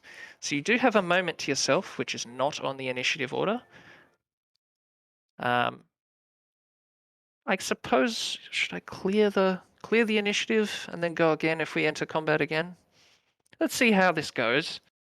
Let's see what you do with 1 round of actions, whether or not we clear initiative. So it would be Sea Shanty, as you see the only active. Ignore that. Okay. The only active combatant you have currently, it just dies in front of you. So now what? I Then don't you're know. in. Oh, there we go. What is there to do? I suppose I'll remain in wolf form. I don't really have anything to do, really. I don't think. You can, yeah. So you can only transform once a day, and it lasts an so if I hour. jump out of So it, that's it for the day. correct. I would not Yeah. personally jump out of it. Yep. Not doing anything particular, I suppose. I would. I don't want to tell you how to play your class, but it's also something probably very unfamiliar. Would you like a tip? Sure. Okay. Bend over. Wow. Mhm. I would only jump out of the form if you drop under half health and you need to stop the negative. Seems a cheap way of escaping bloodlust, though. Is that something I can do? It's not a cheap way. You're losing the buff because you went under half HP, right? That's how you can think about it. Mm-hmm. So Fair enough. Okay. Well, I'm not doing anything in particular. okay, you just kind of stand there like, Can you we won, yeah, boys. can you da, da, da, da, da. You Can you start looting and test the rope, see if it takes you away? what rope? Didn't the rope ever? Okay, you kind of had some time as the troll was walking up to you, and you did say you attached a rope up there to a rock, and then you were going to And then hold the onto it, and then werewolf you fucking jumped. jumped. Yeah, So like I'm Adrian was not. doing the rope, and the werewolf like did his thing. So We will say that there is a rope tied to a rock up there.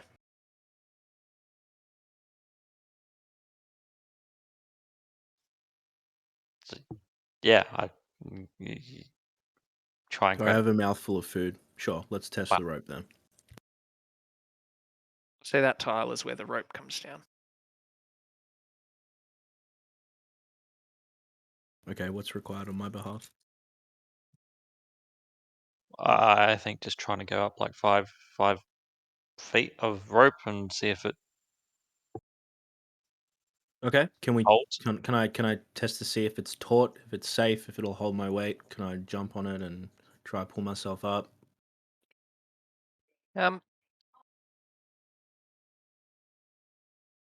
Let's think here. So kind of one of you rapidly tied a rope around some loose rubble up there. There certainly wasn't a good anchor point. But maybe a kind of a protruding stone or something like that you could try and get it on. So I'm not sure that the utmost of care was taken with the rope. So I think there should be certainly a failure chance in here.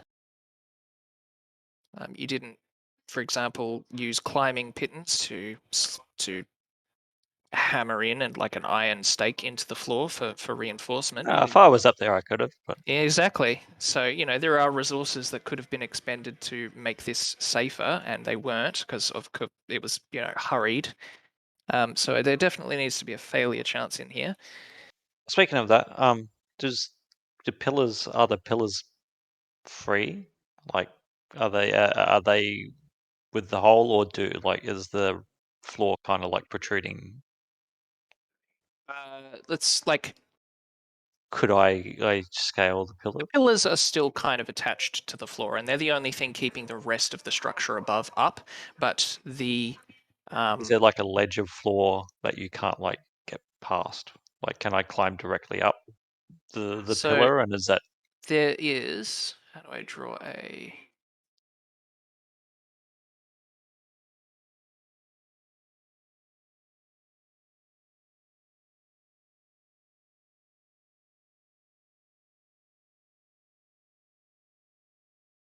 definitely not doing it before they So fucking rush in. I'm the just floor in that dark grey square has caved in. Outside of the square there's still yeah. roof and floor, but inside of that the kind of grout, the not grout, mortar, the mortar between the kind of stones that was holding the floor, that it's dissolved over 100 years of weather damage. And so nothing was kind of holding the stones in together anymore, and then they just kind of plummeted. So there's a semi-clean kind of cut for a square there, and then outside of that, the stones were still kind of held up by the pillars.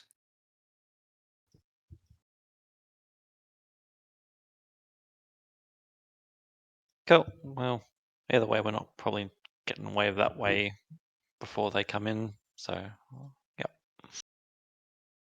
And I guess to that end, I suppose. Where's my little movie thing? Oh, no, that's the troll. No, I'm in the fucking stupid woods. Fucking brown. There we go.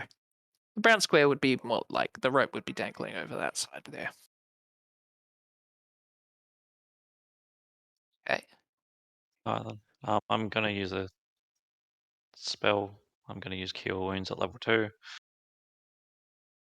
Go for it.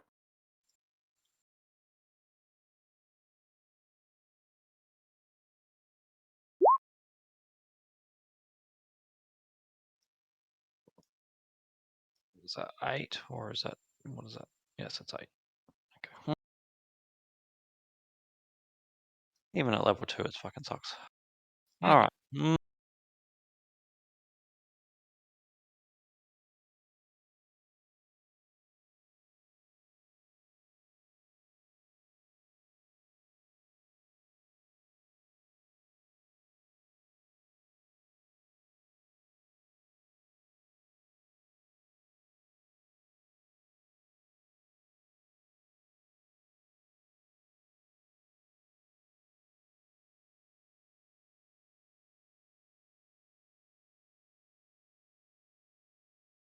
Okay. And anything from anybody else? Nope. Can I get a perception roll from? Let's go with all three of you.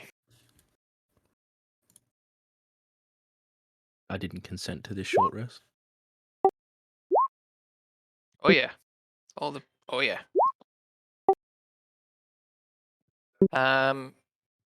You would even have advantage on that check as well, so you would even have the 22. Yeah, you're all super aware.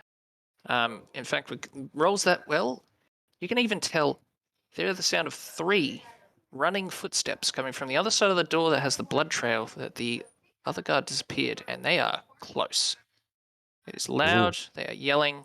There's the sound of 3 distinct individuals running at that door right now, and you can tell they are, let's say, 6 to 12 seconds away. Time to ready action. You have perhaps 1 to 2 rounds of actions that you can perform before, as best you can tell, with very high perception rolls, 3 individuals are going to bust through that door.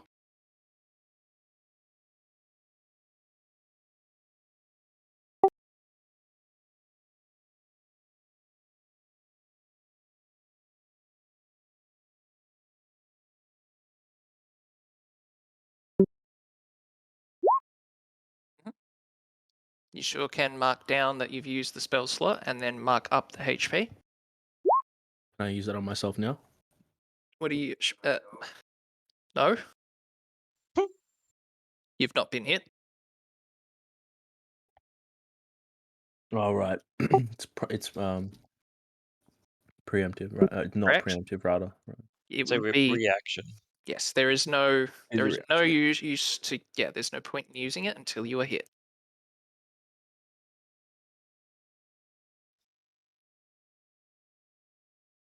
I will note that technically at the finish time, and I will I will say this is not as far as I had intended to get. It sounds like a normal campaign. Yeah, I know. The random encounter beforehand slowed things down by an hour and a half, pretty much. That I wasn't counting on. And also kind of starting 45 minutes late. So, like, Oh. I'm kind of happy to keep going, but if other people have to go, I'm like, it is what it is. It is past the finish time. So,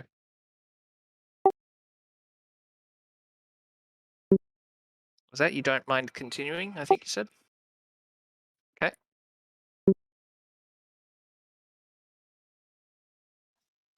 Yeah, sure.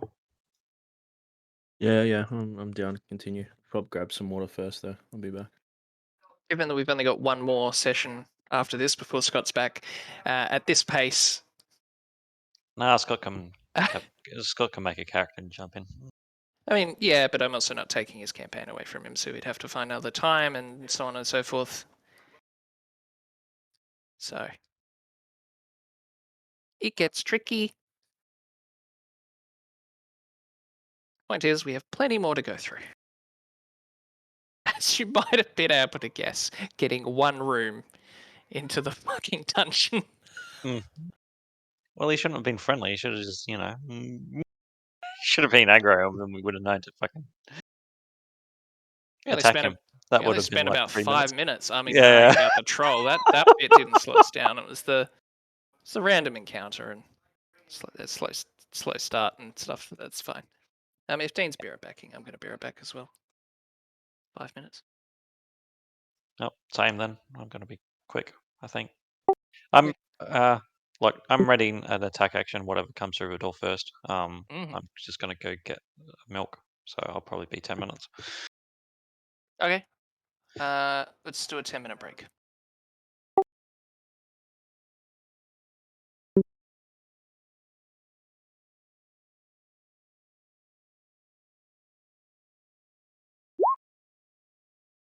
Here's Clap, be right back.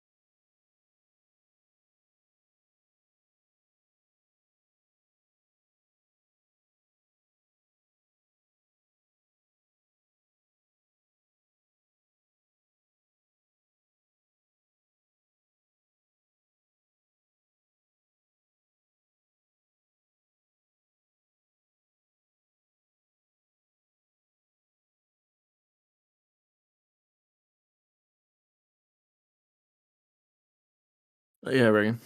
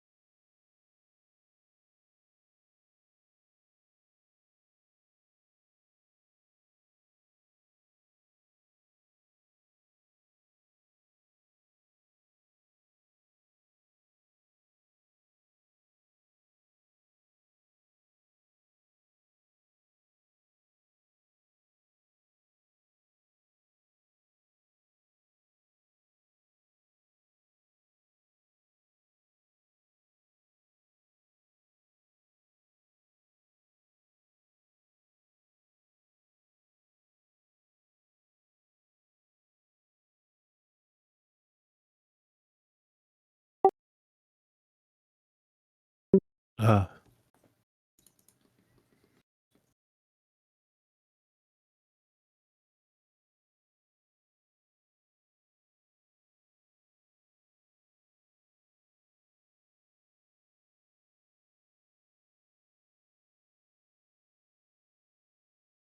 Regan. Mhm. Ooh, need water. Be right back.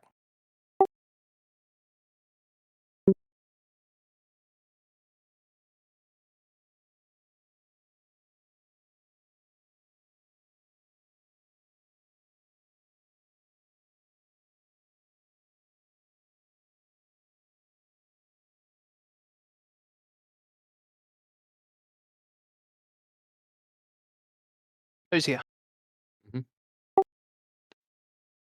John. Oh, rip.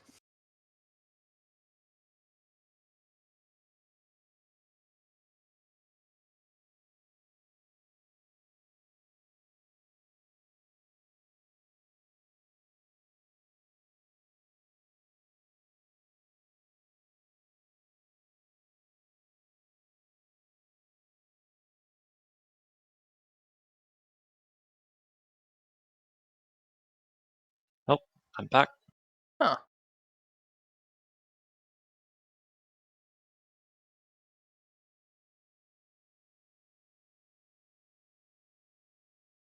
How is everyone else? Oh, yeah. In agony, got a worse toothache. Oh, Why?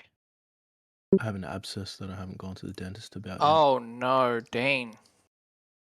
Yeah. It's not good, mate. You should get that Yeah. looked at. Yeah.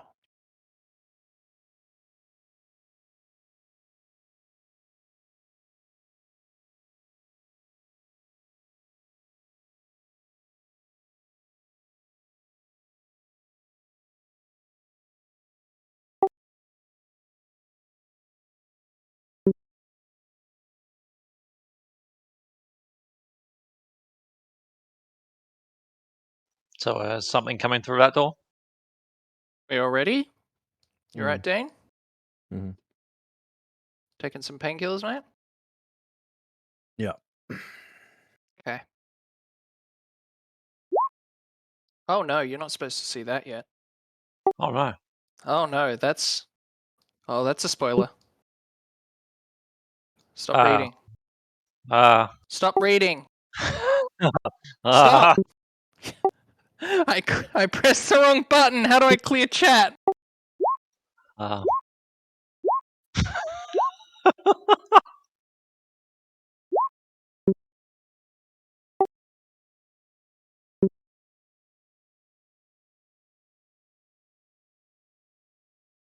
Oh god, I have to like leave the game and then go into a settings and then click a button.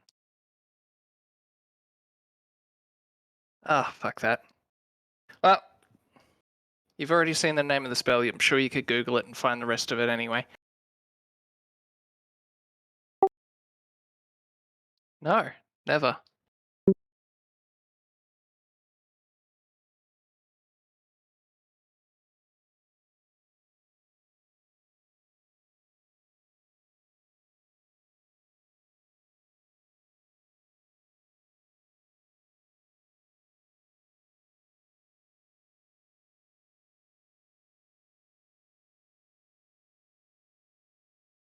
You've all taken the prep that you want to take. You're all standing in the right spot. Everything is set up for your 2 rounds of prep time before we continue.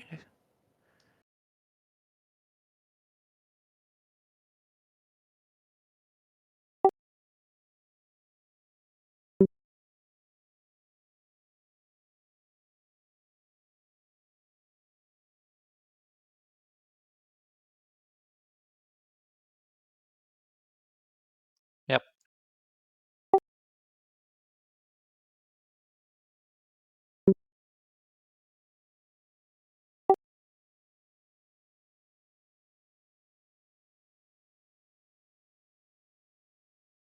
That would be 2 actions.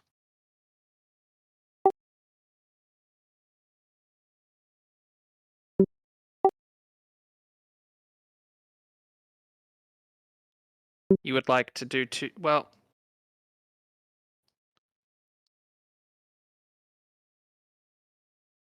So specifically, you're walking to the door, then shooting a bow at the unconscious troll that I did say was unconscious and not dead, and then readying an action for them to go through. Is that what you want to do?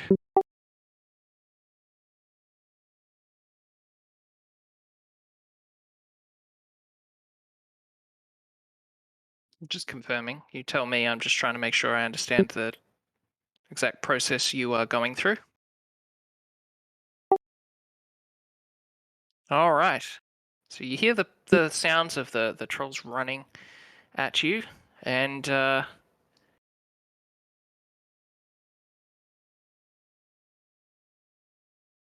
sec, just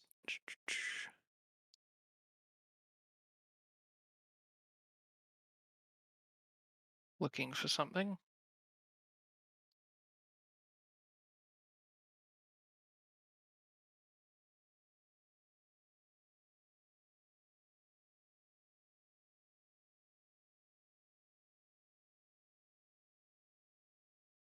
And the door slams open.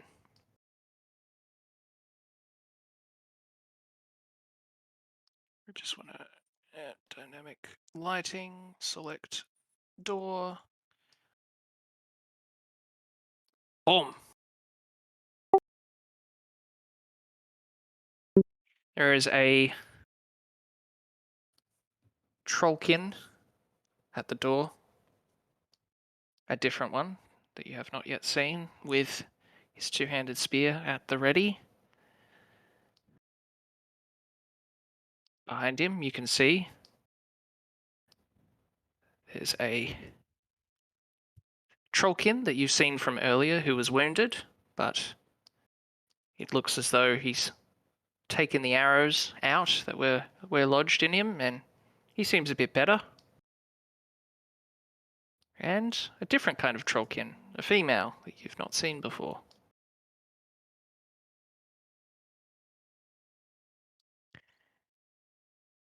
What do you do?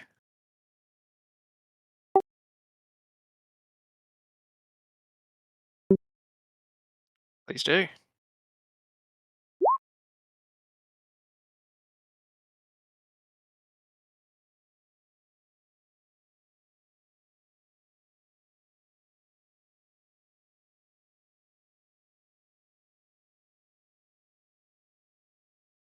And he hits for 4.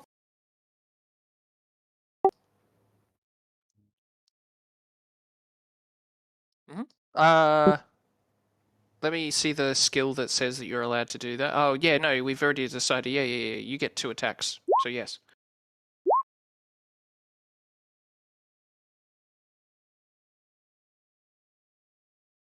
Yep, done.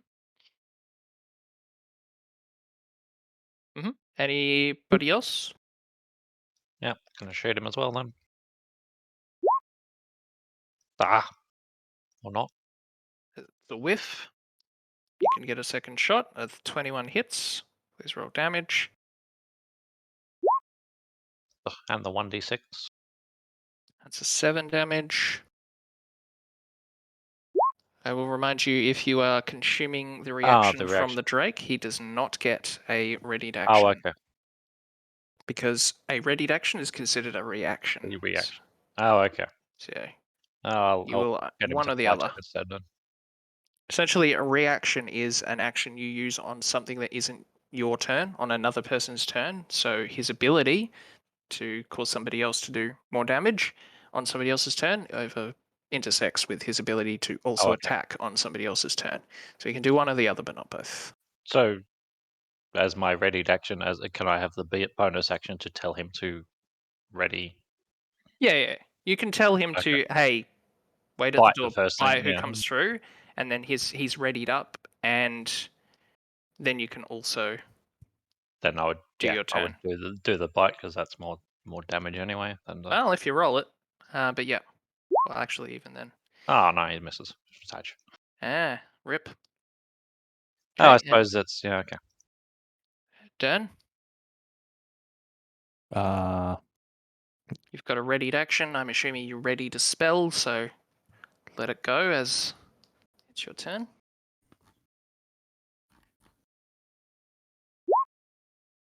Perfect. 14.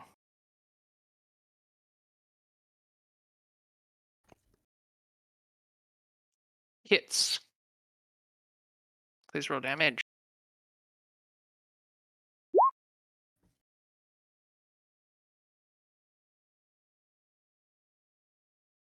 As he pops that ray of frost in his chest, because he had the audacity to open the door.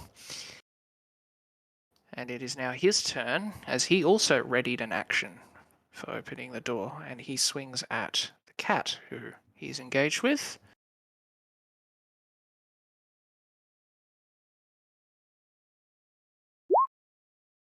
(22 and a 19 to hit) for 12 and 5 piercing damage on you, Queasy.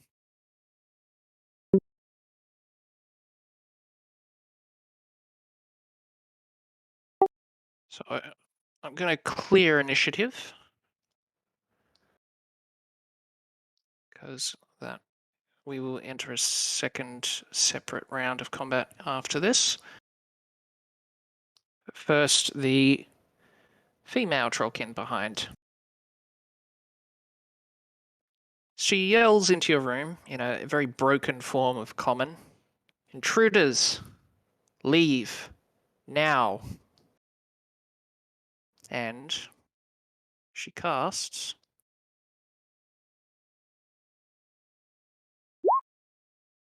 actually, that's not it.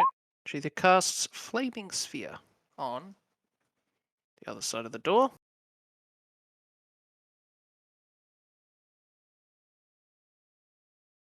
A flaming ball of fire there, which in short means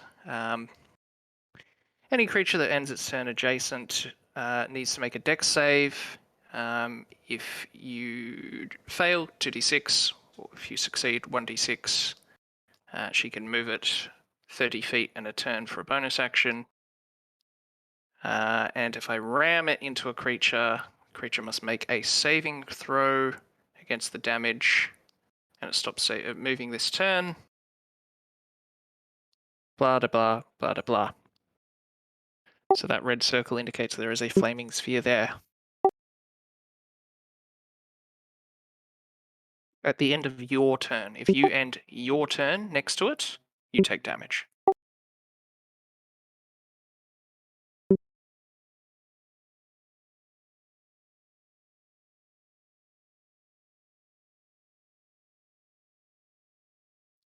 And with that, I guess everybody please roll initiative.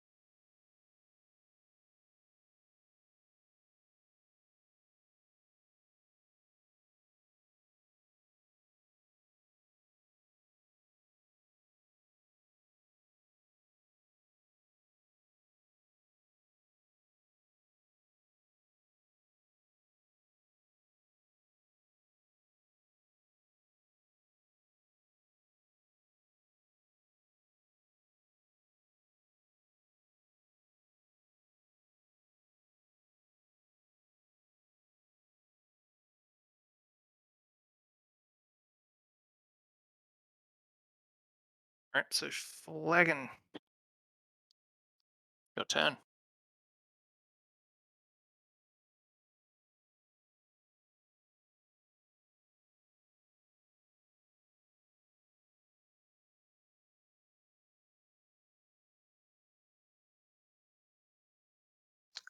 Yeah, I'm not going to be able to get a clear line of sight on I'm a shaman, am I? Not going to happen. Most like they were aware of what the concept of cover is. Ah. Those bastards. Fucking breach and clear. Where's the grenade? Oh, I Mm. suppose that's the flame Yeah, sphere. exactly. um, You might not want to end your turn blocking that doorway. Maybe you do. Maybe go fuck yourself. I don't want to count. I just wanted to Mm. within 90 feet.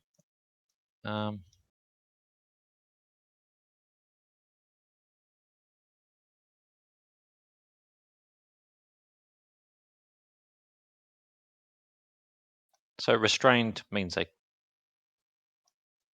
get disadvantage when they are attacked, and they get disadvantage when they attack, and they cannot move until they pass a strength save. Yeah. Okay. I suppose that's probably the play. Yeah. All right then. I will 20-foot right square. 20-foot square. Something like that. No, down a bit. You want to get the one in the door as well, I'm assuming. Yeah, something like that. I mean. Okay. They all need to make a strength save, so. Yep. The shaman succeeds as your DC is 12.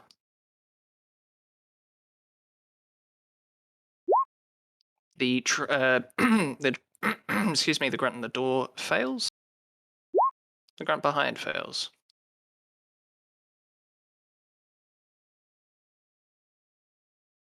I'll mark them both with what looks like vines.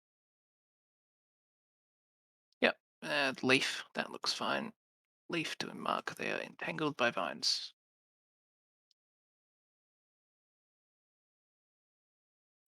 Yep, anything else?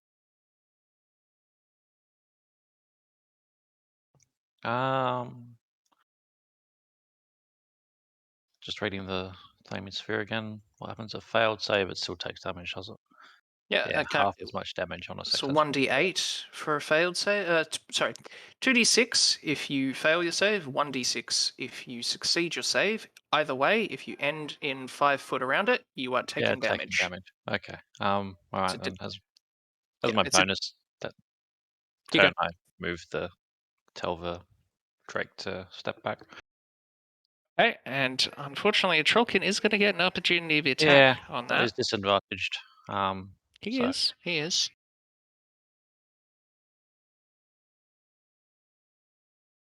Where is he? There's Trollkin. So he takes a spear swipe at you as you leave his range. 11 probably does not hit. 9. 9, sorry. Keep me honest. Either way, yeah. And that is also his reaction. So does he get another reaction if the cat moves away? No. Cool. That was his one opportunity to attack for the turn. Until his turn comes up and then goes, he cannot opportunity of attack again. Cool. All right, that's it for me. Dane, your turn. Okay. Grunt in the doorway, please. Yep, so you see that again. So poisonous spray has a range of 10 foot. You have to be within 2 tiles, okay, unfortunately. Sure.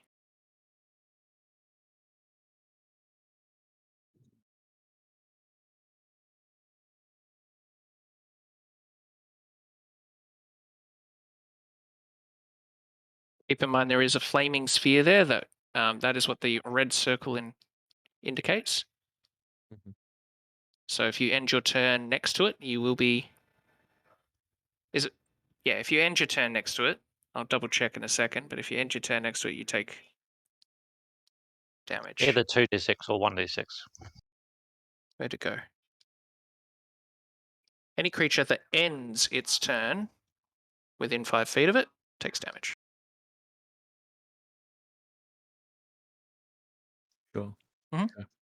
If you're looking to get within 10 foot, that spot would be.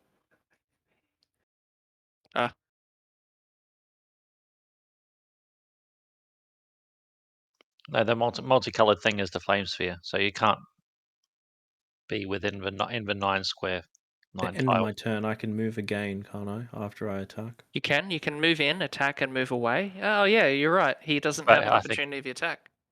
But he's also moved. How pretty much far. did you move? Okay, so yeah, from there. So that's it. So I I'll give it probably to him. can't. I can't move any further, can I? Well, that's outside. I believe the- your speed in werewolf form is 40 foot. So I believe, yes, you could do that and then move there. Alrighty. Or you're just gonna take my first roll. Is that fair to do yeah, a sure. second roll? I think it's probably fair since you were doing.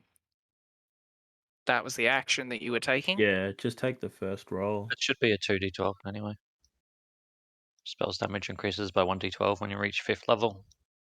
Oh, That he's should- not. He's not 5th level in I'm not sorcerer. 5th level. No, I'm level Oh, 3. Yeah, so it'll but be is that how? 1d4. Oh, okay. 1d4, 1d4, I think. It's not. Yeah. You are not level 5. You are level 3 in a class and level 3 in another class. Correct. Yeah. So it should be Oh. 1d4 right up to level 5 from what I've read. So do you still get stats and stuff like normal? Like, do you still get HP levels up? Yeah, of I course. assume? Yeah. Okay. Yeah. And in fact, the amount of HP you get depends on which class you are leveling up. If you take a level in fighter, you will gain more HP from that than if you take a level in wizard. Okay. Cool. Yep. All right. Cool. Thank you. Now I know how it works. And yes, you get like stat ups like charisma and strength and stuff. The class itself determines when you do that. Like fighter gets an extra stat point at level 4. So if you get multi-class into fighter and put the fighter level up to 4, yeah, you get extra points. But Yep. you have to get to level 4 in that specific class. So Yeah. Yeah. Cool. All right. So how does this work again? The creature must succeed on a con save or take 7 damage in this case. Choking grunt. Is Save. Sea Shanty moving back? I am. Would that Yep. be after or before? Oh, I see. Sorry, my bad. Yep. Yeah. I thought the troll was taking his turn already. No, that was his con save. So you can now Yeah. step back, and that's Yep. at the end of your He turn. takes 0 damage. Yep. End of my turn. Unfortunately, he do. That's fine. Okay, and the Trollkin grunt in the door. He gets to go now. And he will take 2 spear attacks at the only thing in melee range, unfortunately. And those will both miss. Oh, he's also entangled. That would have been disadvantage. That would have. Yeah. That was a silly decision on my part, but I locked it in. So he, entangled by the roots, tries to strain against them to continue taking spear swipes, but he is unable to, unfortunately. Queasy, your turn.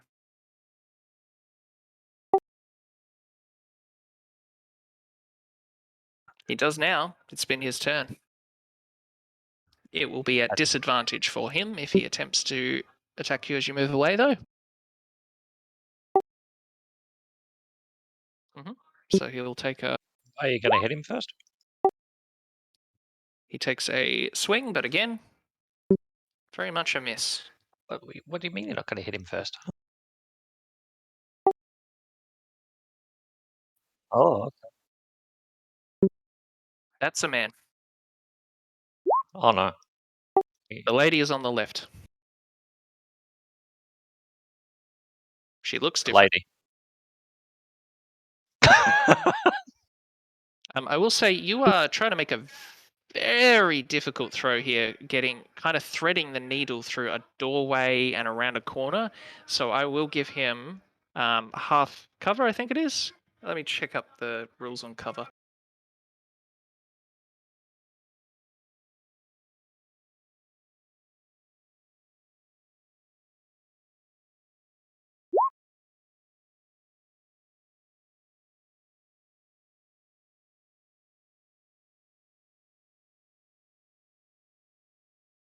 Cover.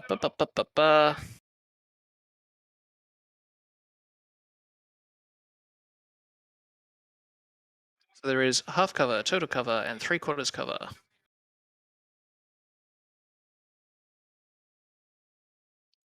So he's in half cover, as he's half covered by that wall in front of him, which gives him a +2 bonus to AC. Yep. Okay. So he's got +2 to his AC, and you did a 14. Is that right? Yeah. Unfortunately, you clip the wall in front of him, and the darts clatters off uselessly to the floor.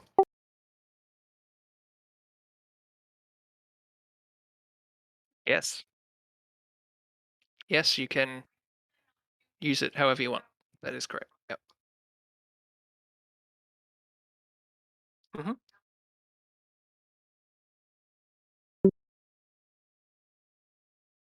Yep.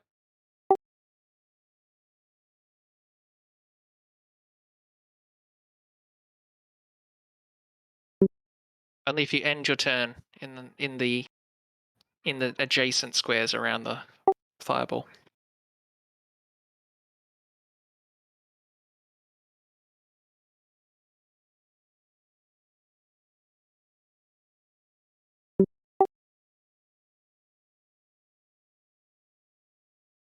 Yep. I'll give anybody behind a wall like this is half covered by the wall. So yes.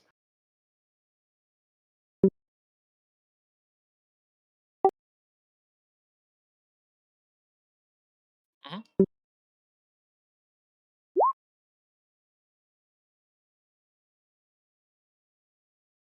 Yeah, that hits.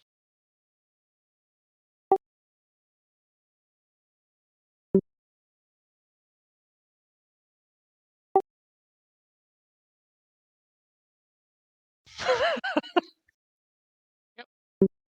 Let me just double check exactly what that roll.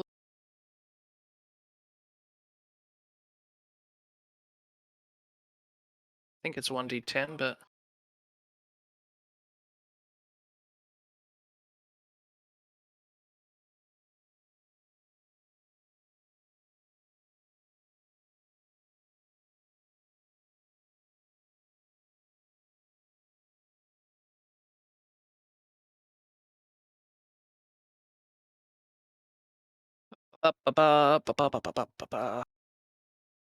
taking damage. Whenever you take damage where you're concentrating, type it in chat so we can all read. Make a con save. This equals 10, or half the damage, whatever's higher. 3 is not higher than 10. So it's a con save, must be higher than 10. Oh, bad roll. Oh, and the sphere of fire is gone, as she is very much distracted by the dart that hits her in the arm.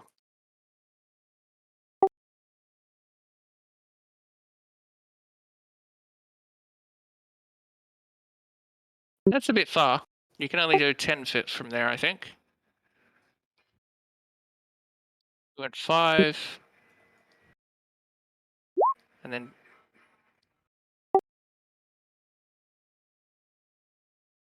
I'm wrong. You can do 40. My mistake.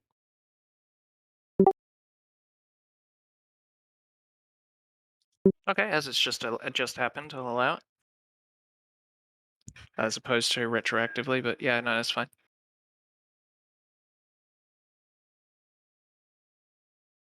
Okay. And anything else? All right, it is the grunt's turn, who is back here.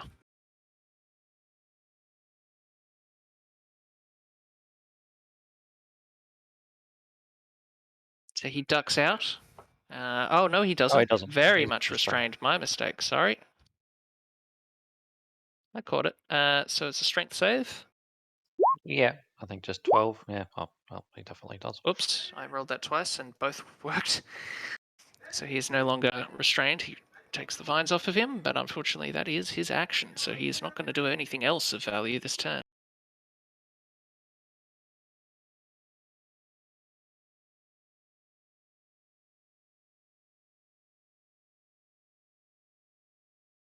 It is now Trollkin Shaman's turn.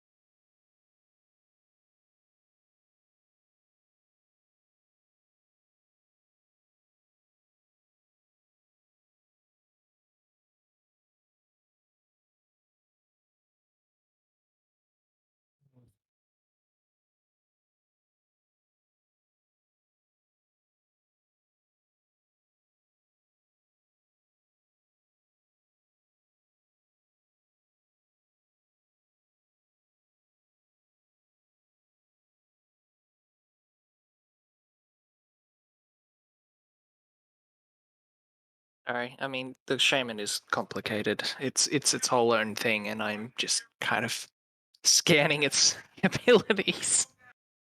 It's a lot more complicated than a fucking owl beast or a troll that just kind of rolls an attack every turn. She's a fucking caster. Yeah, I was kind of thinking that. It's like you have to read and fucking get used to fucking Yeah. so many different. All right.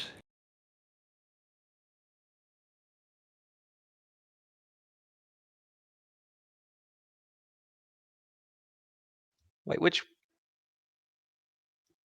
is the one in Mhm. the doorway, the half beaten up one, or The one that was wounded from the previous combat is the one Yeah. behind. He got the it's not point what I'm of saying. the one taking point is the fresh one. But they are both bloodied at this point because the one in the door did take a round of hits as he opened the door. Yep. Yeah.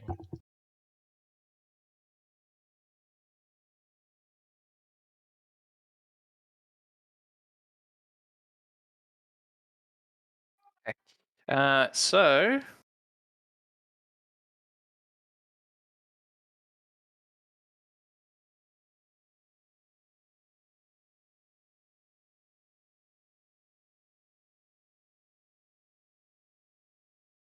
fuck me.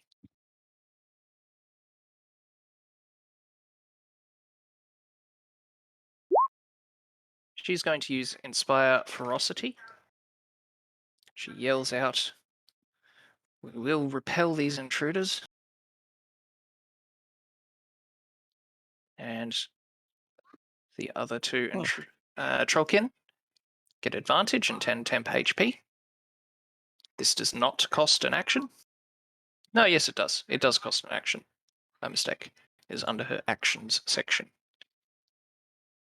So that will be her turn. Flagon.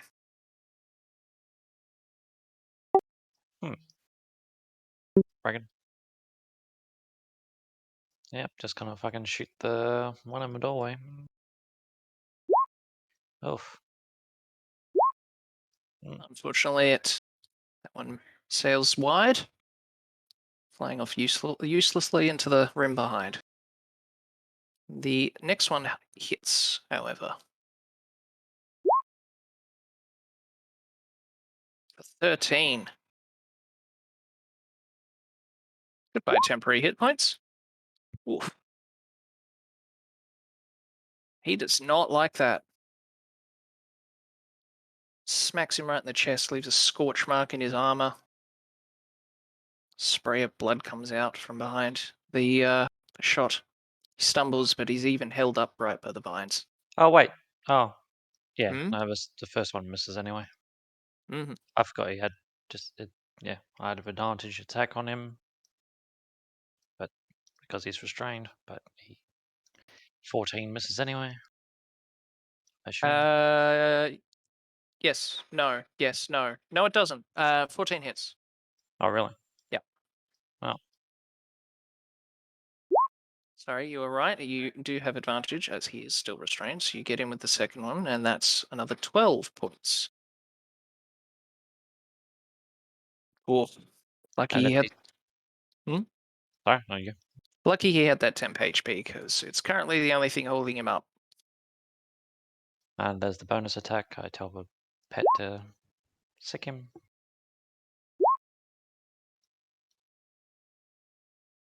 The fireball is gone. She lost her concentration check when she got hit by the dart. Is there nothing preventing them from coming through the doorway though? Correct? Aside from the fact that the one in the doorway is currently restrained, no, Okay. there's nothing Right. Okay. Thanks. preventing them coming through. So 8 misses. Oh, no advantage. 17 hits, 8 damage. Okay.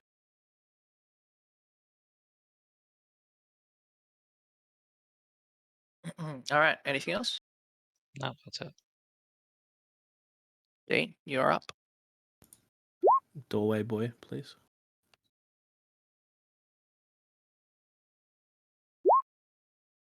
Oh, for fuck's sake. That'll be a save.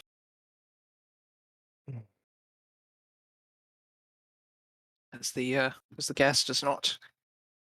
He's able to turn his head and not breathe in the gas. a little puff of green useless shit. Can I hit and run? Run up, melee, run away? He will get an opportunity of attack on you, I'm pretty sure.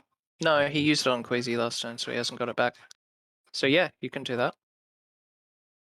But hasn't he just used his turn? The one in the door? No. No. He- Dean. Oh yeah, Dean just used a cantrip. That's Oh, right. it's a one action. A one action. Apologies. All right. Yeah. Well then, that's it for me. Okay, so it is indeed the one in the door, and the only sensible thing for him to do there is to try and make the strength save to get out of the vines. Which is a 16, does succeed, I believe. Is that right? I'm sorry. What? Are you? 16. Does a 16 succeed at your spell save? Oh yeah. That's only a 12. Yep. So he rips the vines off of himself and stumbles backwards into the room.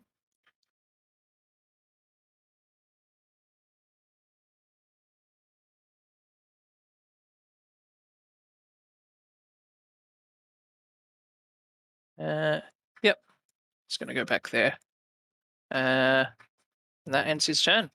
Crazy.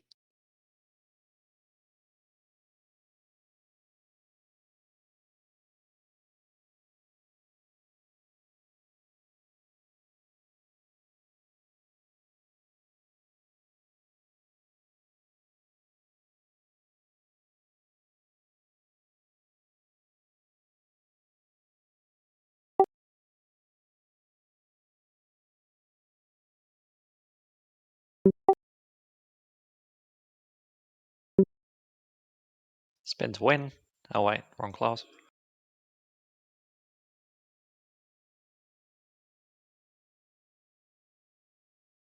So I'll mark the one at the back with the wounds. As you would visually see, he is wounded. So the one with the red dot is the one that is very wounded.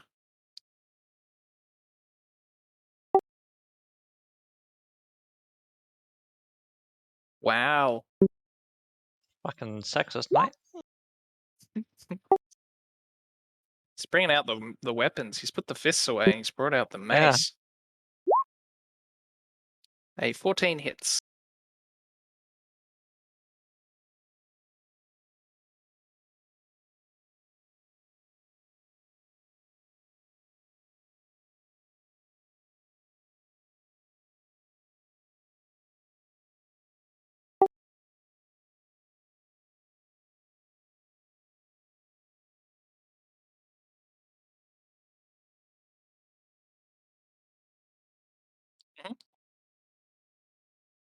So you smack her and she blocks it with her arm, but blocking a mace with an arm is not great, and she does indeed take 8 bludgeoning damage in the process.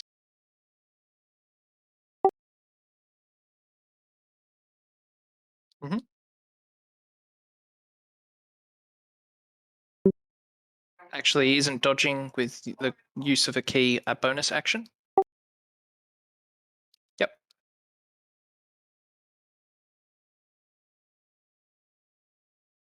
Okay. Yep.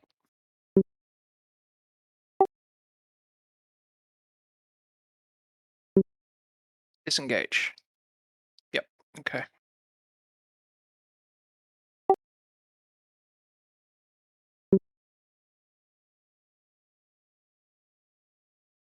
He can move 40. He's a cat. Cats get extra 10-foot of movement. Yeah, and the heavy terrain. I mean, hard terrain, whatever. Difficult terrain. I wouldn't really say any of this is difficult terrain. I mean, It's fine. the vines are still up. Oh yeah, true. Sorry. My mistake. A lot of things to keep track of. That would be difficult terrain, but that's fine. He still had 5 left, so. Okay, you done? No, it only grabs people when it's initially cast, but then for the duration of concentration, it's difficult terrain. So it would have been an extra 5 foot of movement to move, but it's fine. You had 5 foot remaining, so it's fine. Cool. So the Trollkin at the back now steps forward to block the doorway with his spear. With his face. And he's going to I mean, you just popped in. You just popped in the room, swung your mace, and popped back. So he's going to step forward after you, Adrian, and take another couple of spear swings at you, or spear stabs. 18 and 21. Ouch. For a 19 for 12 and a 7.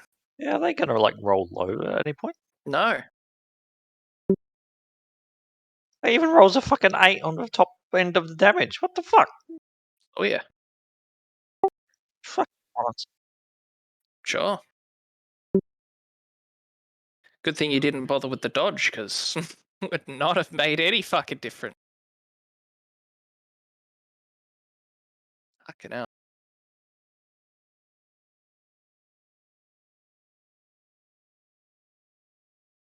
I think we've only missed one, like apart from the disadvantage attack. But yeah. Anyway, fucking Nerf grunt doing Trollkin. work. Wow.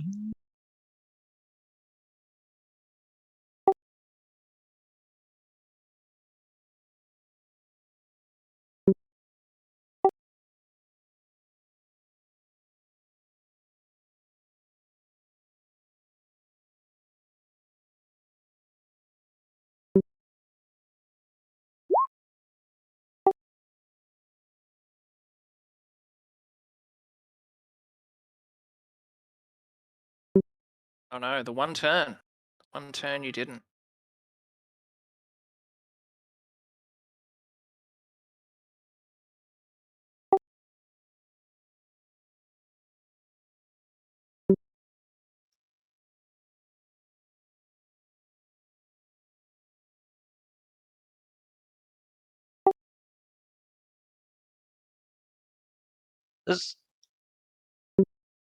So that's just a passive effect, right? Which thing? The agile parry. That's Uh, like he doesn't have to like it doesn't cost yeah, true. resources at all, doesn't it? Yeah, that's just active all the time. It doesn't say it Oh, costs okay. key. Jesus. So you would have had +2 to your AC this every single turn except for this one that we haven't been keeping track of.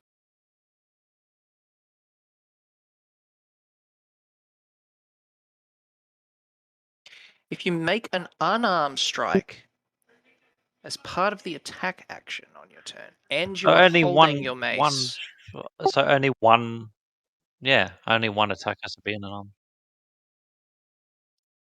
yeah,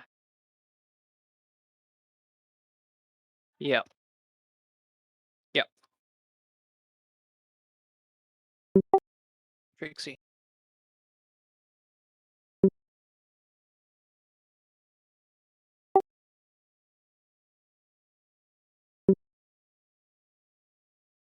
So that's the end of your turn?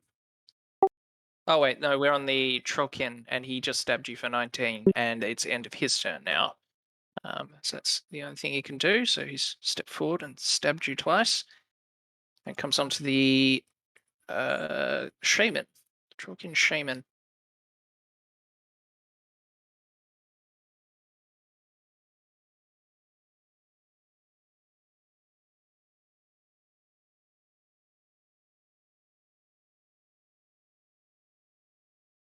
See here.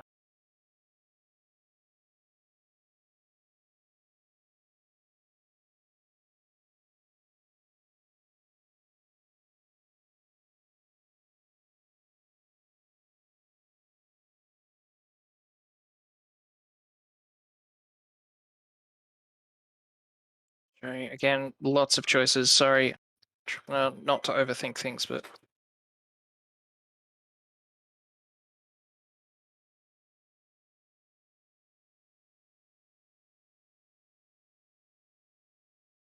she is going to cast Entangle. And Fetch. she yells out, "Good trick. I can do it too." She's going to cast on the other side of that doorway. 20-foot square, so 4x4. So that seems like a very good place there.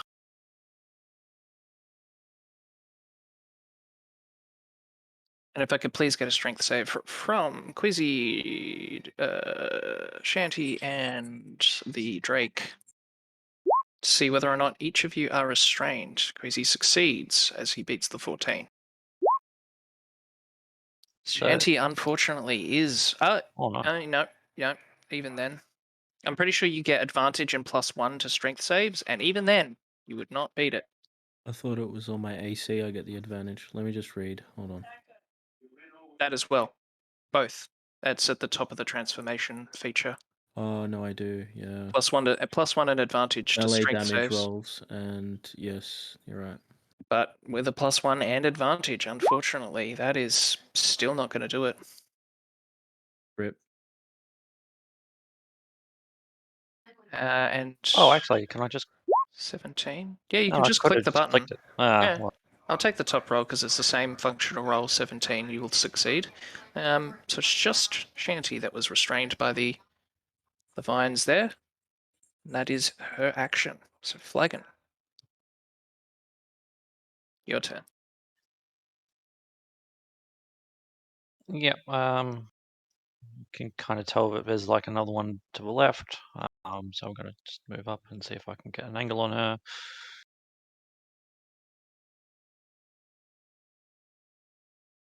Remind you that it is half cover.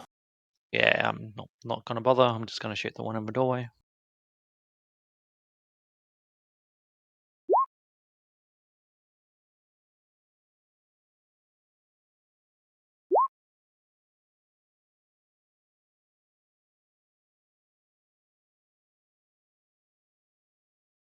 So the first one, 20, definitely hits.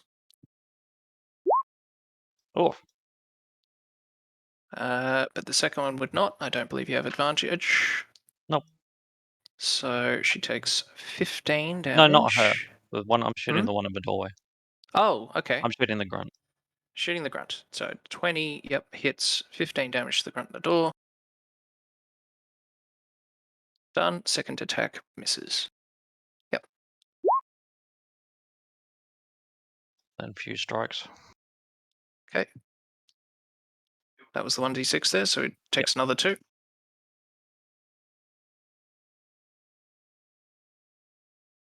And then as the bonus action, tell the Drake to bite him.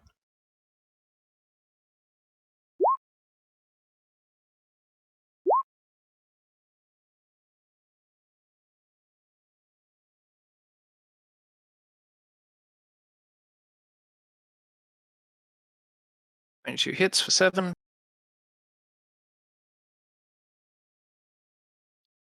Anything else? Oh, that's all.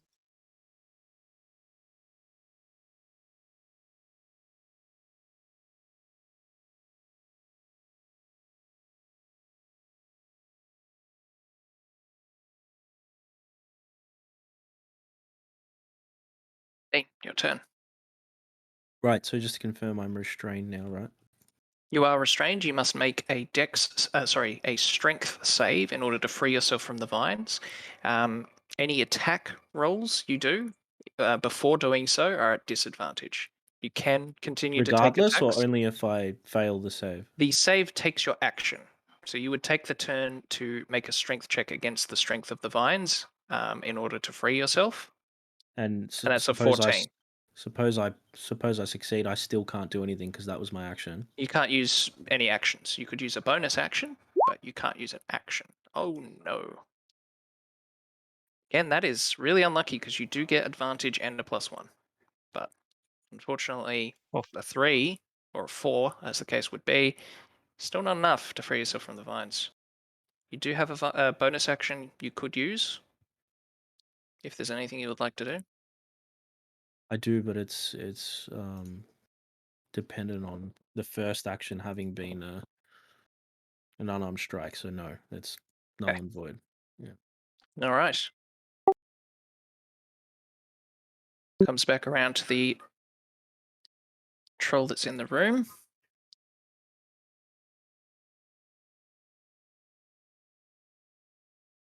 He's going to try and make some longbow shots, I think, against Queasy.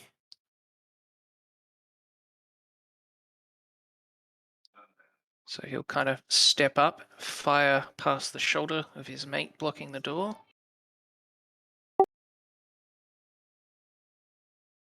You are +2 to AC. Oh, fucking these grunts! My god. I've just been waiting for a fucking fight. I'm like, So that would be a 10 and another 9.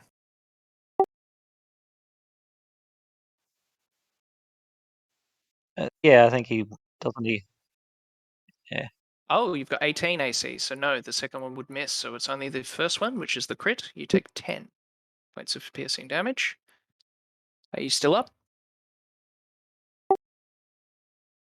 Okay, and he steps back into back further into the room. That is his turn. Queasy, your turn. I will remind you the one in the doorway does still have his reaction. He has not used that.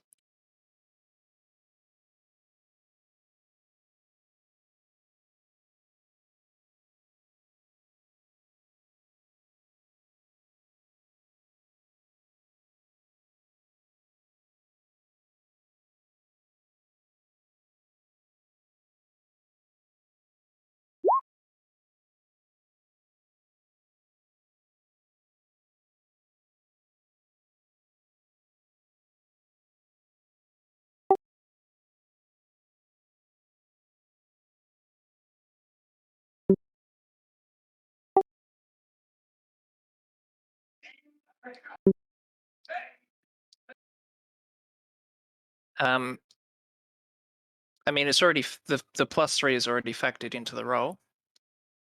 You don't manually add that on top. If you hover over the 8, you'll see that it's done.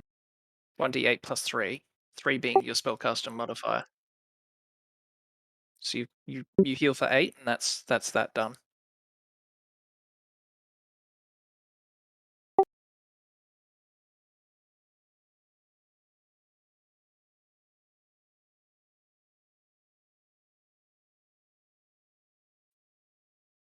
Okay, how much did you add for the? How much are we talking? So it would have only been 3 instead of 8. So technically, you would be 5 HP lower.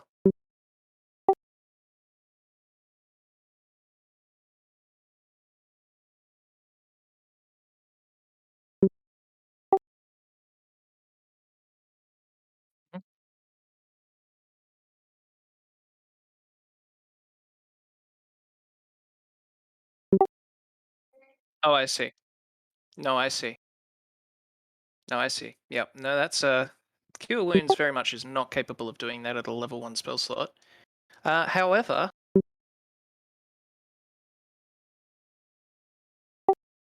one thing that isn't factored in here is you should also be adding 1d4 to your heals. So please roll 2d4 and then add the result after taking off 8. Yes. It's fine. You don't need to be holding it. We'll say that that's the thing that you are using as your focus. So that is the point of it. So take the 8 off that you erroneously added before, but add 2 and then roll another 1d4.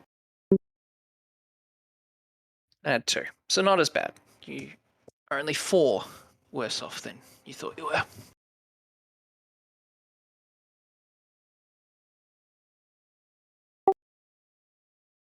Mm-hmm.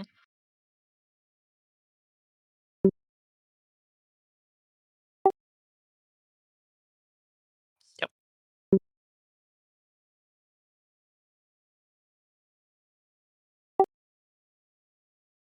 Mm-hmm.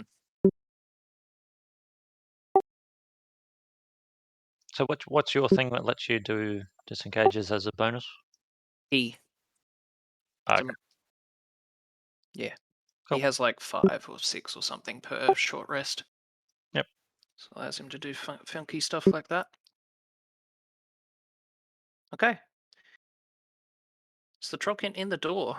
Who's gonna take a swipe at the only thing in melee range as he's holding the door. So 9 would miss, but I'm pretty sure a 25 is going to hit the Yep. Drake. Poor little Drake. Unfortunately. Yep. just kind of. It's only 6. Yeah, The okay. 5 would be for the crit that didn't hit, so takes 6 damage to the Drake as it kind of slips between the scales and just pokes something fleshy. Yeah. On the advantage, I did. Lucky he didn't get restrained last turn in the fucking vines, or else that would have been 2 crits. And oh boy, He's fucking grunts. Like even yeah. they've only got +6 on their rolls, just to be clear, which is Yeah, I know. very similar to the rest of you. So They should be it's a missing bit. half of these, but yeah, well, not should, Yeah, but well, RNG. But yeah, pretty much. I mean, +6 isn't bad, but it's no better than you guys. But yeah. Yeah. Oh yeah. But that is indeed his turn. And it comes around to the Goblin Shaman, who is still concentrating on the vines, so can't cast a concentration effect. I can, but then it just has to drop the vine. It won't be doing that, so not while he's still got one of you entangled. Seems still worth. She, sorry, literally. Well, why does the she have to be the fucking shaman? Yeah, I don't know, mate. Just ask the creators of the book.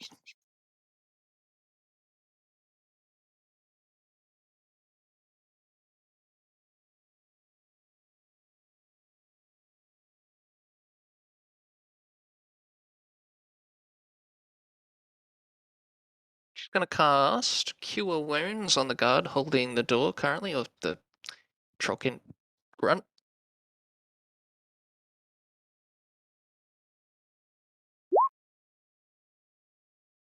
Jesus fucking Christ, she rolled an 8 on a 1d8. Fuck me.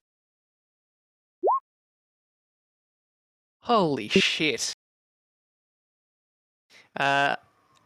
I very much wish that he did, but unfortunately, no, he failed his save and is still very much unconscious. Oh, But you might notice that he is less slumped over in pain and more just enjoying a nap at the moment.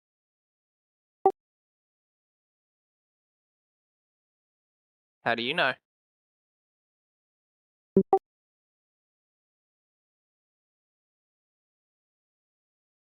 He's not a PC.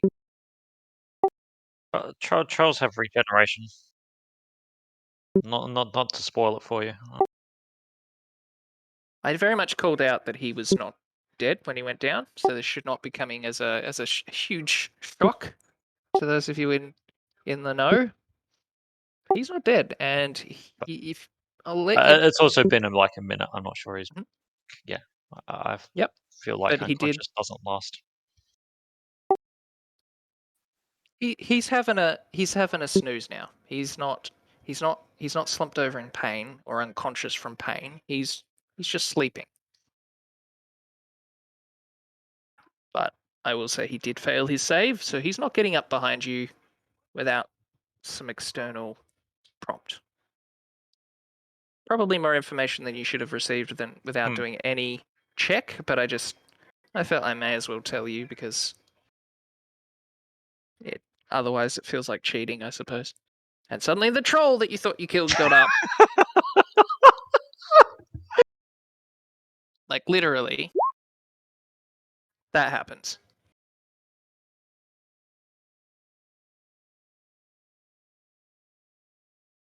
Oh, that's good to know. But If you kill it with damage. fire and acid, he dies properly, but you didn't.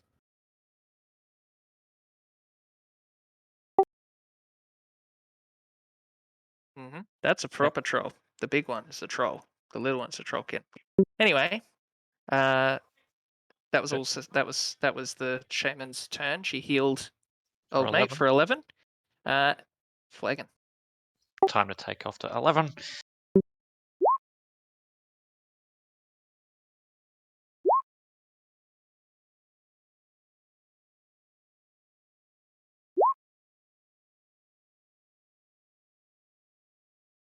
The one in the door, I'm assuming. Yeah. Cops. That is a 10 plus 4, 14. His health yo-yoing up and down as he valiantly tries to hold the door. Okay, assume he's still standing, so 17 hits for 12.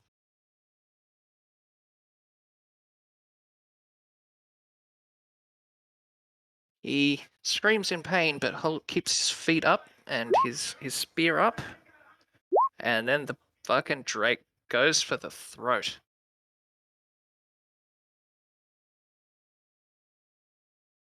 And he just blood sprays everywhere as the Drake rips out his jugular, blood pooling to the ground. He's not going to be in Rush Hour 3.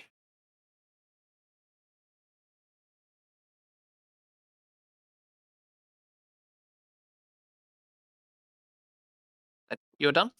Yep. Dean. Rank save still? Yeah. No, oh yeah. Yep. Hang on a minute. Why is... Okay. No, that makes Mhm. sense. Never mind. All good, because I stacked charisma. I was wondering why my strength was saying -1. It's probably because I've only got 8 points in it. All Correct.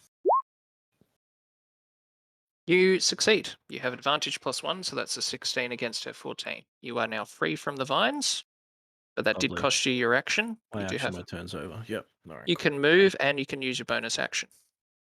I can. Well, I don't have a bonus action that doesn't involve Correct. As having far as already I know. attacked, so I'll probably stay where I am, to be honest. You've checked your spells. None of them are bonus action cast speed. I have twice, but unless Yeah. I'm fucking blind. I'm not saying that with some sort of extra knowledge. I don't know. I haven't checked your spells. I wasn't trying to hint at anything. I was just making sure you had checked. The only thing different is my reaction, which is shield. That's about it, Yeah. really, I think. No worries. Okay. Comes to the Trollkin Grunt, who's in the back.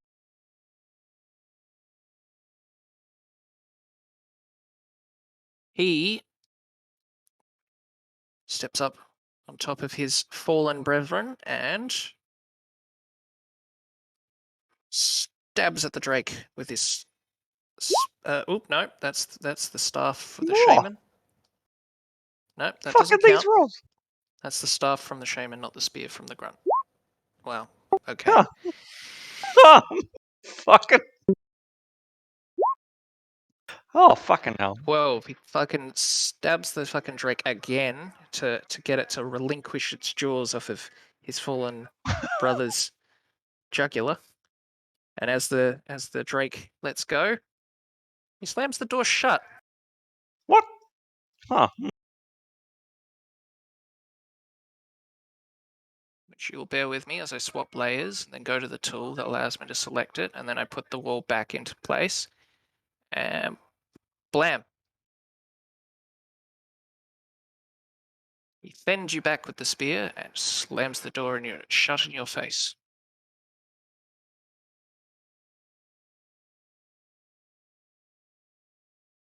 Well, that was rude. Mark 6. Would be Queasy's turn now.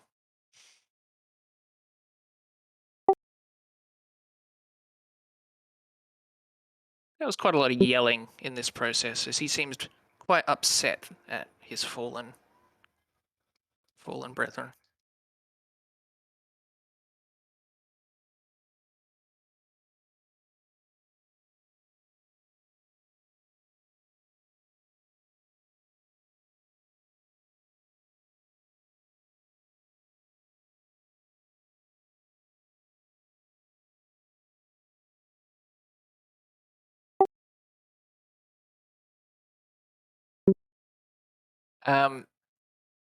Please roll a strength check, as there is some resistance when you attempt to open the door.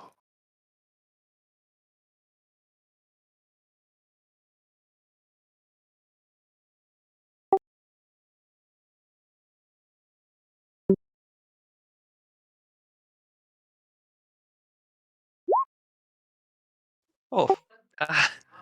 I'm going to be honest, a 5 and a 0, neither one of those is strong enough to pull open the door. That is definitely got some resistance and is no longer swinging open. I mean, What? on a door.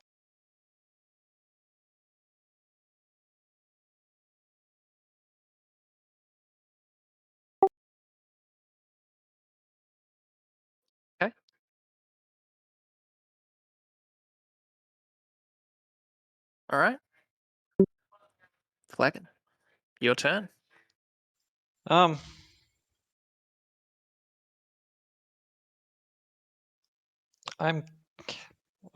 ask, but I'm going to assume no. Well, Drake can't open the door, can it? Basically, a dog in the form of a lizard. How would it Yeah. work the handles? So yeah, well, so there's a handle to the door. Yeah. Okay.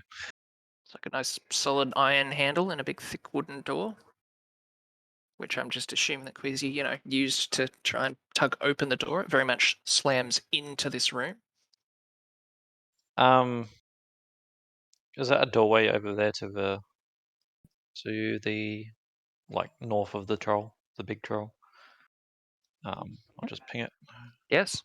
I could explain what that looks like for you in one moment when I find the fucking window that tells you. Oh, there's also a fucking door right there. Okay, that's fine. I'm assuming it's a door of some sort. I'll give you the description. The door north of the troll that you are pointing out is a large double door with impressive ornate carvings and pilasters lining it. The doors are sheathed in copper that's turned brilliant green-blue with age. You can make out inverted hammers decorating the copper. Yep, that seems to be the information you would have. So, That goes the same for the other double door to your east. That also bears the same design. yeah, I'm not confident that this door here and the double door lead to the same place, so I can't cut them off or try that way. I mean, I have lots of doors that lead to the same room. Wait. Oh. Huh. I'm not sure that's true. Huh. Not sure if I'm being baited by the DM or not. Anyway, okay. Door is a mimic. Yeah. So back to character. We have to stop them healing. So I'll move up 5, 15, 25, 35. And I guess I'll use, I'll cast level 2 heals on the cat.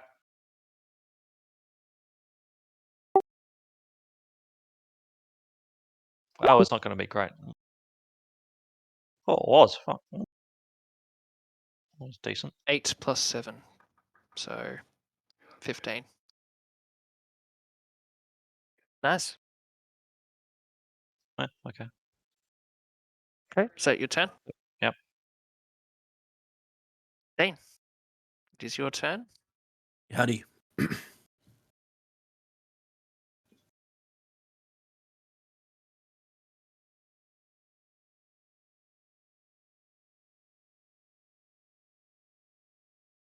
Okay, so they've closed the door on us, right? Yep.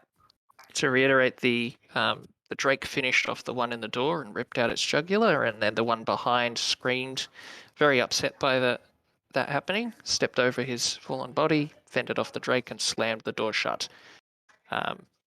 Queasy / Adrian then attempted to open the door again, but found some resistance and was unable to open the door with his incredible roll of a 5. Dancing lights. Can I do that even though it's not within line of sight? Can I put torches in the room behind the door? I don't think so. I believe you do need to be able to see it. Doesn't If you can say click, that. you can click the little speech bubble or like the name of the spell to post it. Yeah, Then no, we'll have a read. I was just reading it. It doesn't actually mention that it has to be in line of sight, though. Okay, 4 Oh. points within range. Make 4. Go for the air. Huh. As a bonus action, you can move the lights. Seems kind of broken, no? If I mean, it's just lights. I know, but still. Yeah, no, I think of a doesn't actually explicitly say that you can see it. Does Yeah, And we assume that it's allowed, or I see no reason not to permit this. You certainly do light up the room on the other side. beautiful? Okay, that's your turn. Yeah, I don't know that I want to go and open it just yet, or if it's even openable. Sorry, I don't. I'm phasing in and out. Apologies. All right, man.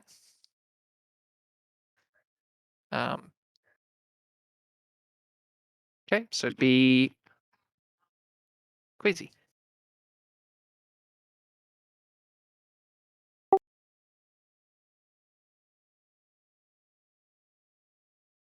Mm-hmm.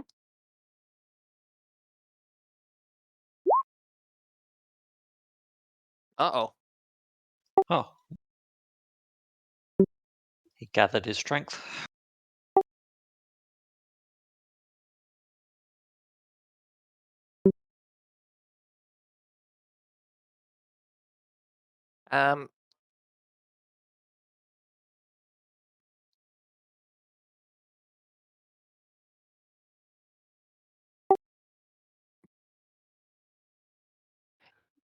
You have not technically beaten the troll's roll with Oh, a 19. You did not beat his roll to open the door. I'm not being a dick, but he did roll higher than a 19 on the contested strength roll to continue holding the door.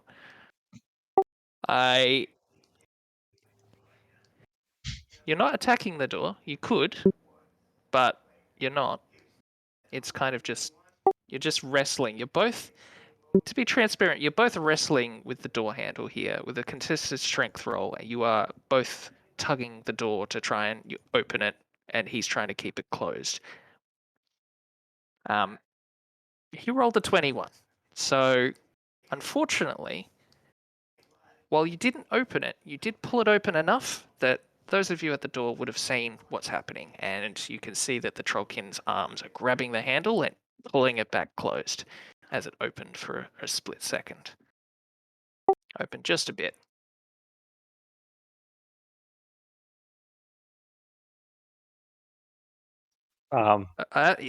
You are not fast enough to do that.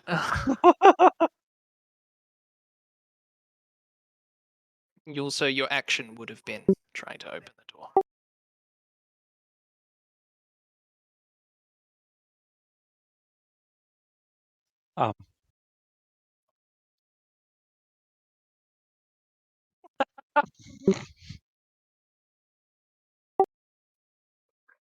Fuck off, intruder is what you would get back in kind of broken common.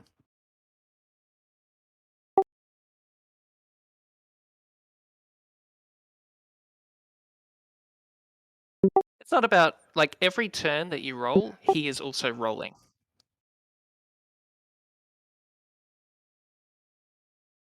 He's fucking trolls.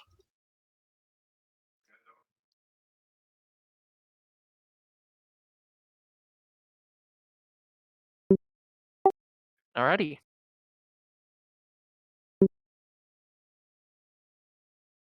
Flag it. Huh.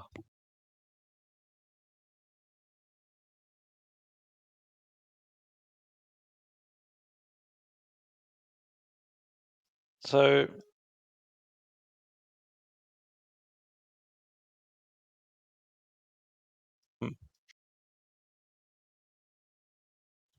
there's two ways of doing this. Either I step up and take a shot at opening the door, which I feel like is the right way. But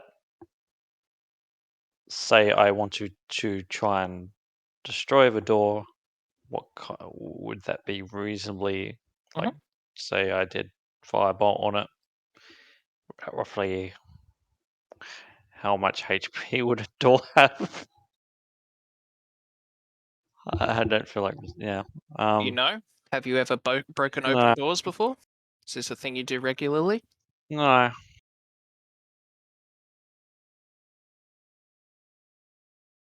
Yeah. It's fine, certainly like- possible. It's not an invulnerable door, but you don't know if it's going to take you 1 turn, 5, 10. Yeah, sure. All right. Well, I might as well just take a chance to roll the dice and do a strength. Like try to open the door. Okay.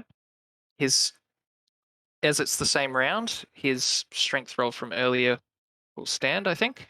Oh, okay. No, it's a contested roll every time it happens, so he'll roll again. Actually, because you'd be helping Queasy now in the same round, actually. So I think he'll okay. roll again, and he will roll with disadvantage. So I'll roll him twice and take the lowest, because he's now trying to do it against 2 people. That seems more reasonable. But we can't both hold the fucking handle. In fact, I will actually just click the button rather than doing a hit and roll, so you can see for yourself. So you've rolled an 18. He needs to beat an 18 with disadvantage in order for you to keep the door closed. It doesn't have to be disadvantage. No, I think that's fair. It's 2 of you against 1. Okay, so the Oh, door finally. throws open. When I swap the layer to the lighting layer, get the grab tool, get the door, open the door, go back to the object layer, and here we are. You can see little has changed in the room except the corpse has been kind of moved out of the way and propped up against some boxes, and the one that was wounded does look a bit healthier than before, as you suspect potentially some healing happened in the interstitial grounds. Little shit. Mhm. Yep. Okay. Well, as soon as I assumed that was my action, then will step back. Oh, do I have? No, I can't do that, can I? Like, I assume we don't have weapons drawn, right? If we're both tagging the door. Ah, whatever. I'll stay where I am until the fucking dragon. It's like it's a free action to pull a weapon out. You just can't do 2 in a turn, so you can't put it away and then pull it out. Enough time, like 2 rounds have passed, that you put away a weapon, tucked it, and pulled it back out. That's fine. You've got your weapons. It's fine. But I would say it was an action to open. I was thinking more door of with a stepping contested back strength. without him having, being able to attack. Yeah, I'll allow that.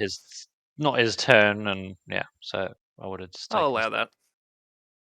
He wouldn't be ready to strike a second after the door was ripped from his grasp. So seems reasonable to me. Yep. Sick him, boy. He does indeed get bit.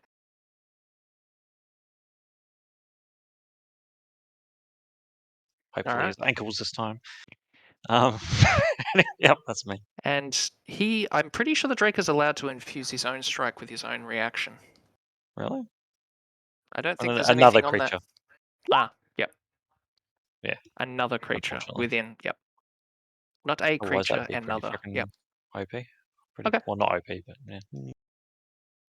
Cool. Dean, Yo, you're up. Door is open. fucking right in this cunt's face. An 11,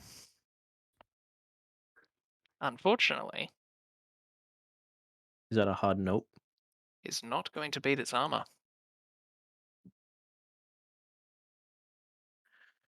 Well, shit.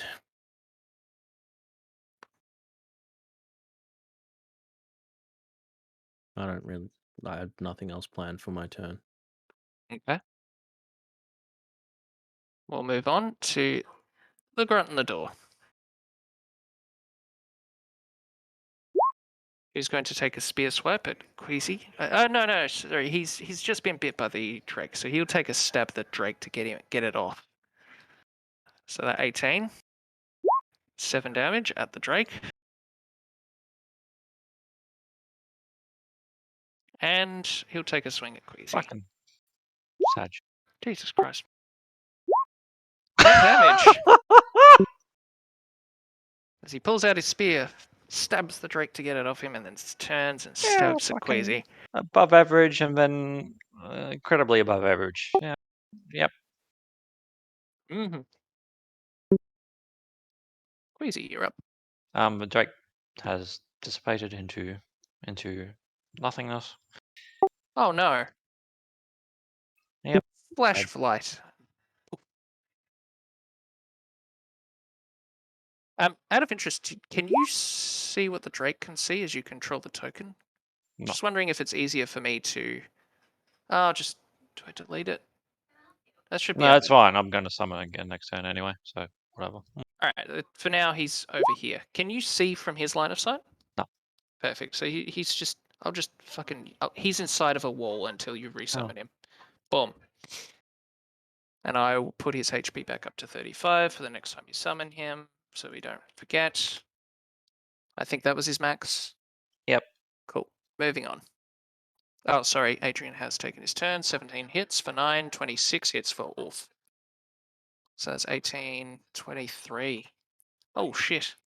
The first hit fucking really hurts, and he's on his last legs, and then the second one clogs him in the head and smashes in his skull. Oh, he's quite dead.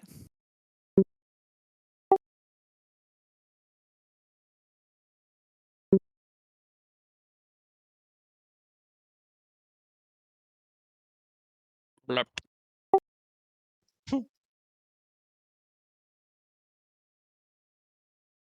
Okay.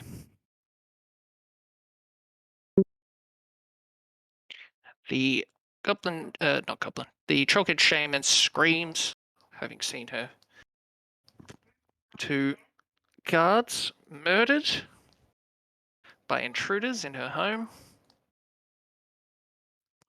And Badge.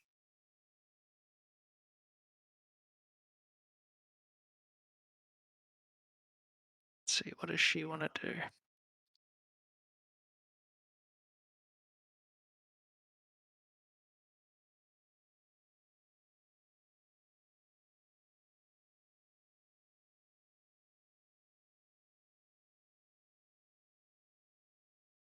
What does she want to do?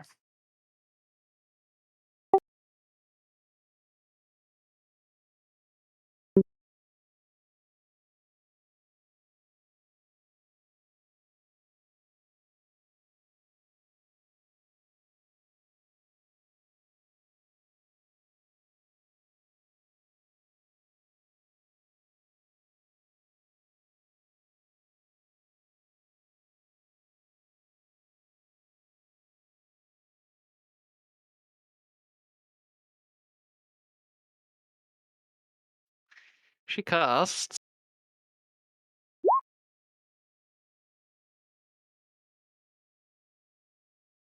a sleet storm, and suddenly, out of nowhere, inside the structure, a big fucking wall of rain and sleet appears. The area is heavily obscured, and the floor becomes very wet and slippery. Which area? Which room? Our room or was the room I'll she's just draw it. I'm drawing it. in? Okay. Okay. Just checking the Oh, range. 40-foot radius. 40-foot Jesus. radius. So, fuck, how large is that? 16 tiles across. Yeah, so your room. Your room Oh, gets. okay. Your room gets super. Oh. Fucking hell. Your entire room, roughly. This will probably cover it for all intents and purposes. Your room, all of a sudden, fucking blizzard. Wouldn't expect it. Blizzard. Huh. And she legs it. Can she get that far? I don't think I've dropped Entangle yet. She can get 10, 20, 30. What's her speed?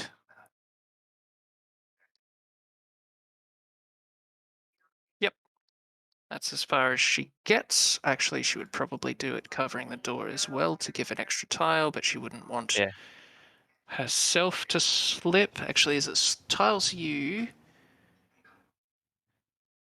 exposed to the ground is the ice, making a different terrain when the creature enters the spell's area Well, for the first time. She would move back and then cast it with him, wouldn't she?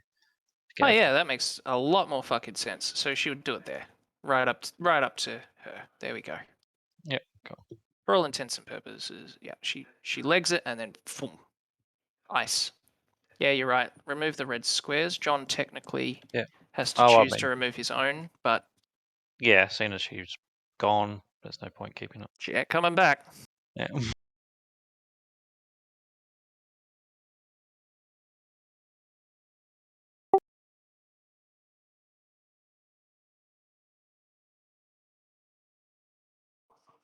So when you enter, oh yeah, actually, when you first enter it, so on Or your own starts. turn, or starts its turn, Yeah. you must make a deck save or slip on the ice. Yep.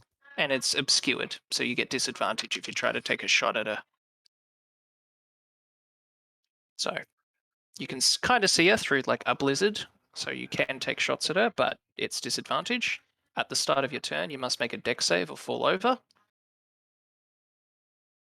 And the ground is difficult terrain, so it's 10 foot of movement per square. Okay, Flagon, your turn. Please make a dex save to see if you slip on the ice that she has just created underneath.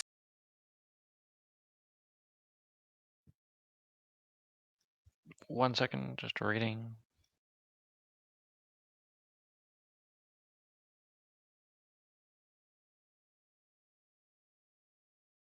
Okay.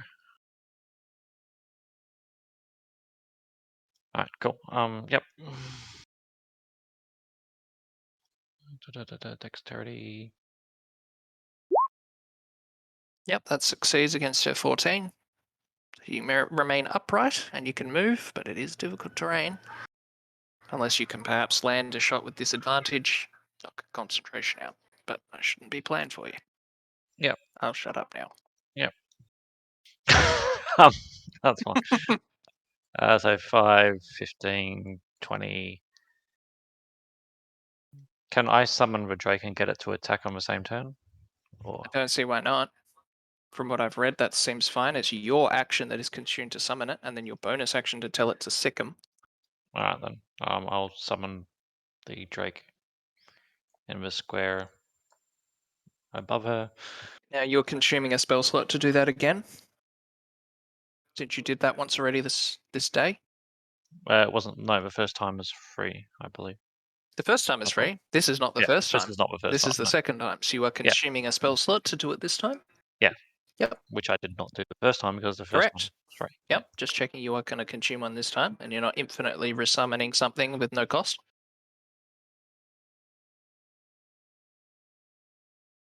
Okay. Where? Sorry. Where? This tile above. I don't see any reason not to. What element? Just fire again? Or Yeah, fire seems to be fine. They don't seem to resist it. as Trollkin, surprisingly, no, they don't resist fire. Okay, and then do you bite? Tell them to. Yep. Sorry. Oh yeah, 20 hits. Drake has been having good rolls as well. He hasn't missed either. Yeah, I suppose it Chomp. works both ways. Yeah. Get chomped. Con save to see if she beats a 10 to maintain concentration. Oh my god, yeah. Oh, If definitely. anything, her concentration's better now. A little bit of fear and fucking chomps and yeah. All right, anything else? I'm just gonna move out the way of the doorway just so in case anyone else comes past. 5, 15, 25, 35, yeah. It is 10 per tile. Yep. 10, 20, 30. You'd only be able to move to there, I think. Oh, is unless you've it got still? Oh, okay. Is it? the ice is difficult terrain, like the blizzard. So the ground in the area is covered with ice, making it difficult terrain. When you enter it or start your turn within it, you Still need to make a difficult, deck right. save. Yeah. Okay. My bad. So it's 10 per tile. So It's that's still as far 10 as you can per get. Okay then. Yep. Dean, you are up. Please make a Right. dex save.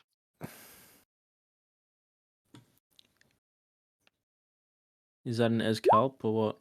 Oh yeah, Oh. you're fine. You are still upright. So this is all difficult terrain, so it's 10 foot of move, so you can only move 3 tiles. Unless you... No, you can move 4 because you're werewolf still, technically. Does that count as 2? Yep. Okay. So you would be able to move 3, 4. You'd be able to move to this line. Is the furthest that you could go. Yeah, okay.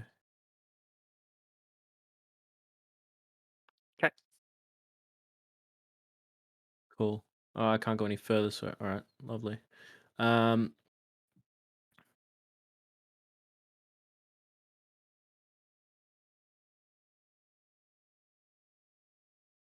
so she's not quite gone. She's still there. She's able to be attacked. Yep, but she is obscured, so it's disadvantage on any ranged attacks at her. Oh, okay. It doesn't affect spellcasting though, does it? It does if it's a spell attacked. If it's something she needs to make a save to avoid, no, it does not affect. But if it's a spell attack, like Yep. throwing a fireball or something at her that needs to actually hit, Yep. then it is Right, still a okay. disadvantage. I'll give it a crack anyhow. So 13 does not beat her armor. Right, okay. By 1, I think. Satch. This is 14 AC, really. Hmm. I believe so. Okay. Hold on. Okay, so Queasy, your turn.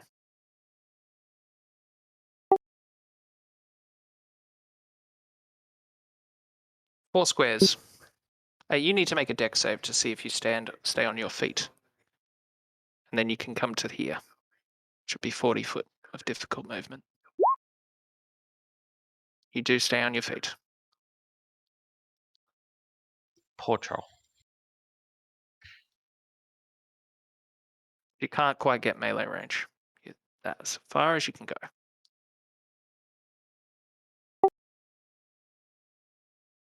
Mhm.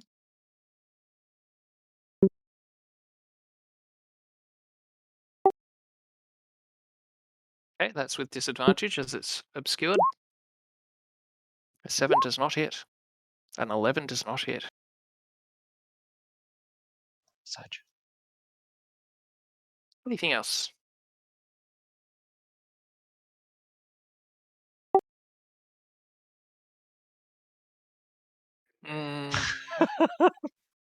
Suddenly Shrock. Right, it is her turn.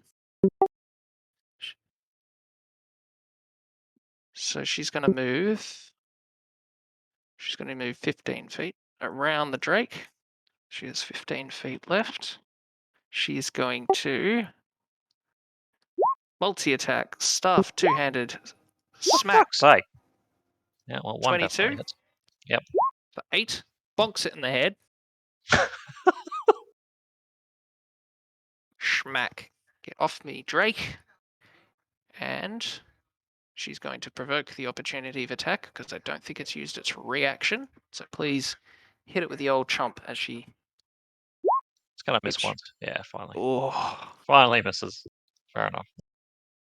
smack with the staff fends Yeah, it it off stuns it, like does it, lasers it. It's like, what the fuck? as she books it down the hallway.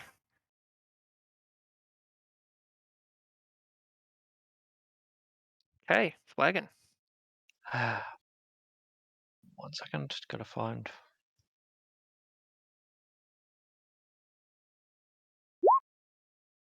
Fuck. Does that? Lip. You slip 14. 14 is the dex save that you got to God make. damn it.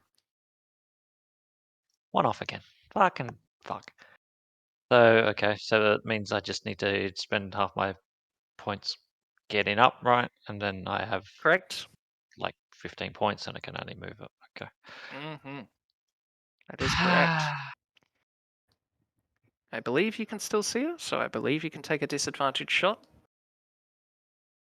Yeah, I guess I don't really have anything else to do, do I? Nope. Sure. Oof. Oof, you get her in the back. Did I roll for con save from the bite? Yes, I did. Okay, that's fine. Yeah, yeah, Alright, I considered first, it.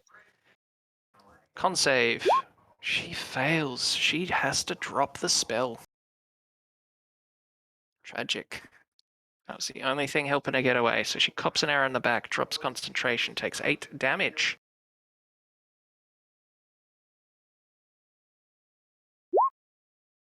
Oh, that's a bad fucking roll. The 11, Yeah. unfortunately, does miss. Yeah, well, don't think Bonus I can do action? anything. Oh, yeah. Yeah, oh, either way, that way. I'm then get him to bite. Oh fuck. Yeah. Fucking dog lizard over here fucking catches up. Chomp. Screams in frustration. Okay. Oh no. We will wait for Dern, I think.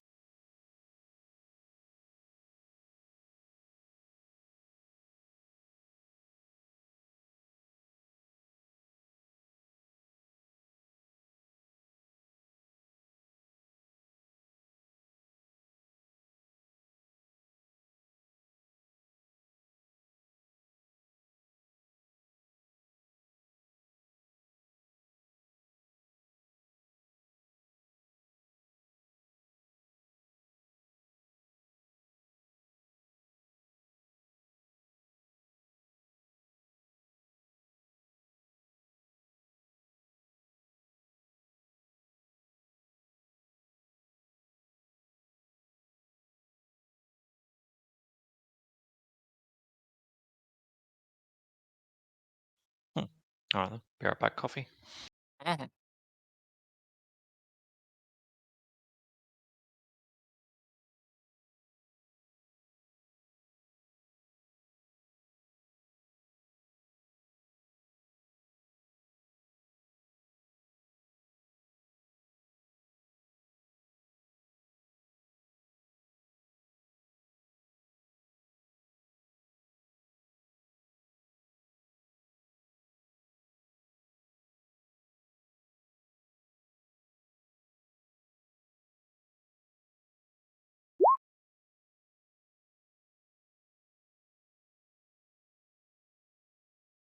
I know.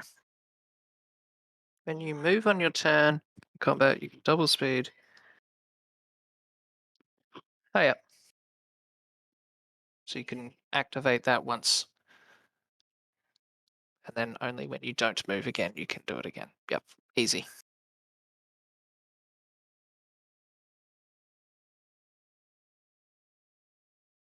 That will definitely let you catch up.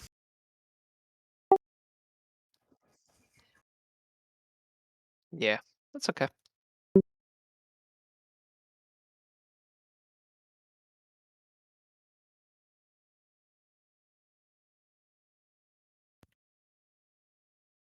Alrighty. You're right. Yeah. Yep. Weird. Okay, it's your turn. She's dropped the spell, so you have clear line of sight to her. And I believe you can also catch her, as you are 40 foot away. Yeah. Yeah. I'm not gonna fuck around.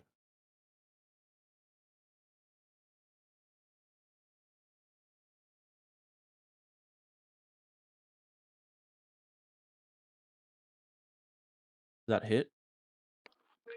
A 12 does not hit. I did add Wear Strike to your weaponry. A 14 does hit. Excellent. 6 damage plus 1d4 as your Mm-hmm. claws are still frosty.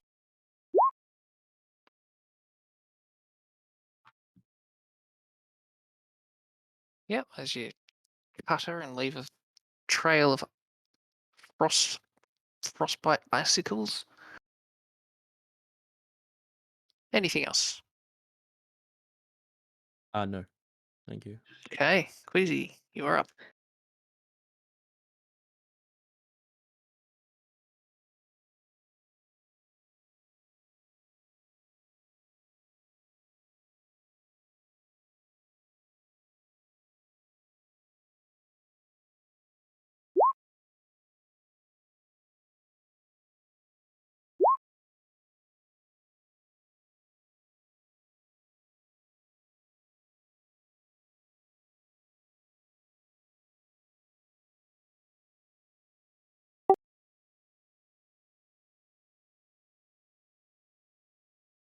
Uh, yep, 9 and 5. Gotcha.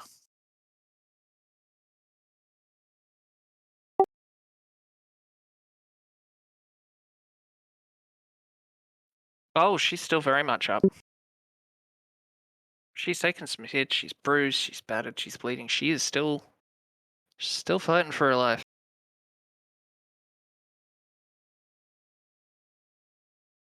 Why is the shaman the most tanky one?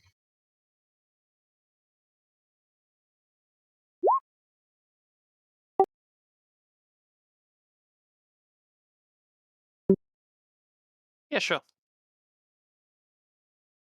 So take off a key point, and I need to make a con save, or else you stun me. I do not make the con save as an 8. What does stunned do?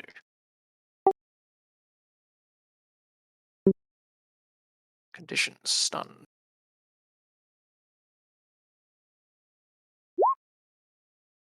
Can't move. Can barely speak. Automatically fail strength and dex. Attack rolls, I have advantage against her. Until end of your next turn, so not even hers. Okay. It's her turn, but she's stunned. As in incapacitated, I think, what is that? Cannot take actions or reactions, but I can take movement? What? So she can... Oh, can't move is also there. Incapacitated, so can't take actions, can't take reactions, can't move, can't speak, fails strength and dex rolls, and attack rolls against have advantage. Alright, she does fucking nothing. Flagon. Wow. Yeah. She got punched on the side of their head and is stunned. I will get the dragon to chomp her. Mhm. 1 second. What? He fucking misses both. Fucking little. Wow. Oh my god. Fucking let me down. Imagine. A 15 hits? No, 20, because advantage. 20 definitely hits. 13.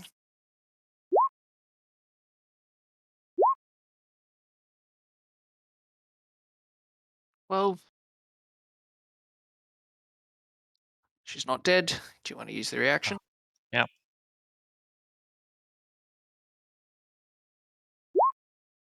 2. Really expected her to fucking... She is still up, but barely. Yeah,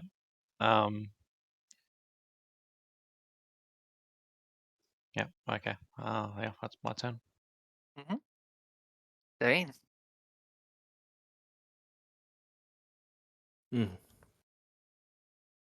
She's stunned. You have advantage against her with any attacks, and she is not looking good. Yeah, 20 will hit. We don't need to roll the second one. And the damage. Okay. And how do you kill her? I just fucking put my claws through her throat. I can rip out her esophagus. All right. Let me just. But keeping them frosty at the same time, like a portable esky. Okay. So I think this would probably sum up a little bit of what. There we go. Just splat. Gotcha. And with that, we shall clear initiative, as there is nothing currently in combat with you. What would you like to do? Yeah, hopefully not run into anything without any resources. I will look at the stone walls. Look at the stone walls in your room. Can we feel the ground around us to make sure it won't fucking cave in, or You can, and it feels surprisingly sturdy in the basement. that's reassuring.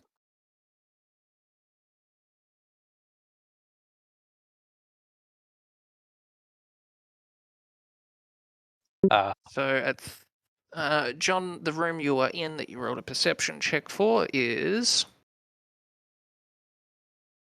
It's annoying because it's written in a way. Part of it is for the DM, part of it is for the player. It's annoying.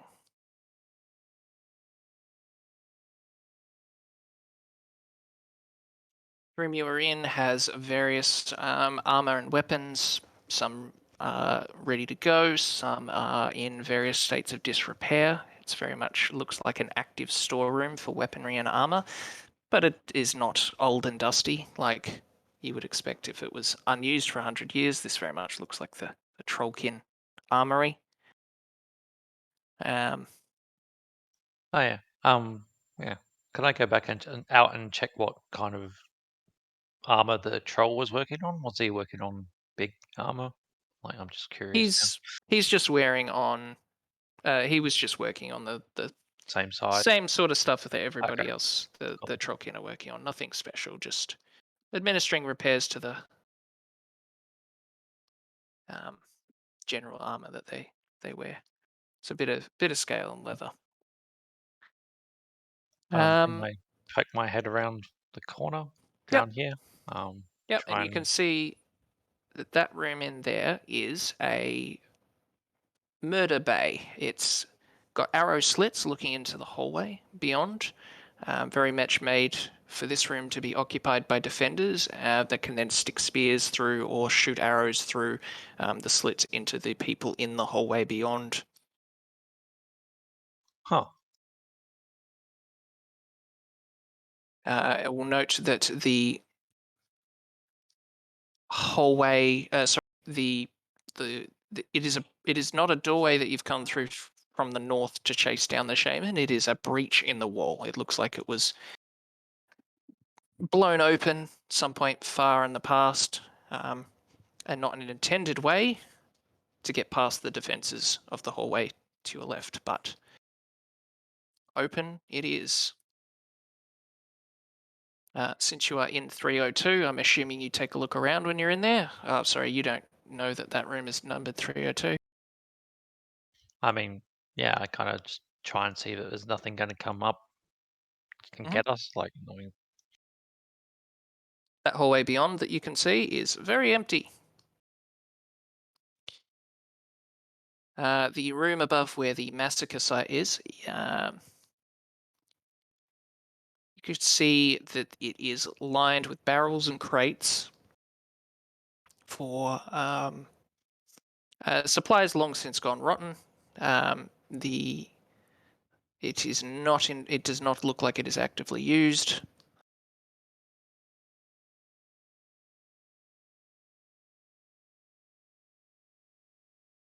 Uh,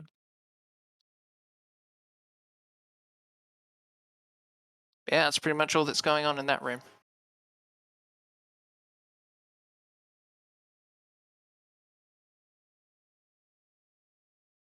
I suggest we use this little room then to have a rest. Yeah, sounds good.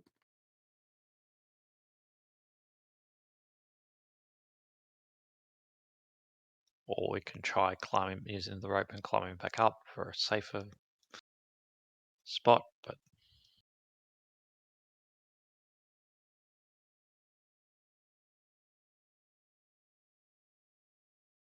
I don't think we established it would support our weight.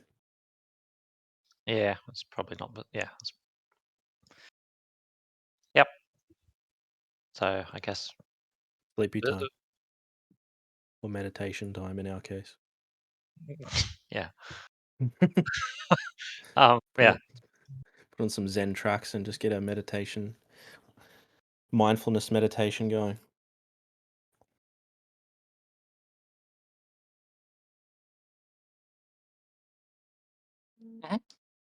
Please put yourself in the position you would like to be in, and then confirm the short rest.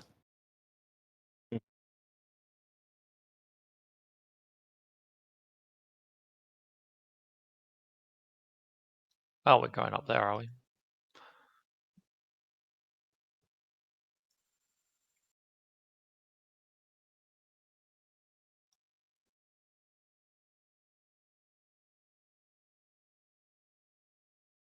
I meant this little room down here. Huh. Okay. I suppose either way, I suppose I don't know him. Yep, cool. Like I feel like if anything was gonna, hear us and come checking, then it would have happened by now. So we probably have half an hour, hopefully, before anything comes by. Yeah.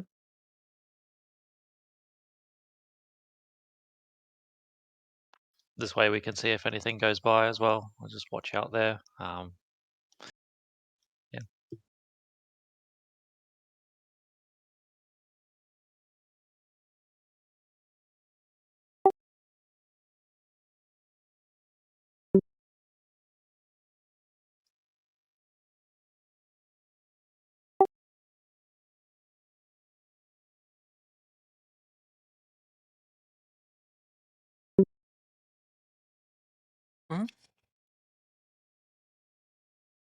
All right, you're all locked in. You wanna take a half-hour kip?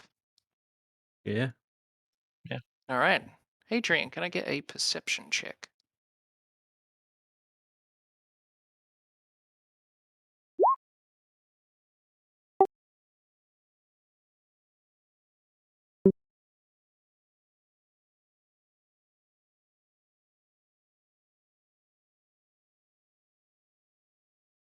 Yeah. You don't notice anything. Huh. Seems quite quiet. Too quiet. Oh no. You can all use your hit dice. I can use 3, right? Or I don't remember the specific. it's like half of your level, isn't it? I can't remember.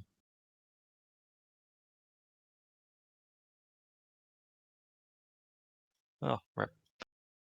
Just checking. Hit points and hit dice. You gain blah blah blah. You add together blah blah.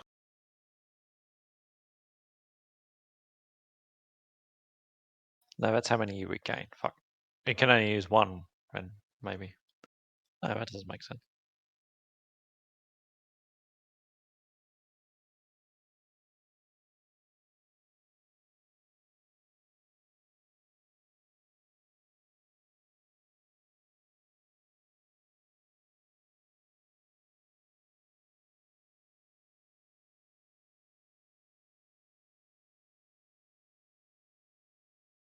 I'm not finding the rules. Sorry.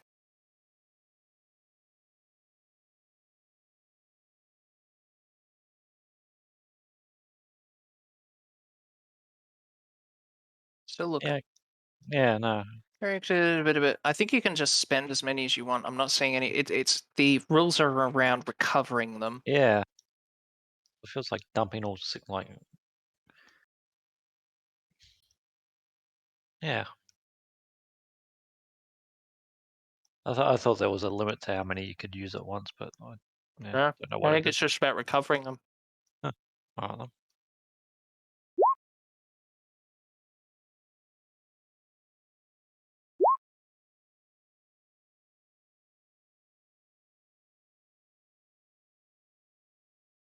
So yeah, use as many hit die as you want and recover any resources that you recover on a short rest.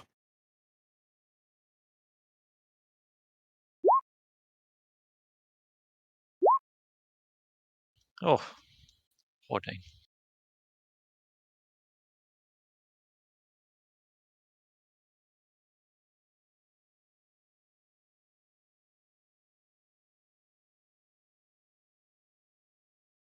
Dean, I've just realized a mistake I've made.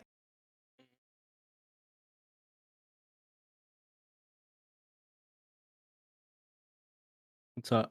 Your hit dice should be D10s, not D6s. D6s for sorcerer. Your multi-class Yeah. should be Okay. D10. So if you would like to undo the use of those 2 hit die and then re-roll with D10s instead, Okay. given your first roll was literally a 1, and you can't really get much worse. So undo those and then go again. Oh, No, I've updated it on your character sheet, so hit the button. Oh. Okay.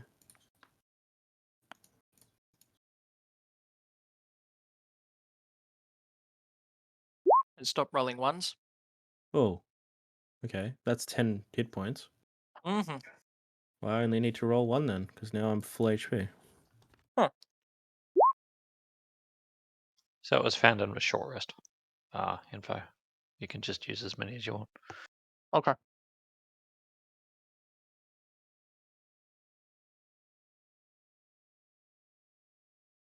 But you only get like half back a long rest, I believe. Yeah. Or like half plus 1 or something.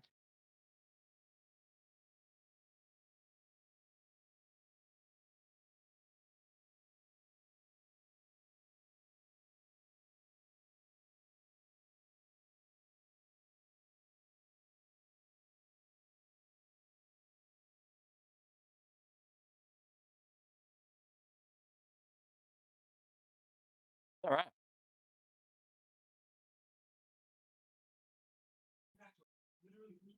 So, I'll check again. Does anyone want to keep playing for a bit, or maybe finish it up here? How's the vibe?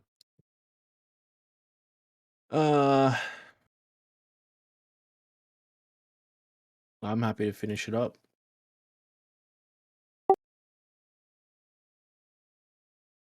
Stop playing D&D, yeah.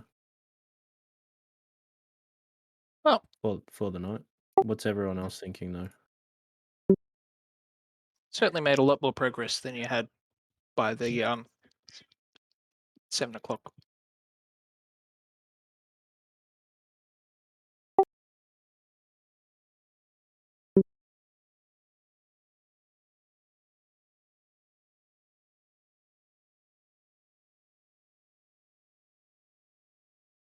Leave it there. Or- Yeah, I think so. I think so. Like if we engage in anything else, then it's going to be, another couple of hours, which I Yeah, you're not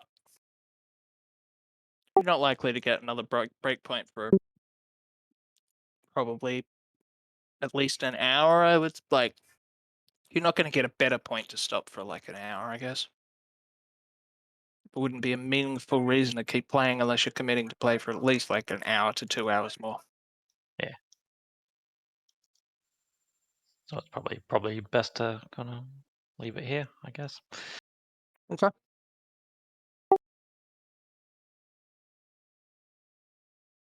Yeah. It'll be very interesting to see if we can get through all of it in a session. I will say that much. It's not out. Yeah, there's a lot left. Although now we know our class is a little bit better and everything, so maybe it will go a bit quicker. But who knows? See how much we can get through.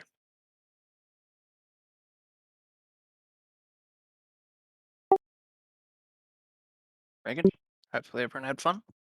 Yeah, it was fun, dude. Thank you. All right. Hopefully I lived up to Scott's standards.